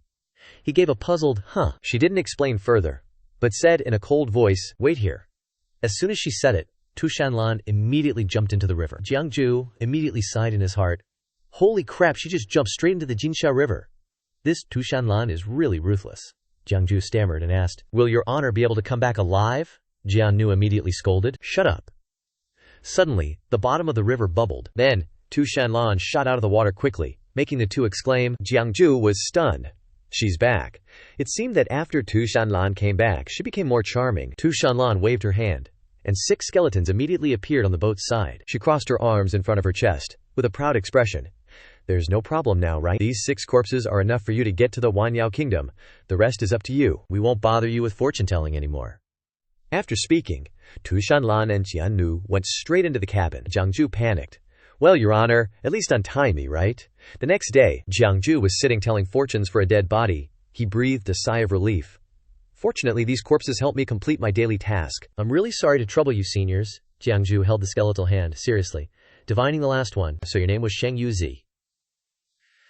Suddenly, the system popped up a notification. Simulation ended. Do you want to redivine and change this person's fate? Redivining will cost 100 million merit points. Sheng Yuzi's current merit is 0. You can choose to spend 100 million of your own merit points to change this person's fate. Your current merit is 7,541. Jiangju was surprised when he read the information just now. This person has been dead for almost 10,000 years and can still change their fate. But that's 100 million merit points. Are you kidding me? Jiangju rubbed his chin and thought, This is... Meanwhile, around him was like a programming world, constantly showing information. You have peaked at the heavenly mandate. You can choose to hide the secrets of heaven. The reward is merit minus 1,000. Minor 5 Thunder Heavenly Tribulation. You have peaked at the heavenly mandate. You can choose to reveal the secrets of heaven.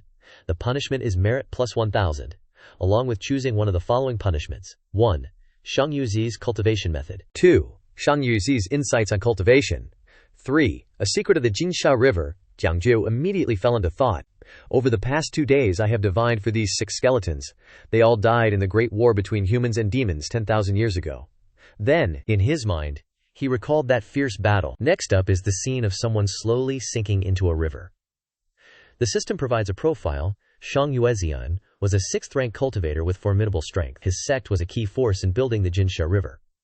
He lived to be 800 years old, burdened by the 3 deficiencies: no father, no mother, no wife, no children. Grateful for the sect's nurturing, he risked his life for the future of the human race.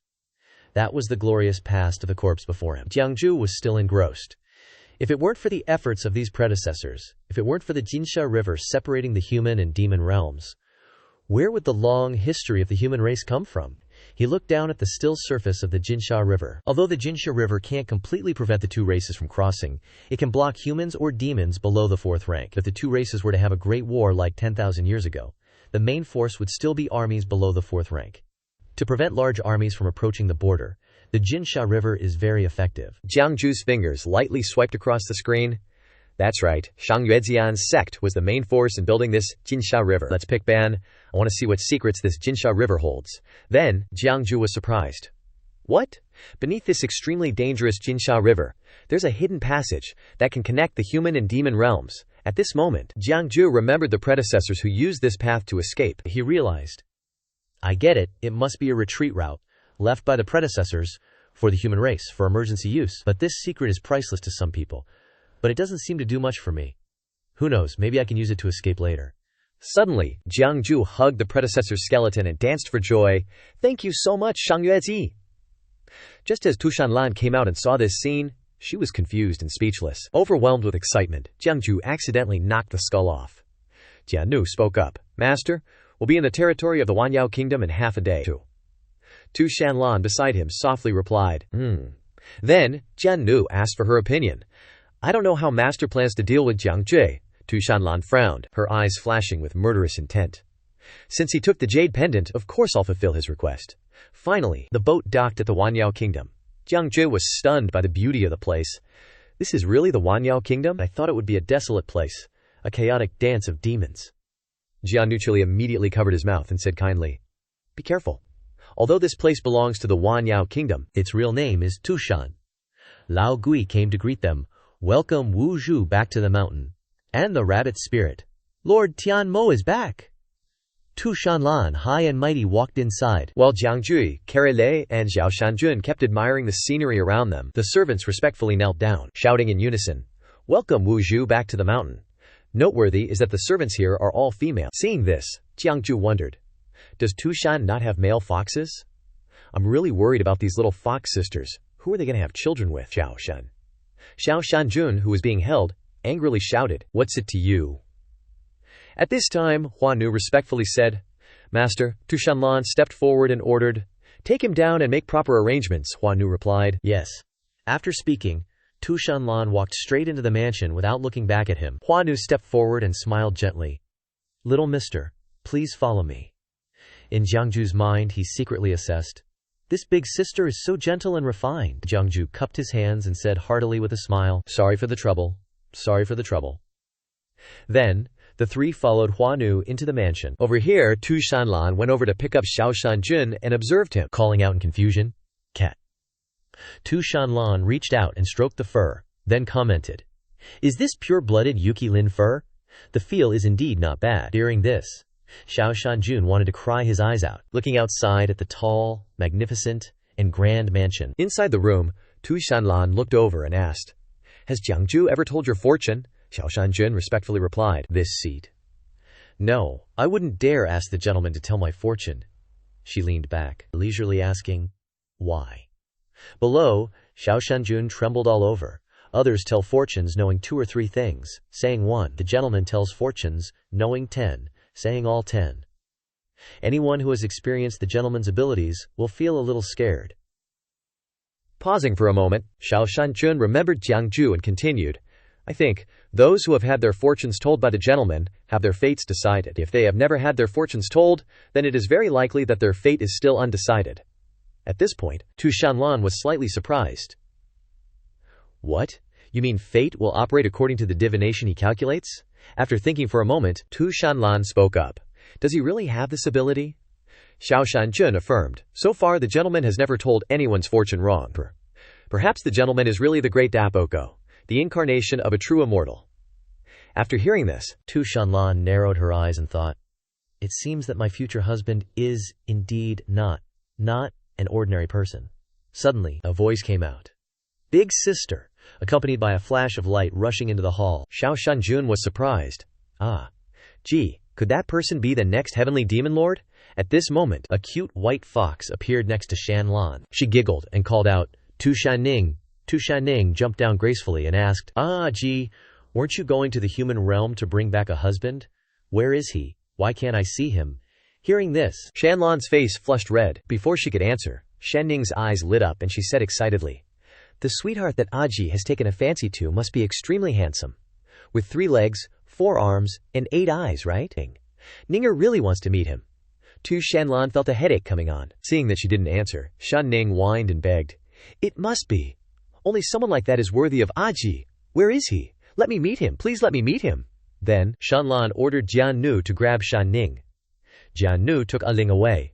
Meanwhile, Shan Ning struggled non-stop. Woo-woo, Aji, let me go meet my brother-in-law. Everyone was very curious. As Shan Ning was being taken aback, she glared at Jian Nu and growled softly, HMPH. Then, she turned and stormed inside. Before she had fully entered, whispers erupted. Well, did you get to see him? Tu Shanning sighed and replied, Qi chased me out. I didn't get to see him. As soon as Tu Ning entered, everyone crowded around and mocked her. Ha ha ha ha! Ning, you must be bragging. You definitely didn't dare go see him. You just wandered around outside and came back. You must have gotten your butt spanked by the venerable again, right? Hearing this, Shan Ning stammered in embarrassment. Treats me very well. I didn't get my butt spanked because she didn't want to lose face. Shan Ming turned and ran away, leaving only the words, you just wait, I'll definitely bring Chuji's husband for you to see. In another scene, Hua Nu was showing Jiang Zhu his accommodation. We've arrived, little Mr. Immortal. From now on, you'll be living here. 3 meals a day will be brought to you. If you have any other requests, you can tell the guards here. Qinlei looked around with interest. Wow, it looks pretty good. Not a mansion, but still. Suddenly, Hua Nu stopped, and her tone turned serious. However, there are some things I must make clear to you first, Mr. Immortal. At this moment, Hua Nu turned around, her eyes flashing with danger. I hope little Mr. Immortal doesn't leave this courtyard, otherwise I can't guarantee what will happen. Seeing this, Jiang Zhu was scared witless and replied, Why, yes, I understand. Qinlei then whispered, Immortal, why can you still smile and deal with someone you hate? Jiang Zhu hinted. You'll understand when you grow up. The two entered. Hua Nu stood by a table full of food. Mr. Immortal, over here, please come and eat. Jiang Zhu approached and was surprised by the grandeur of the food. But then he noticed something strange. Although it's very plentiful, why is it all vegetables and fruits? Where's the meat? Hua Nu's face darkened and she asked sternly, So, Mr. Immortal wants to eat meat? Tu Shan is full of demons. Which clan's bloodline do you want to eat? Now, Jiang Zhu felt a chill down his spine and shook his head in denial. No, it's not that. Immediately, Jiang Zhu chewed on an eggplant and conveniently shoved a cucumber into Kelly's mouth, smiling fakely. We both love to eat vegetables and fruits. Look, he's eating so happily. Hua Nu returned to her gentle demeanor. That's great. Hua Nu didn't disturb them any further. As she turned to leave, Jiang Zhu called her back. Right, I'm not very talented, but I know a little about fortune-telling. Can this little miss have me cast a divination for her? Hua Nu was silent for a moment, then turned and said with a smile, Indeed, it's just as the master said. The master once said, if Mr. Immortal wants to cast a divination for me, I don't need to say anything. Immediately, Hua Nu threw a punch straight into Jiang Zhu's face, causing his nose to bleed. As she acted violently, she said loudly, A punch for you. Then, Hua Nu dusted her hands and walked away. In the room, Qinlei looked distressed. My poor master, why did you leave so soon? Woo woo woo woo. Jiang Zhu shouted, Stop! Stop it! I'm still alive! He looked extremely miserable, tears streaming down his face, and secretly made up his mind, Damn Tu Shanlan, sooner or later I'll leave this ghostly place. Beside him, Kaylee munched on an eggplant. Master, I want to eat chicken drumsticks. Hearing this, Jiang Zhu turned and said in confusion, Seriously, a monk like you, why do you want to eat chicken drumsticks? Kaylee calmly stated his theory. Amitabha. Master said that wine and meat pass through the stomach, but Buddha is in the heart. Master also said that, to understand the suffering of the world, one must experience everything in the world. First, One must wallow in the mortal realm before one can transcend. Don't think too highly of yourself. Jiangju listened with his mouth agape. Your master taught you this? Yet Jiangju was somewhat convinced. He thought, damn it, it sounds very reasonable. Kailis continued to boast. To put it bluntly, eat meat when you should eat meat, and marry a wife when you should marry a wife. Do what ordinary people do, and when you get tired of it, it's not too late to convert to Buddhism. Jiangju nodded in agreement. That's right. People should know how to enjoy the joys in life, he said, beckoning Ken Let with his hand, implying that he wanted him to follow. He asked curiously, Where do you want to go, Mr. Immortal? Jiangjia happily replied. When I first arrived, I saw rabbits on the bamboo bed on the road. I'm taking you to find some different flavors. At this time, both of them were squatting down, observing the trap. Kelef whispered, feeling doubtful about his trap. I'm telling you, master, can this method really work? Jiangju immediately reassured him. Hey, don't you doubt me. This method may look like this, but it will have great results. Kailis said listlessly, but we've been waiting for ages and haven't even seen a rabbit hair, Jiangju grumbled, annoyed by his constant whining. It's all your fault for hopping around. Finally, Kailis, totally losing patience, plopped down on the ground. Ugh, I'm not waiting anymore. I want to go home and eat veggies. Jiangju kept stubbornly looking. Oh, for crying out loud, will you stop? You're scaring the rabbits away. Seeing that, Kailis started to diss his Shifu. Seriously, do you even know what you're doing? No dumb rabbit is going to fall for your low-level trap. He barely finished speaking when something got caught. Jiangju was thrilled. Hey, I told you it would work, gotcha. Kailis was stunned for a sec. No way. The two happily went over. Jiangju was already drooling. I just saw something white dash in there. It's gotta be a rabbit. Time for some grub. Kang. Kailis chimed in. I'm kinda curious. What does this dumb rabbit look like anyway? Then, Jiangju opened it and gasped. This is... He saw Tu Shanning hugging a half-eaten carrot with a scared look on her face, tearfully saying, How dare you? Who dares ambush me? Jiangju stared. A little fox demon that can talk? She must have some cultivation, Kailis innocently asked. Can we eat little fox demons? Tu Shanning's tail immediately shot up. Furious, how dare you? Setting up such a low-level trap to ambush this young lady, and you want to eat me? Hearing that, Jiangju questioned, Young lady, may I ask who you are? Tu Shanning immediately switched to an arrogant attitude. That's right, I'm Tu Shanning. Ning as in tranquility. And who are you two? Jiangju thought for a moment and realized those of the Tu Shan clan can use Tu Shan as their surname, so she must be a pure-blooded Tu Shan demon fox. He took the initiative to introduce himself. This humble one's surname is Jiang, and my name is just Ju. You can call me Jiang. Hok Xiansheng. Tu Shanning raised an eyebrow. Xiansheng, you're a teacher? Jiangju smiled and took out the Bagua formation chart. I'm a fortune teller. Tu Shanning gave a surprised, oh, then said, I get it, you're a con artist. My AG said, fortune telling is all a scam. Jiangju seemed used to it and didn't mind, cheerfully making acquaintance. Your AG sure has some fresh ideas. I haven't asked yet, what's your AG's surname? And who is she? If Jiangju sincerely wanted to know, Tu Shanning was happy to answer, Hehe, then listen up. My AG is the master of Tushan, the leader of the demon realm, of 10,000 demons, she said with extreme pride and confidence.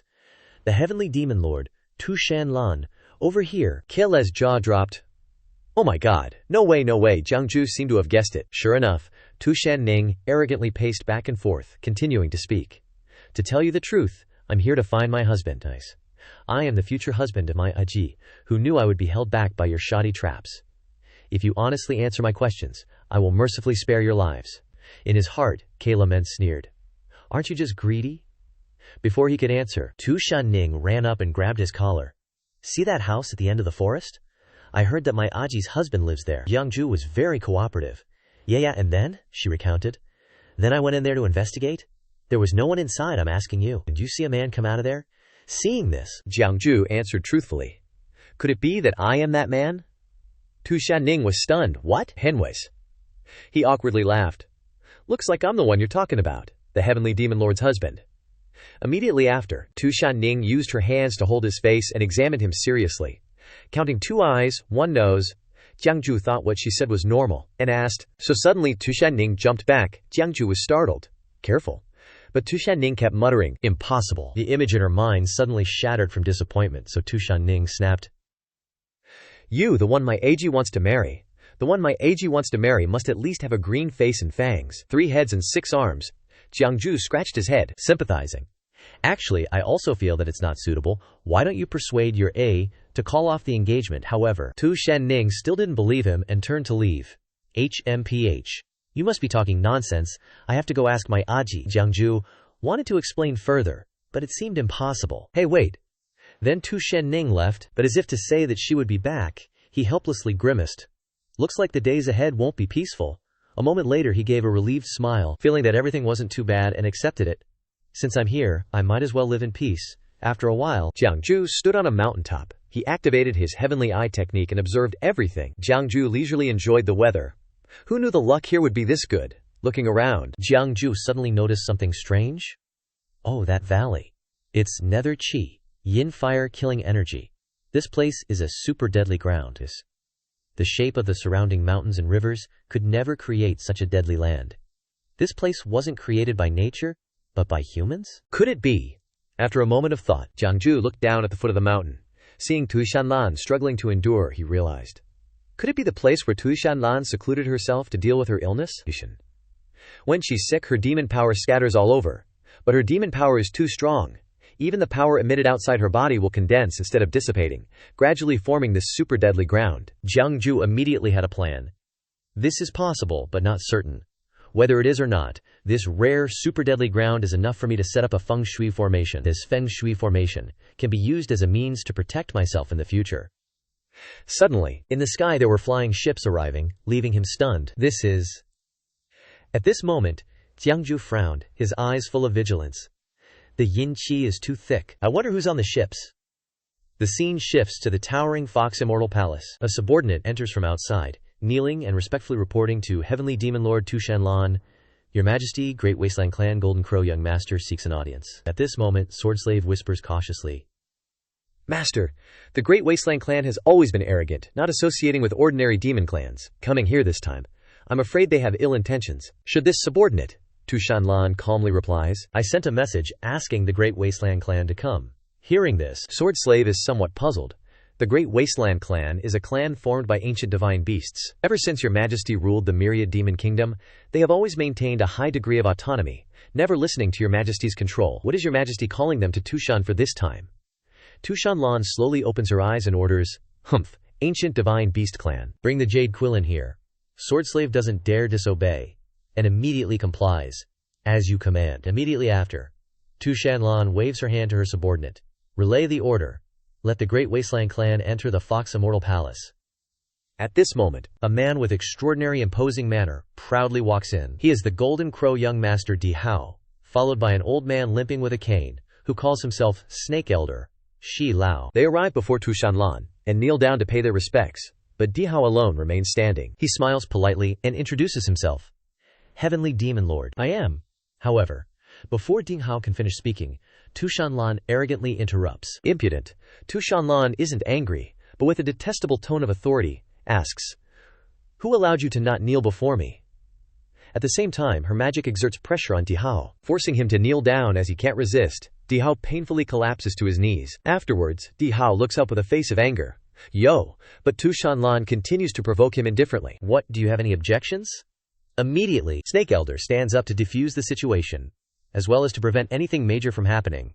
Cough cough. What's the harm in the Holy Sun greeting Heavenly Demon Lord? I wonder where the Quillen Holy Sun that Heavenly Demon Lord mentioned is.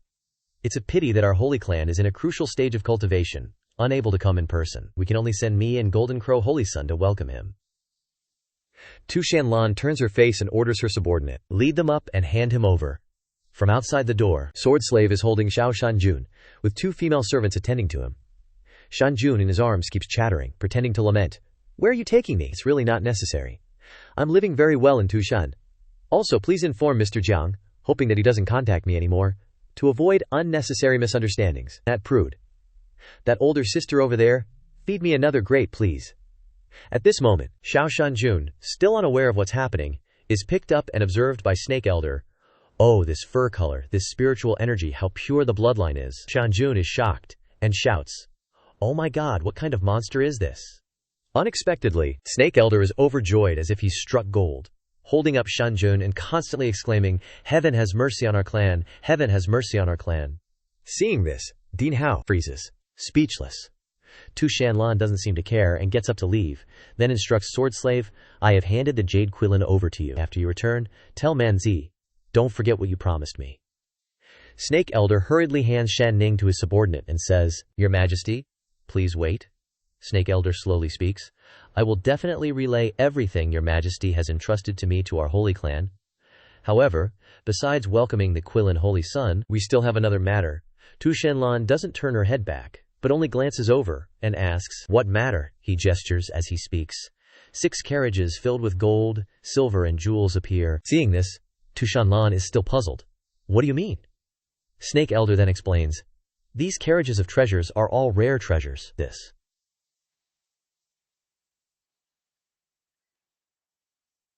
This is a small token of our clan's sincerity, only because we heard that Your Majesty is still unmarried. After a while, he says his main purpose, which is to introduce, and at the same time praise, Di Hao. Among the talented young men of the hundreds of clans of the myriad demon kingdom, only our young master Di Hao is worthy of Your Majesty. Today, we have the audacity to come to Tushan to propose marriage. Hearing this, Sword Slave angrily shouts, Audacious! How dare you say such disrespectful words in front of my master? Snake Elder doesn't concede, and replies, A man unmarried, a woman unbetrothed, how can it be considered disrespectful? Tu Shanlan, now exuding terrifying demonic energy, steps in front of Di Hao. I am of a similar age to you. Currently, among the great Saint Demon clans, no one is my match. What is your cultivation level? This sudden question leaves him stammering, unsure of how to answer. Tu Shanlan says sternly, I am the master of Tushan Kingdom, the ruler of the myriad demon kingdom. The demons are submissive, the clan is God. What status do you use? As she speaks, her magic presses down on Di Hao like a fortress, causing his legs to tremble uncontrollably. Immediately, Di Hao is forced to kneel under Tu Shanlan's feet. She sneers, I quelled the sea of demon calamity, slayed countless heretic demons of the outer realms, pacified the chaotic world. What achievements do you have? Her last words shatter all his dignity, not to mention, I already have a husband, even if I didn't, are you worthy? In another scene, Jiangju sneezed right after being mentioned. Carrie asked worriedly, Are you sick, mister? Jiangju looked up at the sky, frowning. Someone's probably bad-mouthing me behind my back. Right in front of him, the newly captured rabbit spirit, chicken spirit, and snake spirit were trembling in fear. Kelales seemed to remember something, and asked, Wait, master, who's bad-mouthing you? Let's leave that for now. Have we finished the 3 divination readings for today? Jiangju calmly replied, Oh yeah, we're done. Good thing Huanu brought these 3 little demons right away. Kele picked up the chicken spirit, stroking it aggressively, his tone full of danger. Great, Kiji, bro chicken, let's go to the kitchen. I've already got the pot ready, adding a dish today. Jiangju was startled and stopped him. Stop. He stood up and snatched the chicken spirit, then flicked Keenled's forehead twice, scolding, Come on, this Keengi is already enlightened, he's not food. Killing him for food will bring bad karma. He rubbed his aching head. Got it. Then, Jiangju calmed everyone down. All right, go back to your places. Today I'll bestow upon you a pillar of creation. Jiangju started to focus on casting the spell. Zi Shao, Tian Zhu's Hen, Jun Dao, Ke Dao Fei Cheng Dao, Ming Ke Ming Fei Cheng Ming, Wu Ming Tiandi Shui, Yu Ming. As he chanted, the Xuan Tian creation scripture began to take effect. Beside him, Ke Li still watched Jiangju's every move and word seriously. Body connected to heaven and earth, control of yin and yang, absorbing essence, independent guardian of the spirit, muscles as one. Qian Kun the door to Yi Jing, Book of Changes. Protect the crowd's parent demons. Kan Li sprawling canyon, upright. Next, he asked, So, is it very simple, easy to understand? With your 3's intelligence, you must have grasped it already, right? He turned to the 3 demon spirits. Their faces were blank, mouths agape. Jiangju was helpless. You don't understand a single word, do you? Jiangju lost all patience, then turned to Kele. I think it's still better to just throw them in the pot. Night had fallen. At the reception hall on Nine-Tooth Peak, Tukshan, Di Hao's voice rang out. Tu Shanlan is bullying people too much. He angrily knocked the tea set to the ground, then shouted, I am the dignified great wilderness young master. How dare she look down on me? How can this be? However, Snake Lao, Old Snake, still maintained his composure and reassured him. Young master, calm down, don't be angry. Right now, the marriage alliance is unlikely to succeed, but the matter of devouring the primal heavenly demon lord might not be impossible. Then, Snake Lao revealed Tu Shanlan's weakness. Young master doesn't know. Although the heavenly demon lord is a legendary woman, even the saints of our race dare not underestimate her cultivation. But every full moon night her cultivation will diminish, and she will lose her mind. Hearing this, Di Hao was stunned. What? After a pause, Snake Lao wanted to exploit this weakness to plunder, and that would be the best opportunity for the young maester to seize the heavenly demon lord's origin. Di Hao, hearing the opportunity for revenge, asked in disbelief, "Is this true? Are you 100% certain?" Snake Lao sneered. There's no such thing as 100% certainty in this world. This time, the Quitland saint child is so valued by our saint race, he will surely shake your position as young master after he returns. If this matter fails, even if you return to the great wilderness, can you still keep your position as young master? Seeing this, Di Hao's face darkened, grinding his teeth. Seek wealth in danger. If that's the case, then let's wait for the full moon night in 15 days. The next morning, at the main hall, Tu Shanlan sat waiting for Jiang Zhe and the others. But only Huan Nu came to request an audience. Seeing this, Shanlan frowned unhappily. Where are the others? I need an explanation. Huan Nu chanted silently in his heart and had to answer. If I'm not mistaken, they must have gone to Three-Tooth Peak. Hearing this, Tu Shanlan was puzzled. Three-Tooth Peak, Huan Nu quickly explained.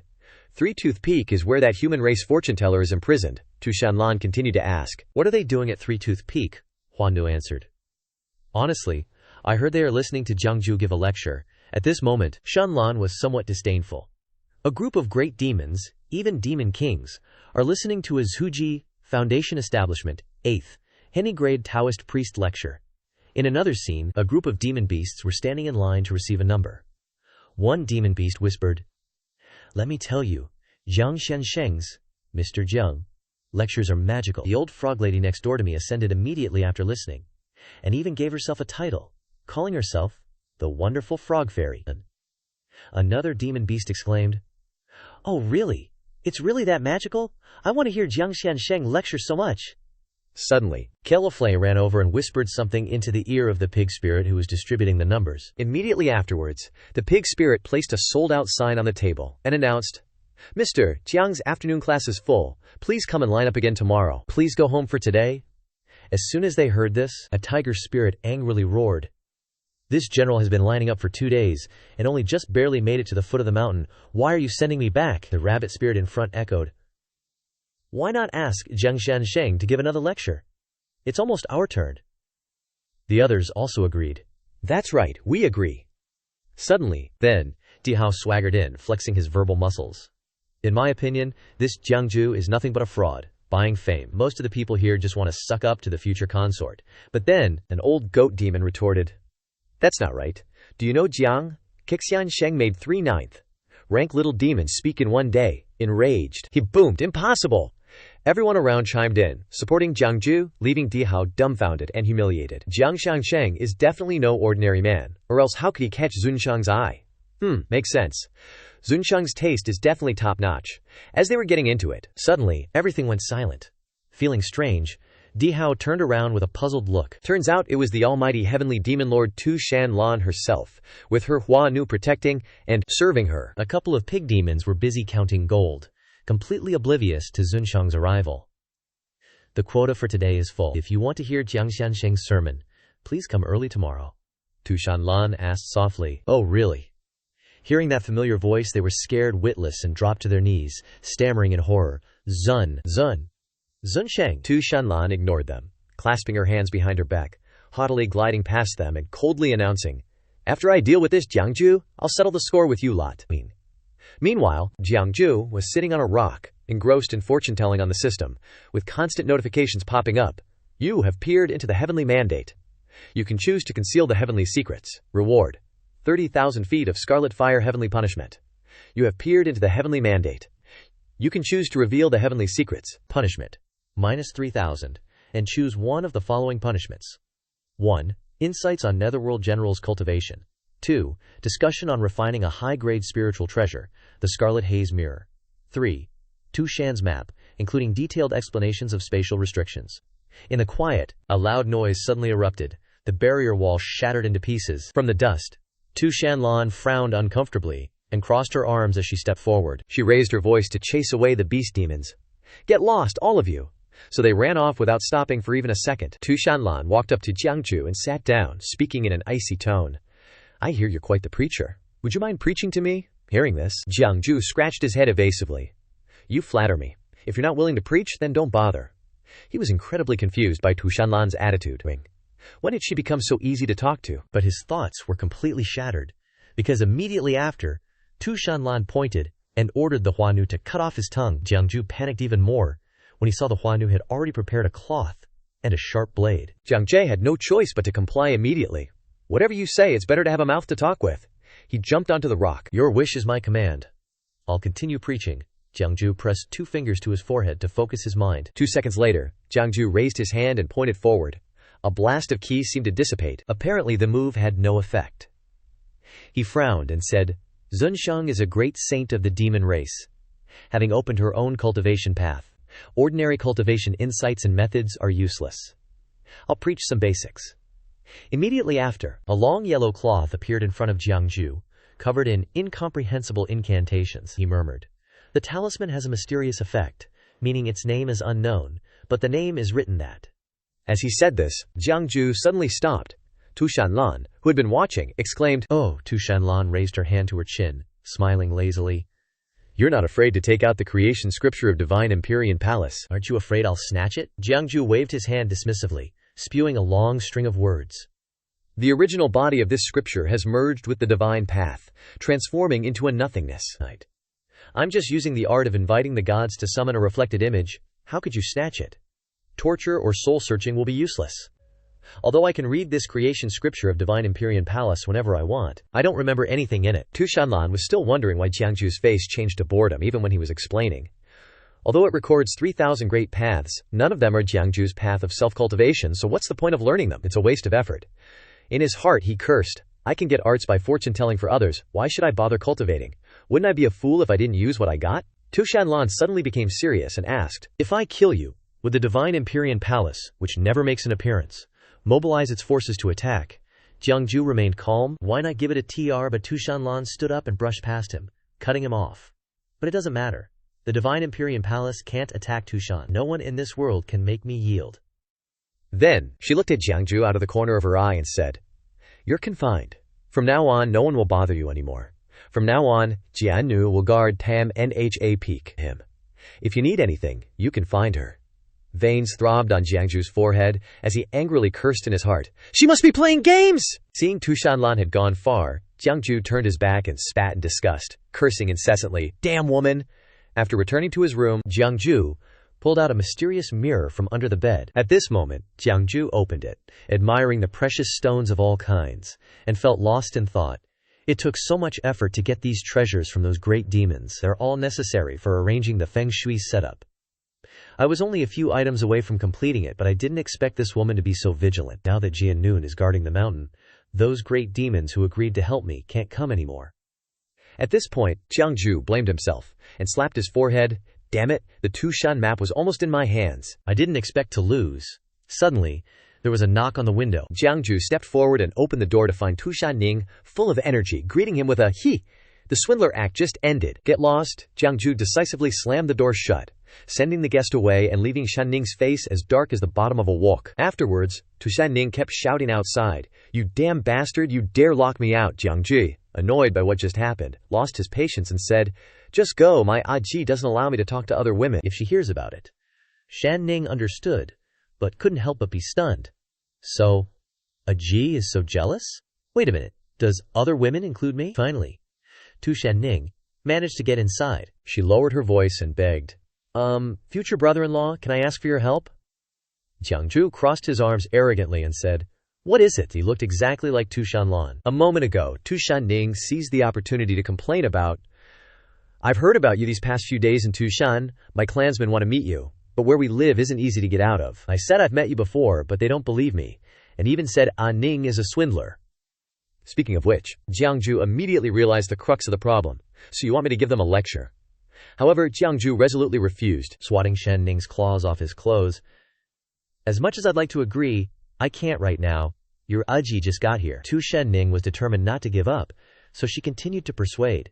Yeah, you just work for me with peace of mind.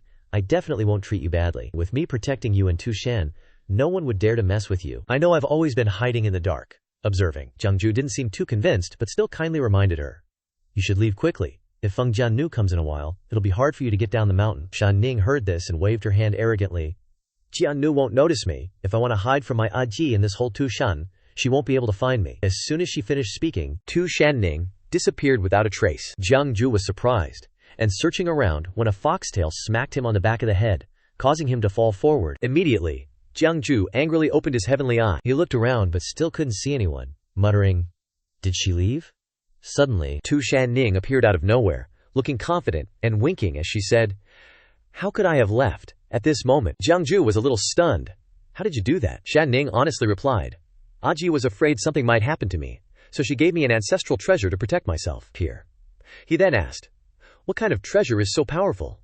Shan Ning was on a roll, so she just kept answering, "Of course it is." Seemingly realizing that Jiang Ju was trying to get information out of her, she angrily shouted, "How could I tell you that? Do you think An Ning is a dumb fox?" Jiang Ju looked disdainful. "That's definitely boasting. How could your Aji not be able to find you if she's so powerful?" Shan Ning was so angry she coughed up blood as she argued, "An Ning isn't boasting. I secretly went to Aji's bedroom several times, and Aji didn't even notice me." Jiang Jie leaned down, a dangerous smile spreading across his face. "If you want me to give a lecture to your clansmen, it's not impossible, but your Aji has a temper. If she finds out I left this place without her permission, then my ending will be tragic." But of course Jiang Ju wouldn't let himself suffer, so he set a condition, at the same time wanting to use her to work for him. Jiang Ju whispered into Shan Ning's ear, "If you're willing to help me with something, then I'll risk being punished by your Aji and go with you. It's not impossible." Afterwards, Shan Ning snuck out. With a mysterious bag in her mouth, she looked around to see if there were any guards, and then immediately disappeared into the night. Inside the room, Jiang Ju was focused on drawing a Bagua diagram. After completion, the move immediately took effect, the 8 trigrams killing formation. Jiang Ju looked at the diagram, his face smug.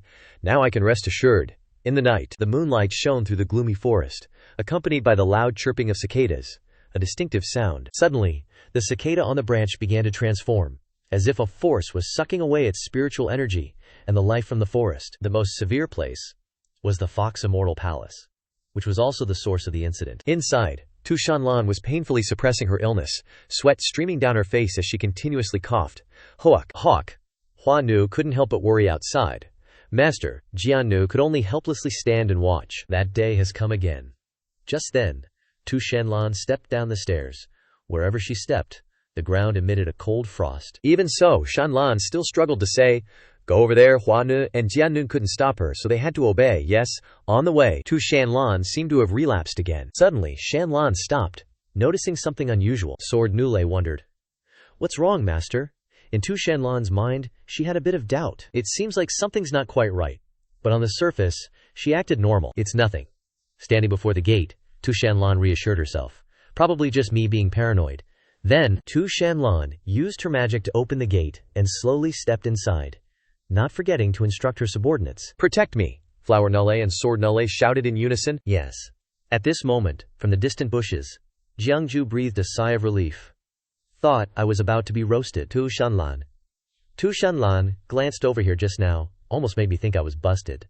Jiangju was hugging Tu Shanning. Still watching intently, he sighed inwardly. "Looks like the treasure on Tu Shanning is truly magical." Tu Shanning, seeing this, wondered, "Why is Big Sis here? Nule is also here." Suddenly, Tu Shanning frowned, giving Jiangju a wary look and probing, "You swindler, what are you plotting?" Hearing that, Jiangju jumped and quickly covered her mouth. "Shh! Keep it down, Sword Nule is right there. If she hears, we're toast." Tu Shanning pulled Jiangju's hand away, confidently said, "Relax. I have a treasure that conceals sound and breath. She won't be able to detect us." Jiangju looked like he'd seen something terrifying. He pointed, stuttering, "Are you sure? Take a look over there." Tu Shanning, busy nagging, didn't pay attention and continued, "Of course! This is a one-of-a-kind, heaven-defying treasure." Right at the gate, Sword Nule was emitting a terrifying aura, her face intently staring in their direction. Immediately, Sword Nule swung her sword at them, causing Tu Shanning to be shocked. "What? Have we been discovered?" "Impossible!" Sword Nule unleashed the Severing Karma move, tearing through the air and rocketing towards Jiangju. Because of being too scared, Tu Shanning hugged Jiangju tightly and screamed miserably. However, the slash grazed past them and struck behind. Jiangju was a little stunned. Did she miss? In an instant he realized something was wrong. The voice just now was a voice stepping out from the night. "Old fool, I have survived under the hands of the great saint so many times because of this magical power of concealment. I didn't expect my true form to be seen today. Mysterious sword troop. It's truly well deserved of the name. It turned out that the voice was of the old snake Xiao Yue, with Dian Hao swaggering smugly in the bushes up front. Tu Shanning said with a disgusted tone, "TCH, these people are really persistent." Jiang Jui then turned to ask, "Do you know these people?" Tu Shanning explained with a disgusted attitude. "They're envoys from the Great Wilderness region. The guy leading the group is supposedly a young master who wants to propose marriage to my big sis." Pleft. "He's not even as good as you swindler." Hearing this, Jiang Ju frowned thoughtfully. "Looks like I'm not the only one who wants to mess around when Tu Shanlan's illness flares up. Just how secret this matter is. Where did these guys get the news from?" Di Halio then stepped forward, taunting loudly. "If the mysterious sword troop is guarding here, then it seems the news isn't fake. His honor's illness is flaring up, and he's in seclusion here." Flower Nule restrained her anger and asked, "Di Hado, you're really bold. How did you know about his honor's illness?" Next, hearing Flower Nule mention the human fortune teller Jiang Ju, because, apart from them, there was also him who knew. Jiang Ju, hiding in the bushes, gaped. "Suddenly got my name mentioned." The Di Hao one instead felt confused and didn't know who it was. "What human fortune teller?" Tu Shanning frowned suspiciously and then turned to ask, "Someone who conspired with foreigners to harm Big Sis?" Jiang Ju quickly denied. "How could I? I'm your sister's husband. Don't you think, if it wasn't true love, your Big Sis would have bound me and brought me back to Tu Shan, wanting to marry me?" After that, Dean Hao brushed it off, ignored him, and turned back to provoke. "Things have come to this point. What's the point of asking? Once I get the true essence of the demon lord that is commanding Turimis Shan, then I will talk more deeply with the two beautiful ladies." Flower Nolai smirked, and a terrifying murderous intent flashed in the depths of her eyes. "That's a nice thought, but I still recommend young master over there should consider living past tonight under Nunlei's hand." Next, Flower Nunlei snapped her fingers and then deployed the Dragon Ascension move, and giant roots grew out from the ground, holding them tightly in place. Dihao struggled, trying to escape but couldn't move. "Damn it! What is this?" Then it was Sword Nolei's turn to make a move. That Dihao was still smugly laughing. He intended to break through the encirclement with the flames on his hands. "How naive do you think some small magical vine can trap me, the young master of Golden Crow? In the end, it's just a maidservant." But before Dihao could laugh for long, he froze. Sword Nulei's figure flashed past, so fast it was invisible to the naked eye. Before Dihao could react, Sword Nulei ambushed him from behind. Hopefully young master didn't notice. The maidservant of Tushan paused for a moment. Sword Nulei slightly curled her lips, saying each word slowly. "Too crude." As soon as she finished speaking, Sword Nulei swung her sword, deploying the all forms of severing karma. Countless slashes were unleashed with mighty power, pushing back all the subordinates. Dihao and Yan Zhen managed to escape. Jiang Ju, who'd been watching the fight, was shocked. "Damn, Near News got this. No problem, right?" But Tu Shanning didn't seem surprised at all, cheering proudly, "Go Wu Jiannu Tian." Xia Di was back in the game. Of course, Jiannun wasn't about to let Emperor Hao off the hook, pressing the attack relentlessly. Suddenly, Old Snake swooped down from the sky, throwing down the gauntlet. "Why don't this old one have a go with you, great Xuan Jianjun?" Then, he transformed into a gigantic, vicious green snake, mouth wide open, ready to swallow Jiannu whole. Next, the old snake lunged forward, shattering the ground, seemingly about to devour Jiannu. Seeing this, Emperor Hao cheered. "Good job, old snake." On the other hand, Hua Nu just smirked, letting out a disdainful snort. Jiannun's voice echoed, sounding genuinely pissed. "This old senior is surprisingly spry." At the same time, the mask she'd been wearing all this time fell off. Hearing that, Old Snake's eyes widened in shock. When did Jiannu escape? When, right after that, Jiannu stood on the tip of his nose, saying calmly, "Just wanted my opponent to suffer and struggle a little longer." Next, Jiannu leaped up, preparing to give Old Snake a fatal blow. The tip of her sword, powerful and decisive, hurtled towards him. It pierced the center of his head with deadly accuracy, causing Old Snake to writhe in agony. Without waiting for Old Snake to react, Jiannu unleashed the karma cleaving technique, slashing across his entire body. Finally, Old Snake collapsed to the ground. "Great Xuan Jianjun, why are you so strong?" His bloodshot eyes stared at Jiannu for a moment. Then he gasped, "I get it now. Could it be that you've reached that threshold?" Jiannu glanced at Old Snake, seeming to notice something strange in his words. Sure enough, Old Snake rose as if he hadn't been hurt at all, becoming even more vicious and dangerous. A strange mirror was coiled around his tongue. He chuckled gleefully. "So that's how it is. If you've reached that level, this old one is ashamed to say I'm no match for you." But the mirror floated into the air, emitting a dark, eerie aura. Old Snake threatened, One step short is still one step short. Today, you won't be able to protect your master, Hada. Watching from below, couldn't help but worry. That mirror, Jiangju, reacted similarly. Tun Shanning exclaimed, "What's with that mirror? It looks so evil." Then, Old Snake intoned respectfully, "Please, my master, reveal yourself." Inside the mirror, a blazing red eye appeared, staring intently at Jiannu. Huanu felt uneasy. This is bad. Xuan Jianjun is in danger. At this moment, Jiannu's fingertips gradually disintegrated, and she was a little uneasy. My body. Tu Shanning, still not understanding the danger, innocently asked, "Why is Xuan Jianjun just standing there in front of the mirror?" Jiangju was stunned, realizing, "Crap! The eye in the mirror has invaded her consciousness." The eye in the mirror is stealing Jiannu's soul, Jiangju wondered. Just who has this much juice? Suddenly, the ground shook, and roots began to grow towards Jianning. Jiangju vaguely recognized. That's Tu Shanning. He immediately realized. Huanu. She's activating the Dragon Ascension technique to rescue Jiannu. In her heart, she cheered, "Xuan Jianjun, hang in there!" But she forgot about Emperor Hao, who was still standing there. Naturally, he wouldn't just stand by and prepared to fight. You want to save that woman? How naive. Next, Emperor Hao launched an attack towards Huanu. The flames were incredibly fierce and blazing. They wanted to burn away the roots. And Huanu herself, because Emperor Hao ambushed her from behind, Huanu was a little slow to react when she turned around. Tu Shanning shouted worriedly, "Huanu!" Immediately after, the flames blocked all vision, engulfing Huanu and everything around her. Suddenly, the scene shifted. Jiannu opened her eyes wide. She was unharmed, landing in a territory in a strange dimension. Jiannu looked around, feeling uneasy, and said, "Where is this? Is it a mystic realm created by Old Snake? No, I have to get back to Huanu's side quickly." Bounced up.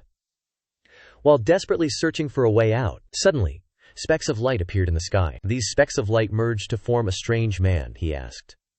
"You are the great Xuan Jianjun, yet you are a slave for thousands of years. Are you willing to accept that?" Jiannu didn't bother to answer and swung his sword at the man.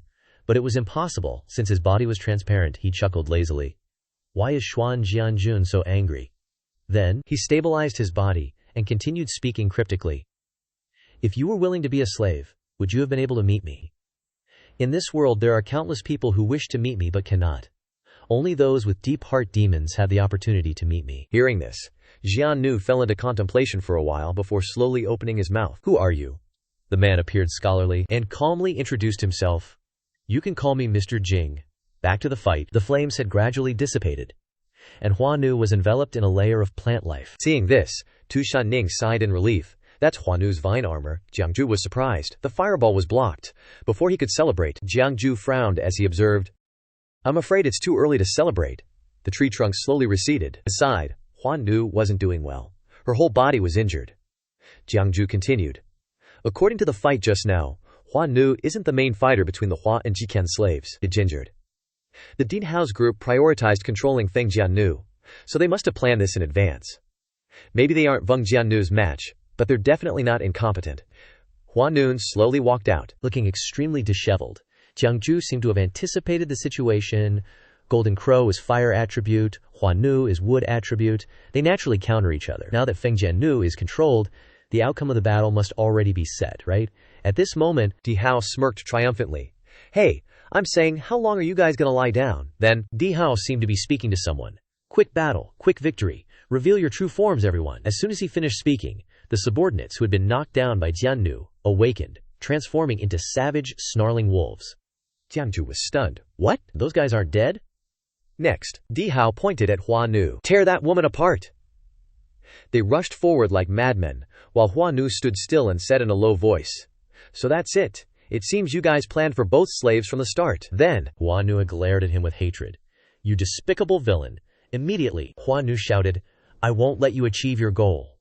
Accompanying her words were large branches violently rushing forward, each branch blocking the wolves.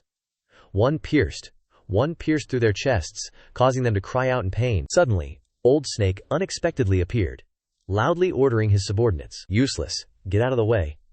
Hearing this, Huanu became wary. Old Snake spat out a large amount of disgusting poison. Luckily, Huanu managed to create a barrier to block it. However, Huanu couldn't avoid getting poisoned. Seeing this, Old Snake was delighted. Hey, Huanu, How's the taste of snake venom? If I'm not mistaken, your vines are connected to your original spirit energy, right? Even with the vine barrier, the snake venom will still seep into your body. Huanuk's protective barrier withered from direct contact with the poison, and her hand, already poisoned, trembled uncontrollably. Not stopping there, Dihao launched a fireball at Huanu. Because she didn't have time to react, she was painfully struck. Tu Shanning, hiding in the bushes, became agitated and wanted to rush out. Huanu! But Jiangju quickly grabbed her and tried to restrain her. Get back here! Don't you understand? Rushing out like that is the same as giving up our lives? Huanu was in a miserable state. The flames had almost burned away the clothes on her body, and her arm, poisoned, trembled painfully and couldn't move. Huanu gasped for breath and could only barely keep herself from collapsing. Seeing the situation was dire, Jiangju calculated in his mind. Things can't continue like this, there's no other way, I can only use that. On the other side, Old Snake went to Dihalio's side and reminded him. Young Maester, give her the final blow. Obtaining the origin of the Heavenly Demon Lord is the purpose of this trip. Wan Noon slumped down. Her whole body trembled in pain, but she remained firm. You won't lay a finger on. Master Dihao was angered by Huanu's indomitable spirit. How laughable. Still trying to get up. You're just a maid, yet you're so desperate, I'll make sure you die a gruesome death. Meanwhile, Jiangju put Tu Shanning down, leaving her confused. Then, Jiangju decided, I have no choice but to activate that formation. He closed his eyes, formed a hand seal, and began casting Lin, Bing, Du, Zhe, Ji, Lai, Zhen, Qian, Xing. Parallel beams of light appeared and shot straight into the vast night sky. Jiangju murmured, 8 Hells Formation. Dihao immediately noticed the strange beams of light surrounding his area. He turned around. He felt a bad omen. What is this? Instantly, a white mist spread out, completely obscuring Dihao's vision. Huanu was also surprised. This sudden mist, could someone be setting up a formation here? Old Snake scolded from the side. Damn it, this mist is so thick it's hard to see anything. In his heart he secretly wondered, just what kind of expert is doing this? Then, Jiangju picked up Tu Shanning. She was a little surprised and amused. So, Scammer Jiang, turns out you have this trick up your sleeve. With this, Huanu should be saved, right? Jiangju, flattered by the praise, smugly replied, Relax, Huanu's is temporarily safe. Within this formation, no one can see clearly except for me. Tu Shanning was delighted. That's great. Let's go find Huanu and the others. But Jiangju refused. I'm afraid I can't go with you to find Huanu right now, because I still have an important matter to deal with. As soon as he finished speaking, Jiangju tossed Tu Shanning away without hesitation. Forgive me. Without hesitation, he ran into the cave, only hearing her curses. Jiangju, you really are a scammer. Jiangju secretly apologized in his heart, but his spirit remained determined. Sorry everyone, but I must seize this opportunity to find the Heavenly Devil Lord. After running deep inside, Jiangju hugged himself. It's so cold, this cave. What's going on? Why is it all ice and snow? What on earth is she doing in there? Suddenly a miserable scream came from the last room. Jiangju was immediately drawn to the sound. Crap, is she going crazy in there? Even though he was a bit scared, Jiangju steeled himself. If I leave now, my reputation is as good as dead. I have to go in. Success or failure depends on this. Jiangju walked in nervously. What exactly is the Heavenly Devil Lord's secret? His mind was in a mess. After a while he reached the door of the room. The room was incredibly cold like a block of ice. Suddenly, Jiangju froze at the scene before him. She was, at this moment, Tu Shanlan was wriggling, swinging her legs, and humming a nursery rhyme. Tu Shanlan lay on her stomach on the bed, propping her chin on her hands, talking to a doll. Little Jiangju, do you know it's all ice and snow here and there's nothing around? I'm so bored alone. Without waiting for a response, Shanlan poked the doll's cheek with her index finger, her voice revealing a childish pout. You're fine, lying here without saying a word. If you keep acting like that, I'll use magic to turn you into an ice stick. Yeah. Jiangju stood watching with his mouth agape in shock. Oh my god, that doll? Then Tu Shanlan noticed someone standing there and turned around. Oh, you are. She still held the doll tightly in her arms. Jiangju's face flushed red, and his heart beat wildly because of her cuteness. He wondered in his heart, is this still the Heavenly Devil Lord Tu Shanlan that I know? Why is she suddenly playing with dolls? And that blank look in her eyes? Could it be that she's lost her mind? Looking at the doll and Tu Shanlan's innocent face, Jiangju opened his mouth with difficulty. Bah! Baby! Who's your baby? And where did that thing in your hand come from? Suddenly, a foxtail shot out and wrapped tightly around Jiangju, leaving him stunned. The tail forcefully pulled him towards Shanlan.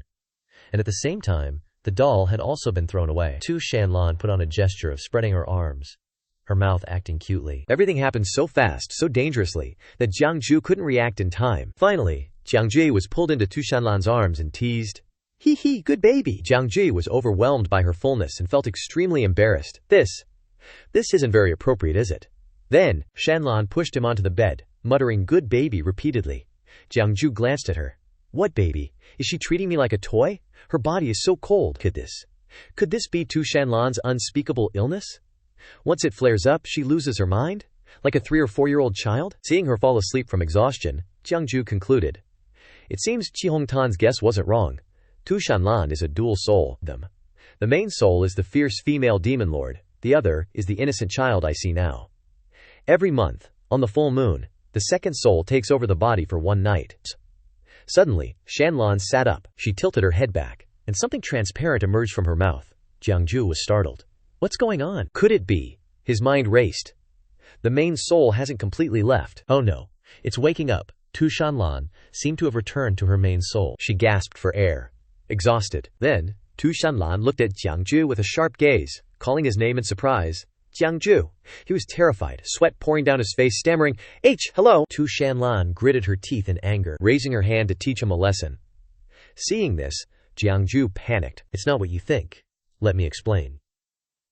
Of course, she didn't give him a chance, striking him, sending him flying several meters. The blow was powerful, and Jiangju trembled, unable to stand.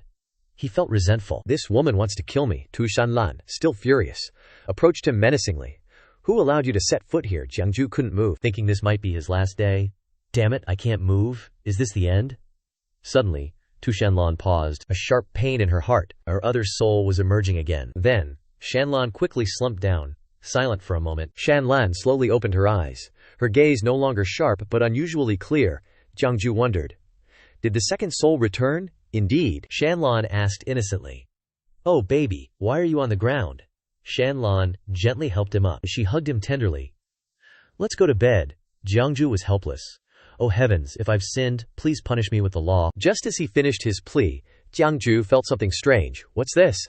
His body felt hot and cold, sensing two opposing forces entering his body. Wait, these two forces are restraining and competing with each other in my body. Jiangju was stunned.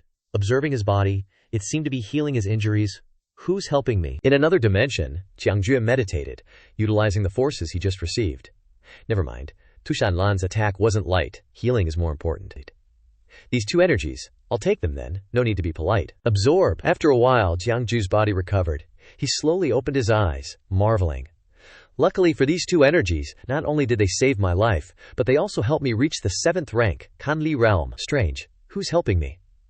After a while in the barrier, Jiangju woke up.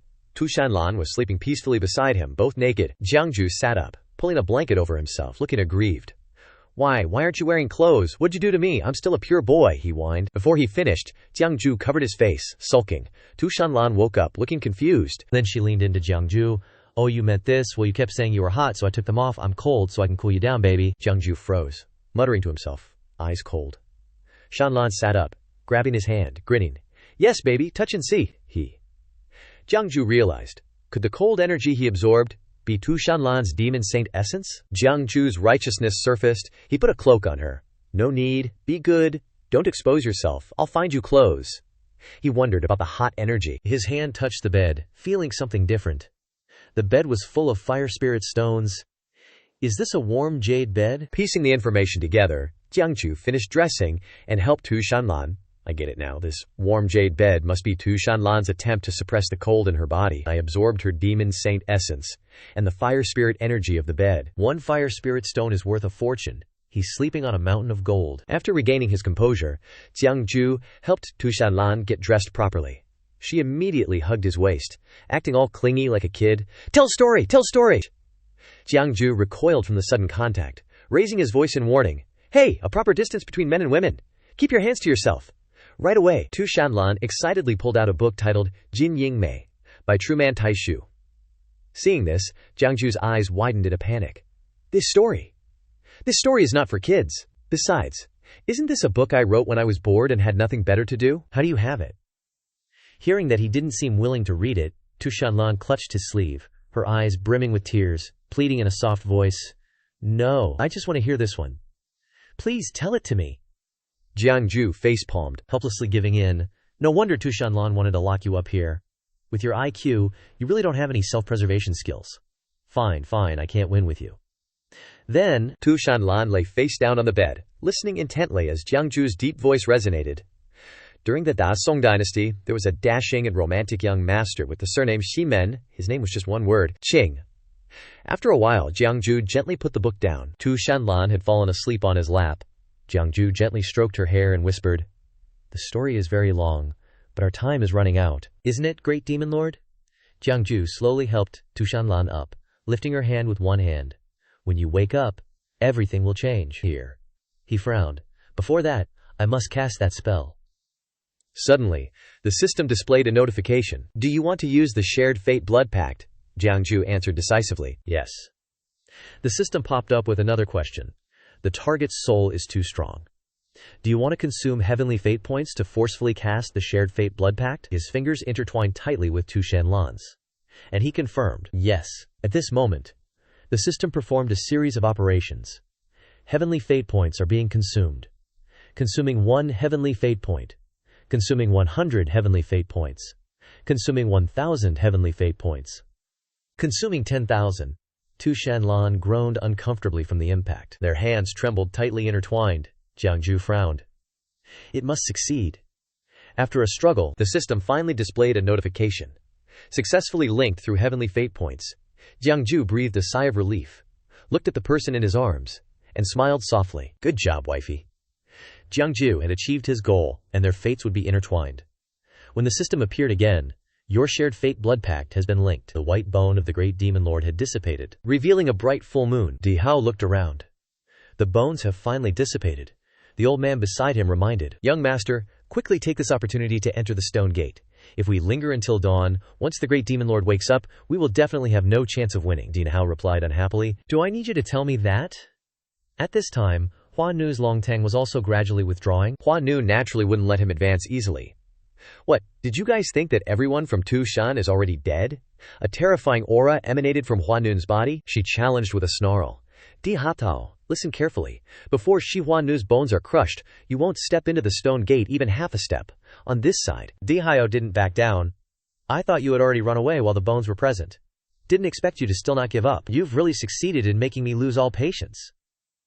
As he spoke, his whole body burst into flames. Seeing this, Hua Nu gritted her teeth, feeling a little uneasy. It's a trap, Hua Nu felt, that things were gradually turning bad. This is not good. Must stop him. Di Hao seemed to have reached another realm. He flew straight into the sky. Hua Nu's plant tentacles were trying hard to catch up and bind him. Then, Di Hao transformed into a fire phoenix, angrily roaring. "A mere Hua Nu dares to be arrogant in front of a golden crow?" Hua Nu below was almost at her limit, but still struggling not to let go. Seeing this, Di Hao became even more angry, and he said with madness, "You don't know your own strength. Why don't you let go quickly? Just relying on the true fire on my body is enough for you to be unbearable." The flames burned away the plant tentacles, spreading to Hua Nu's body, and she screamed in pain. Then, Hua Nu fell heavily to the ground. Because of trying to break free, Di Hao showed contempt. "You know that you are not my opponent, right?" Seeing her pathetic state, Di Hao couldn't help but sneer. "What? Hoping to stall until the heavenly demon lord wakes up? Pipe dream," he roared. "Just die already." At the same time, he unleashed a massive barrage of fire, wanting to finish off Hua Nu. Suddenly, Jiangju stepped out from the cave, calmly threatening, "Who dares bully my handmaiden?" In that instant, Jiangju activated the 8 Fiends formation, with Tianrong shielding Hua Nu, preventing the flames from engulfing her. Din Hao frowned, vaguely remembering. That's butts. Hua Nu also turned to see who had saved her, and caught sight of a familiar figure. Didn't expect it to be Jiangju? When did he enter the stone gate? Jiangju walked over, helping Hua Nu up. "Sorry for putting you through this." Hua Nu was speechless with surprise, secretly wondering, could the white mist formation from earlier also have been his doing? Ding Hao flew over, mocking. "Who are you? Just a measly human cultivator daring to interfere in our demon clan's affairs." Got a death wish? Jiangju was about to introduce himself, but Hua Nu cut him off. "Oh, does young master want to know who this is? Then listen closely." As she spoke, she respectfully raised Jiangju's arm. "This is my master's future husband, the great heavenly demon lord." Diao Hao froze for a moment, then spoke with utter resentment. So it was you." He angrily charged forward. I want to see what you're relying on to compete with me. Seeing this, Jiangju pulled Huanu behind him. Leave this place to me. He immediately unleashed the 8 fiends, 8 generals formation, borrowing divine might. Countless bolts of lightning struck down from the sky. Before Ding Hao could counterattack, Jiangji continued to control heavenly fire, launching a relentless assault that left him breathless. Not stopping there, Jiangju then unleashed heavenly water and heavenly wood, preparing to give him a real beating. Old Xia stood observing from a distance, shuddering involuntarily. What kind of technique is this? Could he be a destiny immortal? At this moment, Jiangju stared at him. Golden Crow young master Di Hao, right? Let's quickly end this pathetic play. Acting here. Hearing this, Di Hao was stunned and turned around. He was immediately struck by the long-way severing judgment seal. Old Xia paled in shock. What is this? Di Hao struggled uselessly. What is this? My body, I can't control it anymore. Get out. Jiang Jie seized the opportunity and shouted, Sever. The long-way severing judgment seal immediately closed, accompanied by Di Hao's miserable screams. Old Xia seemed to sense something. The young master's cultivation base has been severed. Could that be a treasure of heavenly mandate? Then, Old Xia abandoned Di Hao in danger and turned tail, already making plans in his heart. I must leave quickly and report this to that great one. At this moment, Jiangju's voice turned cold. It's time to end this. He was preparing to finish him off when suddenly, the system popped up a reminder. Warning! Host is attempting to undo the shared fate blood pact. This shocked Jiangju like a bolt of lightning, and the long-way severing judgment seal shattered as a result. His head throbbing with pain, Jiangju collapsed, vomiting a mouthful of blood. Huanu panicked, asking what had happened. The system appeared again. Reminder. Failed to sever the blood contract of shared fate from the stone gate. Tu Shanlan's voice rang out. Jiangju turned around and immediately felt something was wrong. Ugh. It's her? Tu Shanlan had returned to her main soul state, and said in a low voice, Look at the mess you've made. From the corner of her mouth, a mouthful of blood flowed, just like Jiangju's. Hearing that, Jiangju could only smile bitterly. Huanu saw that Shanlan had returned, and she was overjoyed. My lord, you've finally come out of seclusion. When Emperor Hao saw Tu Shanlan, he was immediately terrified. What? The heavenly demon lord has come out of seclusion? I must escape quickly? Thinking this, the cowardly Emperor Hao turned and fled. Tu Shanlan absolutely wouldn't let him go so easily, trying to escape. Then, Tu Shanlan leaped into the air, easily catching up to him. Emperor Hao seemed unable to believe it. What? You? Standing opposite him? She said in a low voice. Emperor Hao of the Great Wilderness Clan, who gave you the guts to challenge me? Do you know that I am the monarch of the nation of 10,000 demons? I am the master of all demons. Someone as lowly as him dared to play tricks. As soon as she finished speaking, Tu Shanlan attacked. In less than 5 milliseconds, Emperor Hao was destroyed. Jiangju below stared with wide eyes, speechless. Tu Shanlan landed in front of Jiangje, wanting him to clearly see where he stood. Have you seen clearly? Next, she walked over, lifted his chin, and said contemptuously, Did you think the tricks you used would work? From the depths of Shanlan's eyes, a flash of killing intent shone. Did you think that in this life, you could still survive and escape from my palm? Jiangju's consciousness gradually became blurry. Tu Shanning suppressed her anger and warned, Do you think that in this life you can leave Tu Shan? Suddenly, Shanlan glanced behind her warily. A golden hand ripped through the sky and snatched Emperor Hao and Little Mountain Lord, who were falling freely. Huanu immediately recognized that it was a saint from the Great Wilderness Clan. Tu Shanlan growled, What's this? Trying to snatch people from my hands, Emperor Hao was rescued and lay unconscious beside him, as was Little Mountain Lord. Jiangju, don't worry too much. Jiangju saw this and suddenly woke up. He shouted, Little Mountain Lord! Tu Shanlan frowned, her expression serious. Old geezer, this place of mine isn't somewhere you can come and go as you please. As soon as she finished speaking, she flew straight towards the old man. Let me show you the consequences of provoking Tushan. I'm sure everyone already knows. A moment later, Jiangju was sitting absent-mindedly in the Tushan dungeon, not knowing how Little Mountain Lord was doing. Suddenly, someone slapped him. Seeing the familiar handprint, Jiangju smiled faintly. He reached out his hand in the empty room. Little fox, if you're here, why not show yourself to me immediately? Tu Shanning revealed her true form, extremely angry. You liar! Jiangju feigned innocence, making Tu Shanning want to go crazy. Miss Anning, why do you say that? You still have the nerve to talk? That day you said you wanted to go preach with me, but you deliberately led me to Frost Valley, didn't you? Tu Shanning burst out in anger. You've been lying to me from the start. You want me to help you set up a formation to harm my sister. Hearing this, Jiangju pretended nothing was wrong, and touched her head. Who said I wanted to harm her? She's gonna be your brother. Con law? Shan Ning disgustedly shook off his hand, her voice full of determination. Shi Huanu has already told me. You still want to lie to me? A Ning isn't stupid, Jiang Ju patiently explained again. I saved her life. And yet she thinks I'm that kind of person. But it's understandable she's biased against me and feels like I am not worthy of her sister. Jiang Ju's face suddenly darkened. On Ning, that day, your sister, Feng Jiannu, Shi Huanu, they were all saved by me, weren't they? If I hadn't been there, your sister would already be dead. Shan Ning seemed to be persuaded by his words and fell into contemplation. Hesitantly, what you said is true, actually. But Tu Shan Ning immediately regained her senses and questioned back. That's not right. Then why would my sister want to imprison you? Frustrated, Jiang Ju fabricated an excuse and rambled on and on. That's because your sister loves me blindly, worried that I have great ambitions and don't care about romance, afraid that I'll run away, so she wanted to imprison me like that. That's wrong, right? As her younger sister, shouldn't you help her stay away from love and focus on her career? Sure enough, Tu Shanning easily believed Jiang Ju's words, she asked in a panic. Then what should I do to help you? Jiang Ju looked smug and said, I Ning, thank you for being so perceptive. But this matter needs to be discussed more carefully. Come on, lean your ear over here.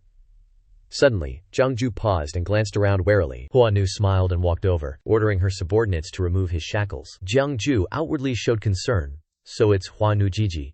Has your injury gotten better? But in his heart he cursed. How annoying. Seriously, you really know how to pick the time to visit me. Huanu's tone was somewhat emotional. If I hadn't seen Xian Sheng's skills that day, this servant would have really thought you were an ordinary person. After being untied, Jiang Ju rubbed his wrists. Now that you've seen my skills, and now you're untying me, aren't you afraid I'll run away? Huanu bowed, her face turning dark. Xian Sheng is so good at divination. Can you divine whether my master will return to the mountain today? Hearing this, Jiang Ju was stunned. Huh? Suddenly, Huanu returned to her gentle appearance. Under the order of my master, I invite Xian Sheng to take a trip. Jiang Ju was shocked by Huanu's about-face, as well as the invitation. A moment later, Huanu led him to the front of a vast city. Jiang Jie looked around and saw the heads of Din Hao and the arm of Xiao Qifu hanging there. He couldn't help but shudder. It seemed that this great wilderness tribe had to pay a higher price than expected to appease the Heavenly Devil Lord's anger. When the Heavenly Devil Lord makes a move, heads roll. Huanu seemed to sense his fear and turned around, smiling reassuringly. Xian Sheng doesn't need to be afraid. Master usually doesn't kill people casually, unless... Her eyes flashed with killing intent. That person no longer wants to live. Jiang Ju understood the implication in her words and quickly said, Ahem, Heavenly Devil Lord is mighty. I am not only convinced, but wholeheartedly convinced. At this time, inside the Fox Immortal Palace, Tu Shanlan sat cross-legged, looking at Feng Jiannu. Jiannu, you lost to me in the beginning. I didn't want to bother too much with you. Shanlan was a little impatient. You took the initiative to submit to me, vowing to be loyal to me for life, didn't you? Over here, Jiannu knelt on the carpet, respectfully replying, Yes, master. Tu Shanlan's gaze darkened, and she asked, Do you have any dissatisfaction now? Jiannu immediately denied. This servant wouldn't dare. Then, Tu Shanlan angrily harumphed, I see that you dare plenty. Aren't you always thinking about achieving enlightenment? That esteemed Xian Sheng, who exactly is he? Jiannu hurriedly confessed, Master, this servant knows his mistake.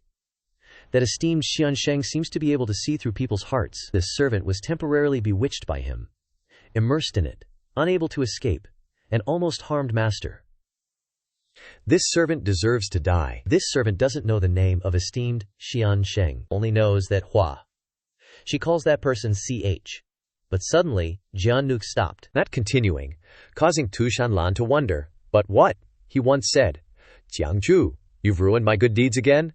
His words were filled with resentment towards Jiang Ju. Hearing this, Tu Shanlan pondered, It's Jiang Ju again. It seems my future husband is indeed not simple. From afar, Huanu came to report, Master, Jiang Ju has been brought here. Tu Shanlan waved her hand. Bring him in. Jiang Ju walked in with perfect composure, said, Greetings, Your Majesty. Tu Shanlan didn't even bother to look at him, fiddling with her jade bracelet as she spoke. The wedding will be in 3 months. Do you have any close friends or relatives you want to invite? His mouth twitched. Huh. The wedding will be held according to normal customs. Ouch. I don't know who Your Majesty is betrothed to, that you insist on keeping your word so much. Actually, it's not necessary. Tu Shanlan interrupted unhappily. Tu Shan doesn't raise idlers. If you know how to lecture and preach, Then start teaching in Tushan, in charge of enlightening the unshaped and unintelligent demon race." Hearing this, Jiangju gave a bitter smile. "Although I am a teacher, I am not a schoolteacher," Tushanlan said with a forced tone. "What do you mean?" Helpless, he could only obey. "Nothing." Suddenly, Tushanlan asked him, "Do you know Jing Xiansheng?" This question greatly surprised Jiangju. Meanwhile, in the dreamscape, Snake Lao respectfully reported to Jing Xiansheng, "Master, Dihao is dead." Lao Zhu in the wilderness couldn't stop her. Although Dihao is dead, this servant has absorbed all the origin power he refined over the years. If I had more time, this servant could definitely enter the second realm of the Demon King, Jing Xiansheng. Outwardly calm, but his words contained venom. HMPH, you fled, abandoning your body, and your primordial spirit has been severely damaged. How could you possibly advance to the second realm? He held out his hand, smiling softly. "Give it to me to use." Snake Lao immediately offered it. "Please, master, grant me your grace." Begging for a small ball to be sucked out of Snake Lao's body, Jing Xiansheng looked at it for a while. This seed is still not ripe. All my arrangements on his body were in vain. Then, he squeezed the ball tightly, grinding his teeth, his tone full of resentment. "Jiangju, just you wait. Let's see how you manage to fight me." A moment later, Jiangju was released. Master Ke Li returned. Seeing this, Kelly Lamam burst into tears of joy and ran out. "Master, you're finally back. These past few days since you disappeared, this little monk has abstained from meat and fish, chanting scriptures and praying, hoping you ascend. Here, hoping you would return soon." Jiangju also gently stepped forward and hugged him. "Look at our two little guys, so filial. Tell your teacher what scriptures you've been chanting for me these days." Keilego sobbed, "The Sutra of Rebirth." Jiangju froze but still felt touched. "Thank you." Jiangju raised his hand and rubbed Keila's bald head, comforting. "All right, don't cry, haven't I come back?" In his heart he felt guilty. Little Keila's really unlucky to be with me, trapped in this demon land for no reason. Keila suddenly asked, "Master, are you still thinking about escaping from Tuashan?" Then he launched into a tirade, roughly related to your status as the queen's consort. "These past few days the little demons have been serving me meat and fish every day. This little monk doesn't think there's anything bad about this place. Master, if you can get out, where do you want to go?" Hearing this, Jiangju couldn't help but think, "If I can get out, of course." However, he had his own plans in his heart. "If I can escape, I must first find a place to concentrate on cultivation. But I won't say it yet. Whether Tushan Lan searches the world for me or not, it's just that the strong people I offended before, a little carelessness, will make it difficult to protect my life. This Tushan is safer instead." In the end, Jiangju made a decision. "Living anywhere is the same. I'll continue to endure in Tushan.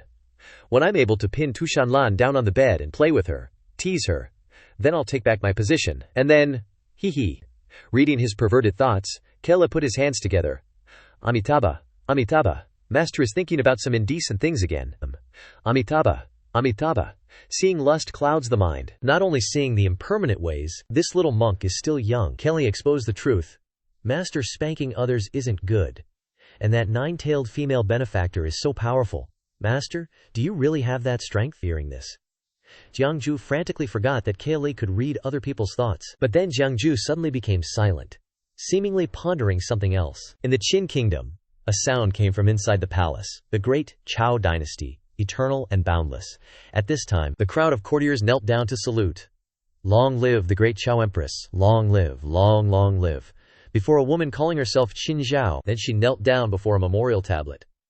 "This king has overthrown the autocratic system and established the great gain. Thanks to the guidance of a god, I can maintain this foundation of the people, which is a blessing from the heavens. Now that the divine being rides a crane on a journey, this king has no way to repay him, only this small temple built here." Qin Zhao bowed sincerely, hoping that the people of the great Gan would remember the kindness of the divine being, hoping that the divine being could receive the worship of the world here. But unexpectedly, the statue in front of her was Jiangju, also known as the one who enjoys the incense of the ages. Over here, Jiangju suddenly opened his eyes wide. Kelama standing next to him also noticed. "Master, why are you awake? Didn't you say you wanted to take a nap?" Jiangju didn't answer but looked at the merit on his hand, surprised. "What's going on? The merit is constantly increasing." Then, he suddenly remembered something. Incense. Could it be? Jiangju looked into the distance, wondering, who's worshipping me? Qi Lu, reading his mind, found it pretty normal. "Shifu, isn't that a good thing for us cultivators?" Seeing him worried, Jiangju cut him off. "What do you know? Too lazy to explain to you. Speaking of which, Where are those two poker buddies of mine? Wonder how they're doing with the task I gave them. No sooner said than done. Zhu Jing walked over and said, Jiang, Jianxing, the peach wood you wanted is here. Seeing that, Jiang Ju was super pleased. You two did a great job. Next time, poker's on me. Zhu Jing, standing beside him, asked curiously, May I ask what Xiansheng needs these peach woods for? Jiang Ju didn't answer his question, but examined the wood for a while before asking, These peach woods are at most 100 years old. Do you have any that are older than this? Yang Jing stepped forward and answered, Xiansheng, if it were 1,000-year or 10,000-year-old peach tree, I'm afraid it would have become a spirit long ago. How could we chop off its branches for you? Zhu Jing also remembered something and continued, Speaking of demon generals in Taoyuan Cave, their true form seems to be a lightning-struck peach tree that became a demon. It's not easy for trees to become spirits. It's probably been thousands of years. Hearing this, Jiang Ju pleaded, Is there any way you two can help me get a piece of peach heartwood from that demon general? Zhu Jing was troubled. Xiansheng, aren't you making things difficult for us? Yang Jing nodded in agreement. Branches might be okay, but we brothers aren't close to that demon general, and we can't beat him either. Jiang Jue was already prepared, and said happily, Don't worry, I have something I want you to give to the Talmud demon general, and he will naturally understand. Please wait a moment. The two looked at each other incredulously. Next, Jiang Ju bit his fingertip until it bled, and he wrote on the peach branches with his hand. Muttering the official mantra, Please God mantra, the disciple offers incense. The ghosts and gods of the 8 directions come to worship. Then the peach branches flew into the air. Jiang Ju chanted, Zhenjun title, Zhixiao Tian Tai Shu Zhenjun. That peach branch was grinded into a wooden statue, none other than Jiang Ju. He held up the wooden statue and said, In the end, it's just 100-year-old peach. It can't withstand too much incense. Then give this little wood carving to Mu Yaojiang. Thank you for your hard work. At the Taoyuan Cave Mansion Tushan, a subordinate angrily spoke out. How can there be such a reason that Yao Feng demon general bullied people too much? At this time, 2 subordinates were kneeling in front of Tao Mu Yao, but they dared to come to the door and ask for the general's 3,000-year-old heartwood. Another person continued, This time, we must not let it go. I will report to Tian, my lord. Tao Mu Yao sat up and yelled, Shut up! He held the Jiangju wooden statue as a treasure. Great opportunity. This is really a great opportunity in the world. How can someone be willing to give their incense to others? No wonder they will be chosen as the king's husband. Maybe it's a descendant of some great power. Tao Mu Yao hugged the statue with a satisfied face. Don't say he only asked me for a small peach heart tree. Even if he wants my heart, I will give it to him. At this time, Jiangju suddenly sneezed, and then wondered, Who is thinking of me? Zhu Jing held the wooden statue and looked at it. Is this wooden statue really for us? Jiangju laughed heartily. Of course, you two helped me get the peach heartwood. So you should receive this thing. This thing receives incense, and the person who has it will receive merit from it. Hearing this, the two of them knelt down in tears of gratitude. I have cultivated the temple of Zhu Jing for thousands of years, and the merit is not half of today's. The Xiansheng gave it to me, and Yang Jing next to him was also grateful. Xiansheng Dayan is like the rebirth of our 2 brothers. Seeing this, Jiang Ju motioned for them to stand up. You two don't need to be too polite. Besides, I have one more thing I want to ask you. The 2 stopped and looked at him. Jiang Ju continued. The big wedding of me and the Tianma Lord is about to take place. In order to express my sincerity, I want to give this incense merit to the Tushan as a gift. Please tell the demons that if they want to get the wooden statue, they can go to this Sanya Feng. He had just finished speaking. The 2 of them were surprised and panicked, seemingly unable to believe it. How can there be such a good thing in the world? On the other hand, the scene appeared in the main hall of Tushan. Tushan Ning's screams echoed throughout the palace. Huan Nu and Jian Nu on both sides held Tushan Ning's hands. She struggled stubbornly. An Ning refused to plead guilty. You two let her go. Tushan Ning lay flat on the ground, aggrieved. Tushan Lan asked lukewarmly. Xiao Jiahuo is still quite stubborn. Do you know what Aji wants to ask you? Tushan Ning immediately cried bitterly, refused to admit her guilt. An Ning did not go to the place where Aji and Aji Fu were closed, nor did she give the Tushan terrain map to Aji Fu, nor did she secretly infiltrate the dungeon to visit Aji Fu. These are all slanders. Slander. It seems that Tushan Ning has unintentionally revealed other things. Tushan Lan looked at her coldly after hearing this. Oh, I really didn't think about what happened above. See, if you two are very suitable, what else did he say to you? Shan Ning realized that she had said too much. Hey, it turns out that you don't need to plead guilty. Immediately afterwards, Shan Ning hurriedly replied to save the situation. Oh yes, Aji Fu also said that Ji loves him very deeply, but picking green melons is not sweet, so he should let him go. Shan Lan was stunned. Wait, so this is what he told you? Shan Ning stated firmly. My bro-in-law said that you're a love-blind fool, and that chasing after someone like a clingy dog never ends well. Tu Shanlan's eyebrow twitched. She was holding back her anger. Looks like you heard a lot being around him, huh? Hua Nu, hang her from the tree! Get my whip! After Hua Nu tied her up high, Shan Ning struggled futilely, unwilling to give up. Let me go! You're framing me! Shanlan paid her no mind, turning to ask Hua Nu. Oh right, where did everyone go? Let's they. What's the occasion today? Hua Nu replied honestly. Master, they all went to Sanya Peak. Shanlan was surprised. What? After recollecting herself for a moment, Tu Shanlan frowned and stepped out of the main hall. Jiangju, you little rascal. I actually want to see how many tricks you have up your sleeve. Hua Nu, next to her, forced a smile, secretly praying for him. A moment later, Tu Shanlan and Hua Nu arrived at the entrance of Sanya Peak. The sounds from within echoing, Mr. Jiang, this magical artifact is like my life. Can I exchange it for a slightly bigger statue of the god? If not, I'll add money. Jiangju, don't be ungrateful. I am the great king Tu Shanpan Longma Tian, if you know what's good for you. Jiangju dismissively said, Little monk, write down this great king Ma Tian's name. When the time comes, I'll complain to my wife Galmi and let her deal with it. Tu Shanlan standing outside already exuded a terrifying aura, causing Hua Nu beside her to shrink back next to her. Without hesitation, she kicked open the gate. Jiangju, immersed in negotiation, turned around angrily and shouted, Who has no manners at all, Jiangju? Heavenly Devil Master. But before he could finish his sentence, he froze like he'd been struck by lightning. His face darkened, and he said tremblingly, Wifey, what are you doing here? Tu Shanlan's face darkened. Gritting her teeth, she asked, Using my name to bully people. You're pretty handy, aren't you? Jiangzhou scratched his head and excused himself. Great Heavenly Devil Master, please don't mind. I'm just low in cultivation, so I'm doing this to protect myself. Shanlan said nothing, only waving her hand behind her. Hua Nu understood and bowed before stepping back. Jiangzhu couldn't possibly guess what Shanlan was thinking and was going to do. His head was full of question marks. Looking at her, Your Honor. Jiangzhu saw Shanlan was observing his wooden statues and continued, If Your Honor doesn't like being my wifey or this thing, erase me, we'll go back. Before the suggestion could be fully spoken, a sharp glance swept his way, silencing him. Jiangzhu awkwardly rubbed his head, immediately wanting to please her. Actually, you're here just in time. I have a gift I want to give you. Shanlan looked at him puzzled. A gift? For me? Jiangzhu ran over and showed off a giant statue, 3 times as tall as Jiangzhu combined. Tu Shanlan seemed incredulous. You're giving me a statue of yourself? Jiangzhu had a smug look on his face. He. When I'm not around, you can look at it and think of me. But before he could continue, Shanlan drew her sword and held it to his neck. Jiangzhu broke out in a cold sweat. I'm just kidding. Your Honor, why draw your sword? Finally, Tu Shanlan withdrew her sword, then said in a cold voice, Don't know how many cultivators would be willing to construct vulgar temples just to collect incense. Even if they turn into evil demons, they would be scrambling for earthly incense, yet you're willing to give it to others.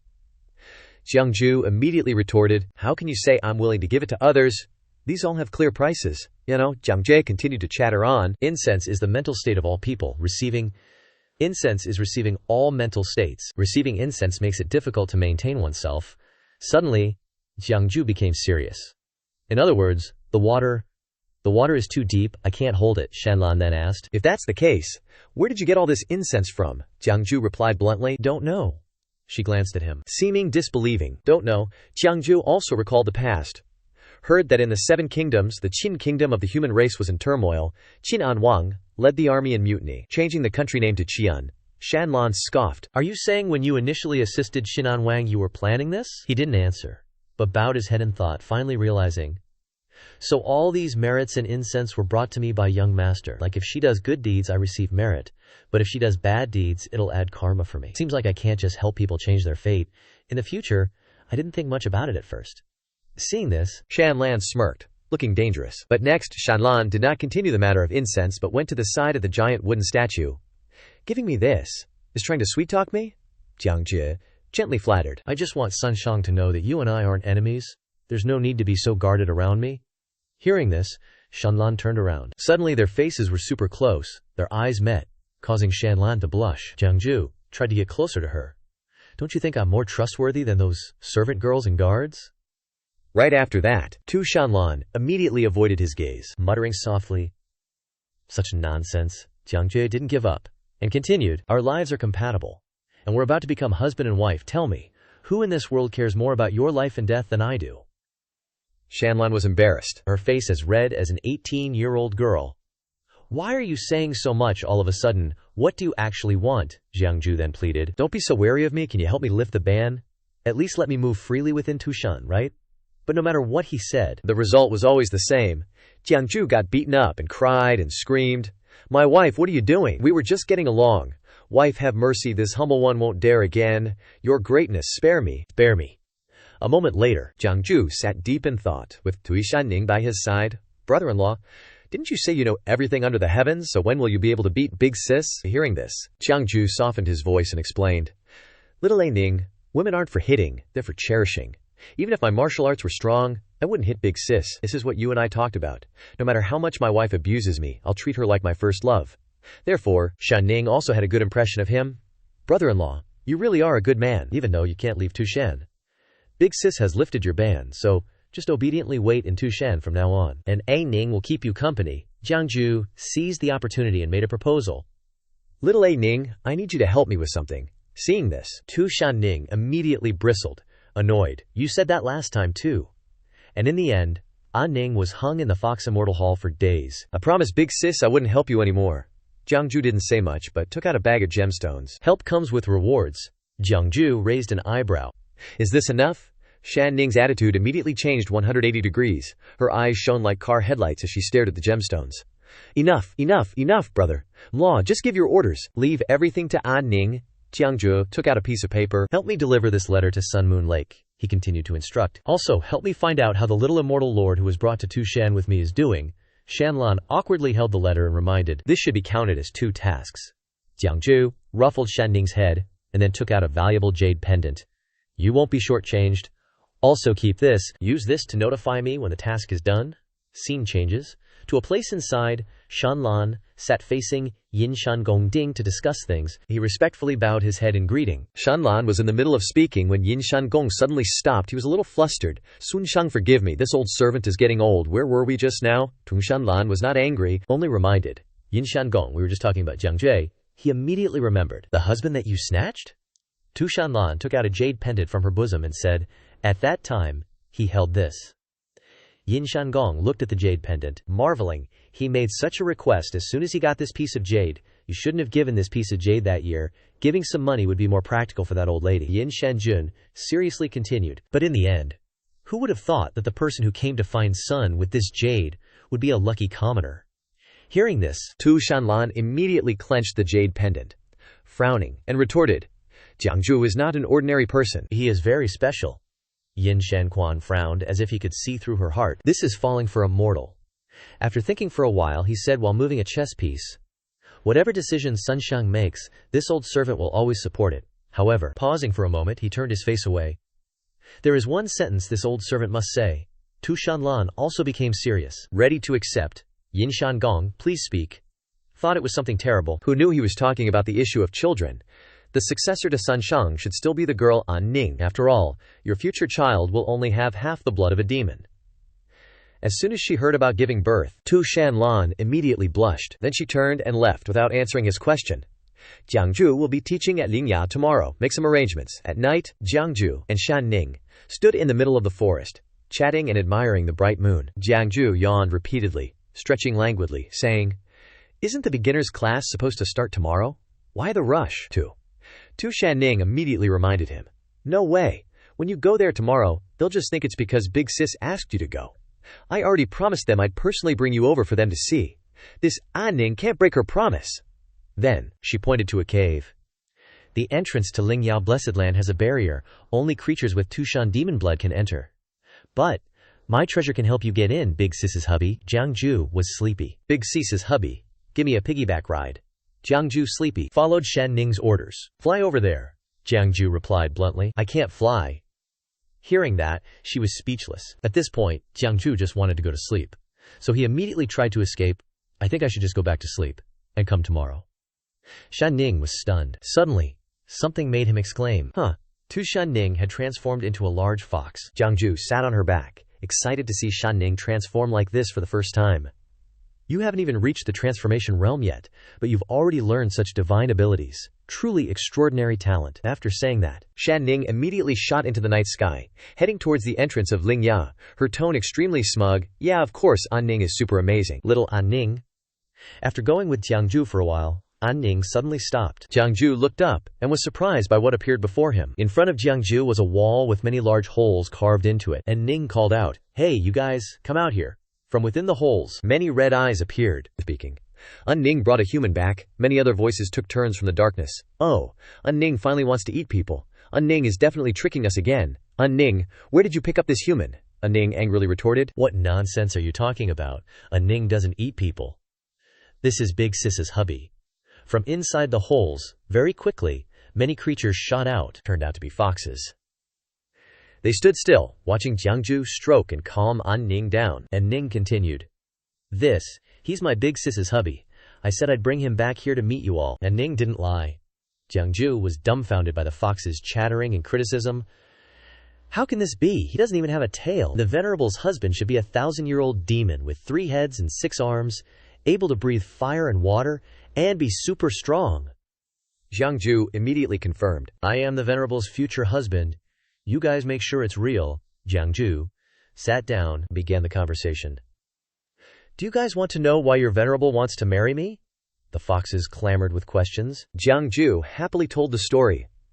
Well, it has to be told. From a long time ago, a small fox accidentally passed through the border between the human and demon races, entered human territory. The scene suddenly shifted to a conversation between Yin Shangong and Jiangju. Shangong praised. Little Immortal Master is truly a talented person. In just a few days you've made more than 10 little foxes of our clan speaks. Some have even broken through to the transformation realm and are undergoing the lesser heavenly tribulation. Jiangju picked up his teacup and continued. Duke Yin Shan is too kind. No matter how good my mind sutra is, without your guidance and cultivation techniques, it would just be empty talk. Shangong humbly expressed his criticism of himself. Right before the Venerable announced her desire to marry Little Immortal Master, the elders in the clan were secretly criticizing. Now it seems that it's really us old fogies who were blinded. Shangong's eyes became strange as he said, and the matter I heard about today is somewhat related to Little Immortal Master. Jiangju replied. Duke Yinshan, please speak. Holding the teacup in his hand, Shenjun calmly said. To cause internal strife among the human race, the Su clan has meddled in it, and plans to send a great power to the Qin state. Jiangju sat cross-legged, and angrily asked. Yu Su Quan and Yu Su Shi are sure bold, stirring up internal conflicts within the human race like that. Do they really think the human race is devoid of talent? Uncle Shan replied. Little Mister is mistaken. Uncle Shan explained. The Yu Su clan is a major clan in the 10,000 demon country, with strength not inferior to our Tushan clan. They just lack someone like your excellency. Moreover, this time they received an invitation from the Qin state's ruler, blessed by the Chilakava dynasty. If powerful human cultivators get involved to help the other side, I fear it will be difficult to determine the winner. While attentively listening to Uncle Shan, Jiangju jumped in shock as An Ning slowly appeared, calling out, Brother-in-law, brother-in-law. Jiangju immediately corrected her.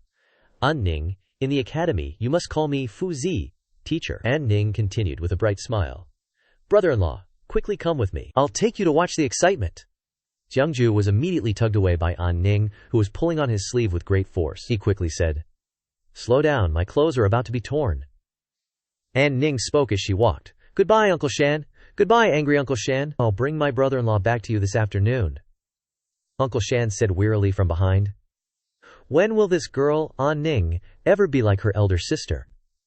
If the 10,000 demon country is truly handed over to her in the future, it will be. Scene changes to Lin Qingyi in handcuffs, standing still, waiting to be escorted away, her eyes sharp. Why are there so many humans in the 10,000 demon country? An Ning explained. I heard the old guys say that many great demons in the 10,000 demon country used to raise humans. Tushan also had some, but ever since elder sister became the heavenly demon lord, those humans were driven out of Tushan. Jiangju suddenly became worried upon hearing An Ning's words. He pressed. What did they raise humans for? An Ning seemed to understand Jiangju's thoughts through his eyes, and immediately retorted, Brother-in-law, don't look at me like that. Our Tushan clan treats humans quite kindly, and elder sister has never allowed us to eat people. Jiangju pondered. These humans in the 10,000 demon country don't even mention being treated like livestock. I fear their circumstances aren't good. Looking towards Qingyi, Jiangju thought. But this captured woman seems to have an extraordinary identity. sword slave, Jian. Since when have they appeared here? Hearing his subordinate report, Great Shuyan sword lord, the prisoner has been escorted here. Looking at the female prisoner behind him, Jian asked, "Who is this woman?" The subordinate looked at Qing Yi and said, "This woman is the only daughter of the leader of the Yishan Alliance, Lin Qing Yi, a 4th grade Qiankun realm cultivator." The subordinate presented a sword and continued to report, "Great Shuan sword lord. This time the Yishan Alliance unexpectedly attacked the heavenly demon domain. Our side suffered heavy losses. I have failed in my duty, but it is not entirely my fault." Jian Nunadvain looked at the sword presented and continued listening to his subordinate speak. "Besides capturing this woman, I also have some other offerings, hoping that you can present them to the Lord." Jufulian Nu then exclaimed in surprise. Jiangju was now swaggering back, sucking on something in his mouth. Suddenly he flinched so hard his face crumpled up when he saw the person in front of him. Jiangju exclaimed in horror, Your Excellency, Tu Shanlan." Tu Shanlan, who had been waiting for Jiangju, asked, seeing his attitude, "Are you surprised to see me?" Jiangju sat obediently and replied, "Your Excellency is a busy and important person. Why would you have the time to sit here at my place today?" Tu Shanlan scratched her face shyly, saying, "Tonight is the night of the full moon."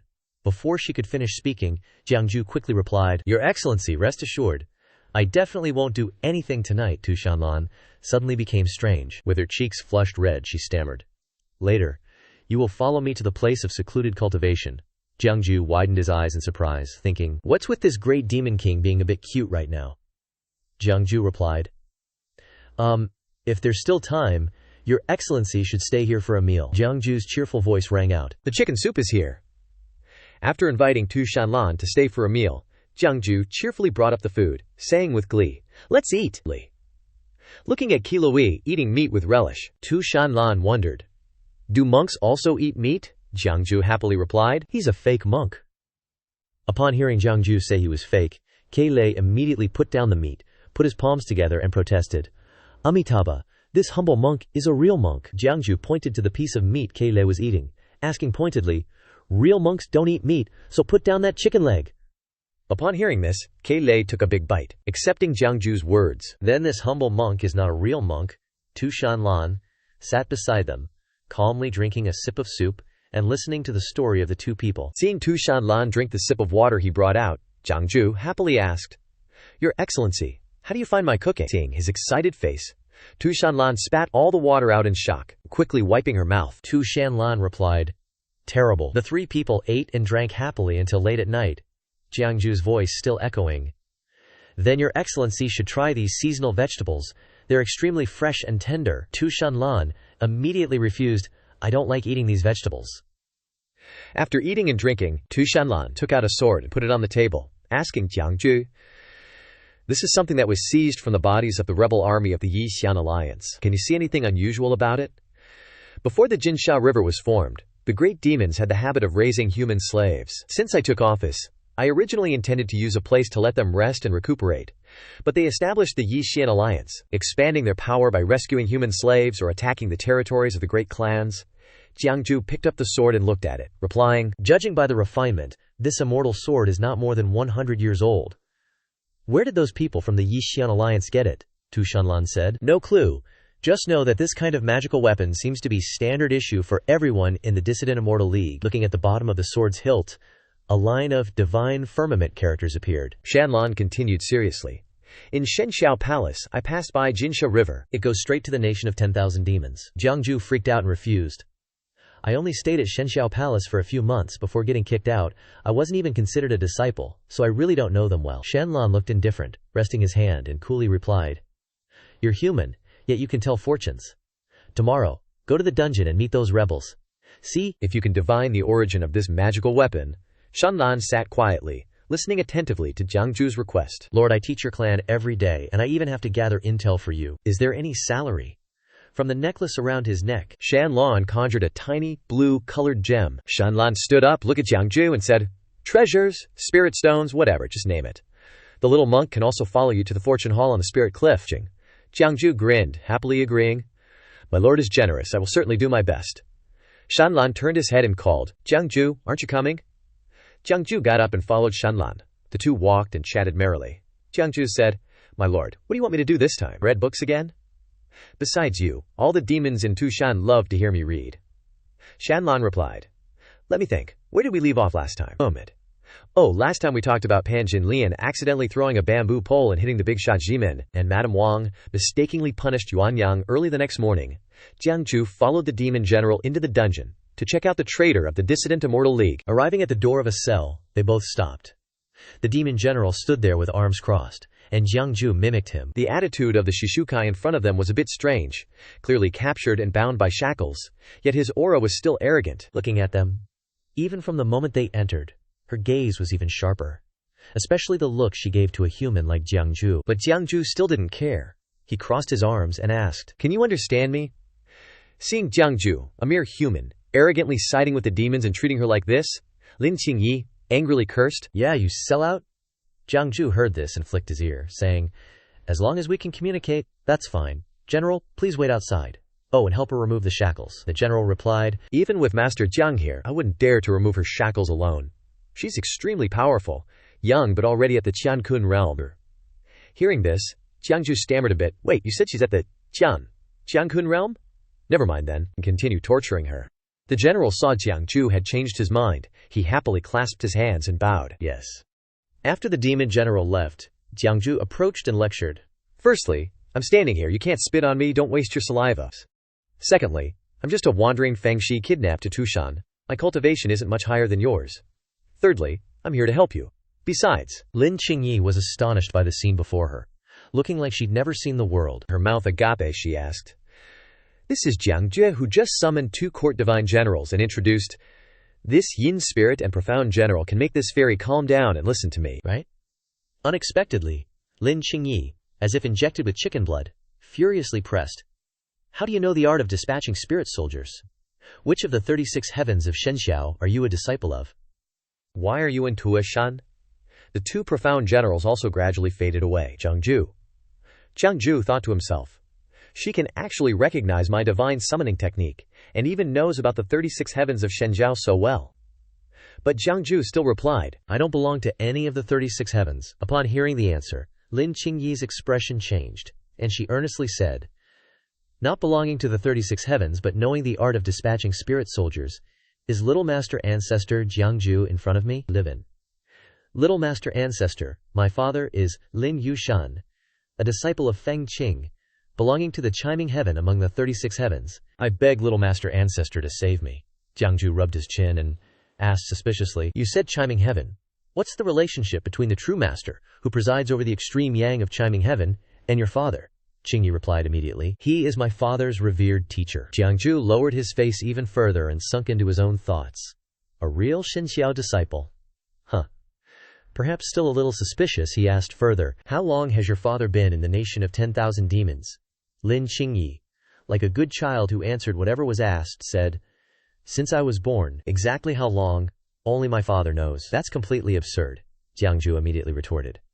"Impossible. 5 years ago I only stayed at Shenxiao Palace for a short time. How could your father know of my existence?" To resolve Jiang Zhu's doubts, Lin Qingyi recounted, "A few days ago a fellow disciple of my father came to the dissident Immortal League. The news of Little Master Ancestor was provided by that person. Unexpectedly. Why are you in Tugshan? Speaking of the reason." A little embarrassed, Jiang Zhu immediately took out paper and a brush and happily changed the subject. "That's a long story. Meeting is fate. Do you want Little Master Ancestor to check your fortune for good and bad luck?" Seeing that Qingyi had some faith in him, Jiang Zhu unlocked all the shackles on her hands and feet, holding the brush in his hand, ready to show off.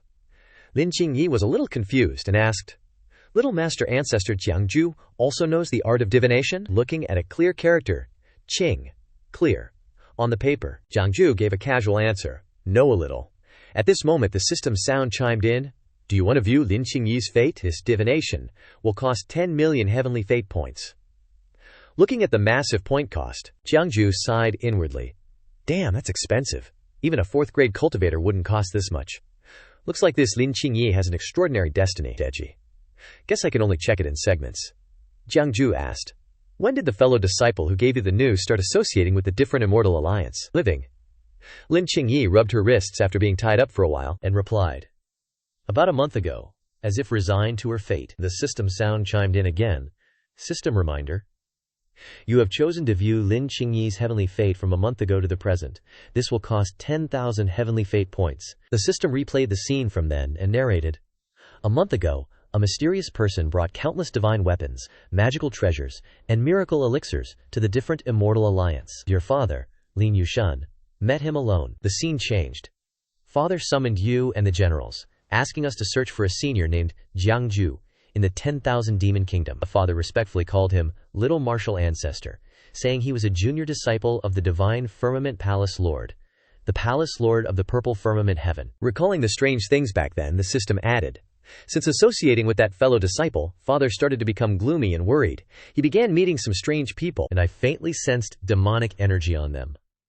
The last memory was of an intense battle scene. Father summoned the generals to discuss attacking the territory of the Heavenly Demon Lord, the Heavenly Demon Domain. I was forced to obey orders and went through a fierce and brutal battle, eventually being captured as a prisoner. Having just peeped into someone's memories, Jiangju pretended to be a wise expert and speculated. I understand now. Your headquarters is at Sun Moon Lake, right?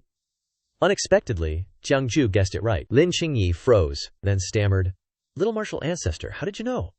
Not answering Qingyi's question, Jiangju asked another, I have a question. Your and your father's cultivation are enough to cross the Golden Sand River on your own. Why stay in a 10,000 demon kingdom? A look of sadness appeared on Qingyi's face as she said, If I leave, what will happen to the other compatriots in the 10,000 demon kingdom? Understanding Qingyi's kindness, Jiangju praised without hesitation, Noble, but if you bring them, you won't be able to return to the human territory. Are you planning to live here for the rest of your lives? Qingyi retorted resolutely. We can return, we just need a big ship. But Fang Jun told the truth. How big of a ship do you need to hold tens of millions of people? Moreover, with their current cultivation, most of them can't cross the river. It seemed the different immortal alliance had a plan, so Qingyi didn't hesitate to say, But if we go from the far north, through the ice plains, floating along the water, we can bypass the Golden Sand River and enter the human sea. Unexpectedly, Jiangju bluntly said, Even if you could build this ship under the eyes of the 10,000 Demon Kingdom, that route is through the sea race territory, and it's extremely cold. How many people would die? Knowing there wasn't much hope, Lin Qingyi still stubbornly stuck to her decision. It's better than enduring generations of oppression in the 10,000 Demon Kingdom. After interrogating in the prison, Jiangju returned to Fox Immortal Hall to report. Tu Shenlan asked after listening, You mean the demon race is colluding with the different immortal alliance? Jiangju also spoke his mind. Although I can't be completely sure, that mysterious person isn't necessarily from the Divine Firmament Palace. He gave magical artifacts with the Divine Firmament Palace's mark to the different immortal alliance, inciting them to attack the 10,000 Demon Kingdom. At this point, Jiangju's voice became a bit heavy as he said seriously, It's very likely they are plotting something bad to frame the Divine Firmament Palace. Unexpectedly, Tu Shanlan then sulked and said, Didn't you say that mysterious person is frantically searching for you everywhere? He can transport so many supplies to the 10,000 Demon Kingdom. He must know how to bypass the Golden Sand River to get there. You can also take the opportunity to escape then. Unexpectedly, Shanlan suspected him. Jiangju pondered in his head. Where did this thought come from? Though whether that mysterious person is friend or foe is still unknown, I still have to hold on tight to my wife's leg for now. Outside, Jiangju put on a weak appearance, his eyes sparkling like jade, and said coquettishly, Great Lord still doesn't trust me? Wandering for half my life. All I want is a place to live in peace. There is no place in this world safer than being by Great Lord's side. Why would I leave? Looking at Jiangju's ugly appearance as if she didn't understand, Shanlan felt a bit relieved and scolded. HMPH, you silver-tongued devil. So what do you think? Jiangju immediately turned serious and gave his opinion. Give Lin Qingyi to me. I will make contact with her and see who's behind the scenes. Unexpectedly, Tu Shanlan narrowed her eyes and smiled. Come to think of it, that Lin Qingyi is also a beauty. Seeing that expression, Jiangju felt a bit apprehensive about this mission. The next day, Jiangju took Lin Qingyi to discuss important matters. Qingyi chased after him and fired off a series of questions. Why, Little Martial Ancestor, why are those demon generals so respectful to you? Also, why are you at Tushan? Did you defect to the enemy? Seeing her ask so much, Jiangju didn't hide it anymore and told the truth. I'm like you, I was also kidnapped to Tushan. At this point, Jiangju sighed and confided. But I'm here because of a marriage. My future wife is the heavenly demon lord of the 10,000 Demon Kingdom, Tu Shanlan. Seeing Jiangju's predicament, Lin Qingyi asked curiously, But Little Martial Ancestor, you aren't even a match for Tu Shanlan. Why? Even though he was always getting his butt kicked, Jiangju still had to salvage some face and tell it in an ambiguous way. Although I fought her before, unfortunately, I'm still not her match right now. Hearing Jiangju say that, despair surged in Qingyi's heart as she sadly thought. Even an immortal figure like little Shizu couldn't beat Tu Shanlan. It seems this heavenly demon lord is far more terrifying than imagined. Then, Qingyi tentatively suggested, in that case, why doesn't little Shizu just run away with us? This bold request made Jiangju a bit scared, and he quickly refused. I want to, but I'm afraid my strength isn't up to par. I still have some things to take care of here, but… Suddenly, Jiangju acted like a reliable man and promised. Helping you guys escape is still doable. Lin Qingyi was so surprised that she forgot to keep her distance. She lunged forward and grabbed Jiangju's arm, asking, Little Shizu, what's the plan? It seemed like something soft and white was brushing against his bicep. Jiangju blushed and exclaimed, This little disciple's figure is quite something. He'd only just had a naughty thought when a sound jolted him awake. Keileme stood there, feigning a cough and advising, Ahem, Shifu, women are trouble. Having his soft spot hit by Keileme, Jiangju cryptically threatened, I heard you were summoned by Tu Shanlan this afternoon. Did that she-devil scold you into a daze? No, you shouldn't talk nonsense. Who knew Keilei would act smug and advise, Shifu. Later on, some things shouldn't be said, and some things shouldn't be thought, or else you'll face karma. Jiangju was silent for a moment before flying into a rage. He sent Keili flying to the moon and yelled, I don't believe in Buddha either. The Buddha can't control me. Lin Qingyi had heard the entire conversation and asked, What were you thinking about that bothered you just now? Why did that little monk advise you not to think about it? Jiangju immediately felt guilty and quickly made an excuse. It was just some musings on the changing scenery. As long as it's not immoral. Keilei, kicked by Jiangju to who knows where, looked at the exposed pair of plump peaches due to Jiangju throwing off his pants, and the kid Keilei had to confess his crime. Listen to Shifu, I don't want to betray you either, it's just that Shimu gave me too much chicken leg. Under the cherry blossom tree, Jiangjie and Lin Qingyi were sitting on a set of wooden table and chairs, facing each other as if they were about to discuss something major. Jiangju propped his hand on the table and slowly said, Little Lin, Lin Qingyi, who was lifting her teacup to drink, paused. She looked up, indicating that she was waiting for Jiangju to continue. Jiangju pretended to ask, If you had to choose between me, little Shizu, and the mysterious person helping your different immortal alliance from behind, who would you choose? Faced with this awkward question, Lin Qingyi didn't answer right away but asked back, Why is little Shizu asking this? Jiangju calmly replied, Although you call me Shizu, which is fine in terms of seniority, I've long had nothing to do with the Shenxiao Palace. Many people from the Shenxiao Palace want to kill me, but the one helping you in the dark is probably not as kind as I am. Knowing the suffering in Jiangju's heart, but Lin Qingyi herself was also in a difficult situation. She hesitated. This might disappoint little Shizu, my father. But Jiangju quickly raised his hand to stop Lin Qingyi from continuing. First, he tried to persuade, Don't rush her. I really can't provide as many resources to the different immortal alliance, but I can offer a condition that the other person can't. Jiangju excitedly stood up. He leaned closer to Lin Qingyi and continued, Beneath the Jinsha River there's a secret passage connecting the mortal realm and the demon realm. The condition I offer is to send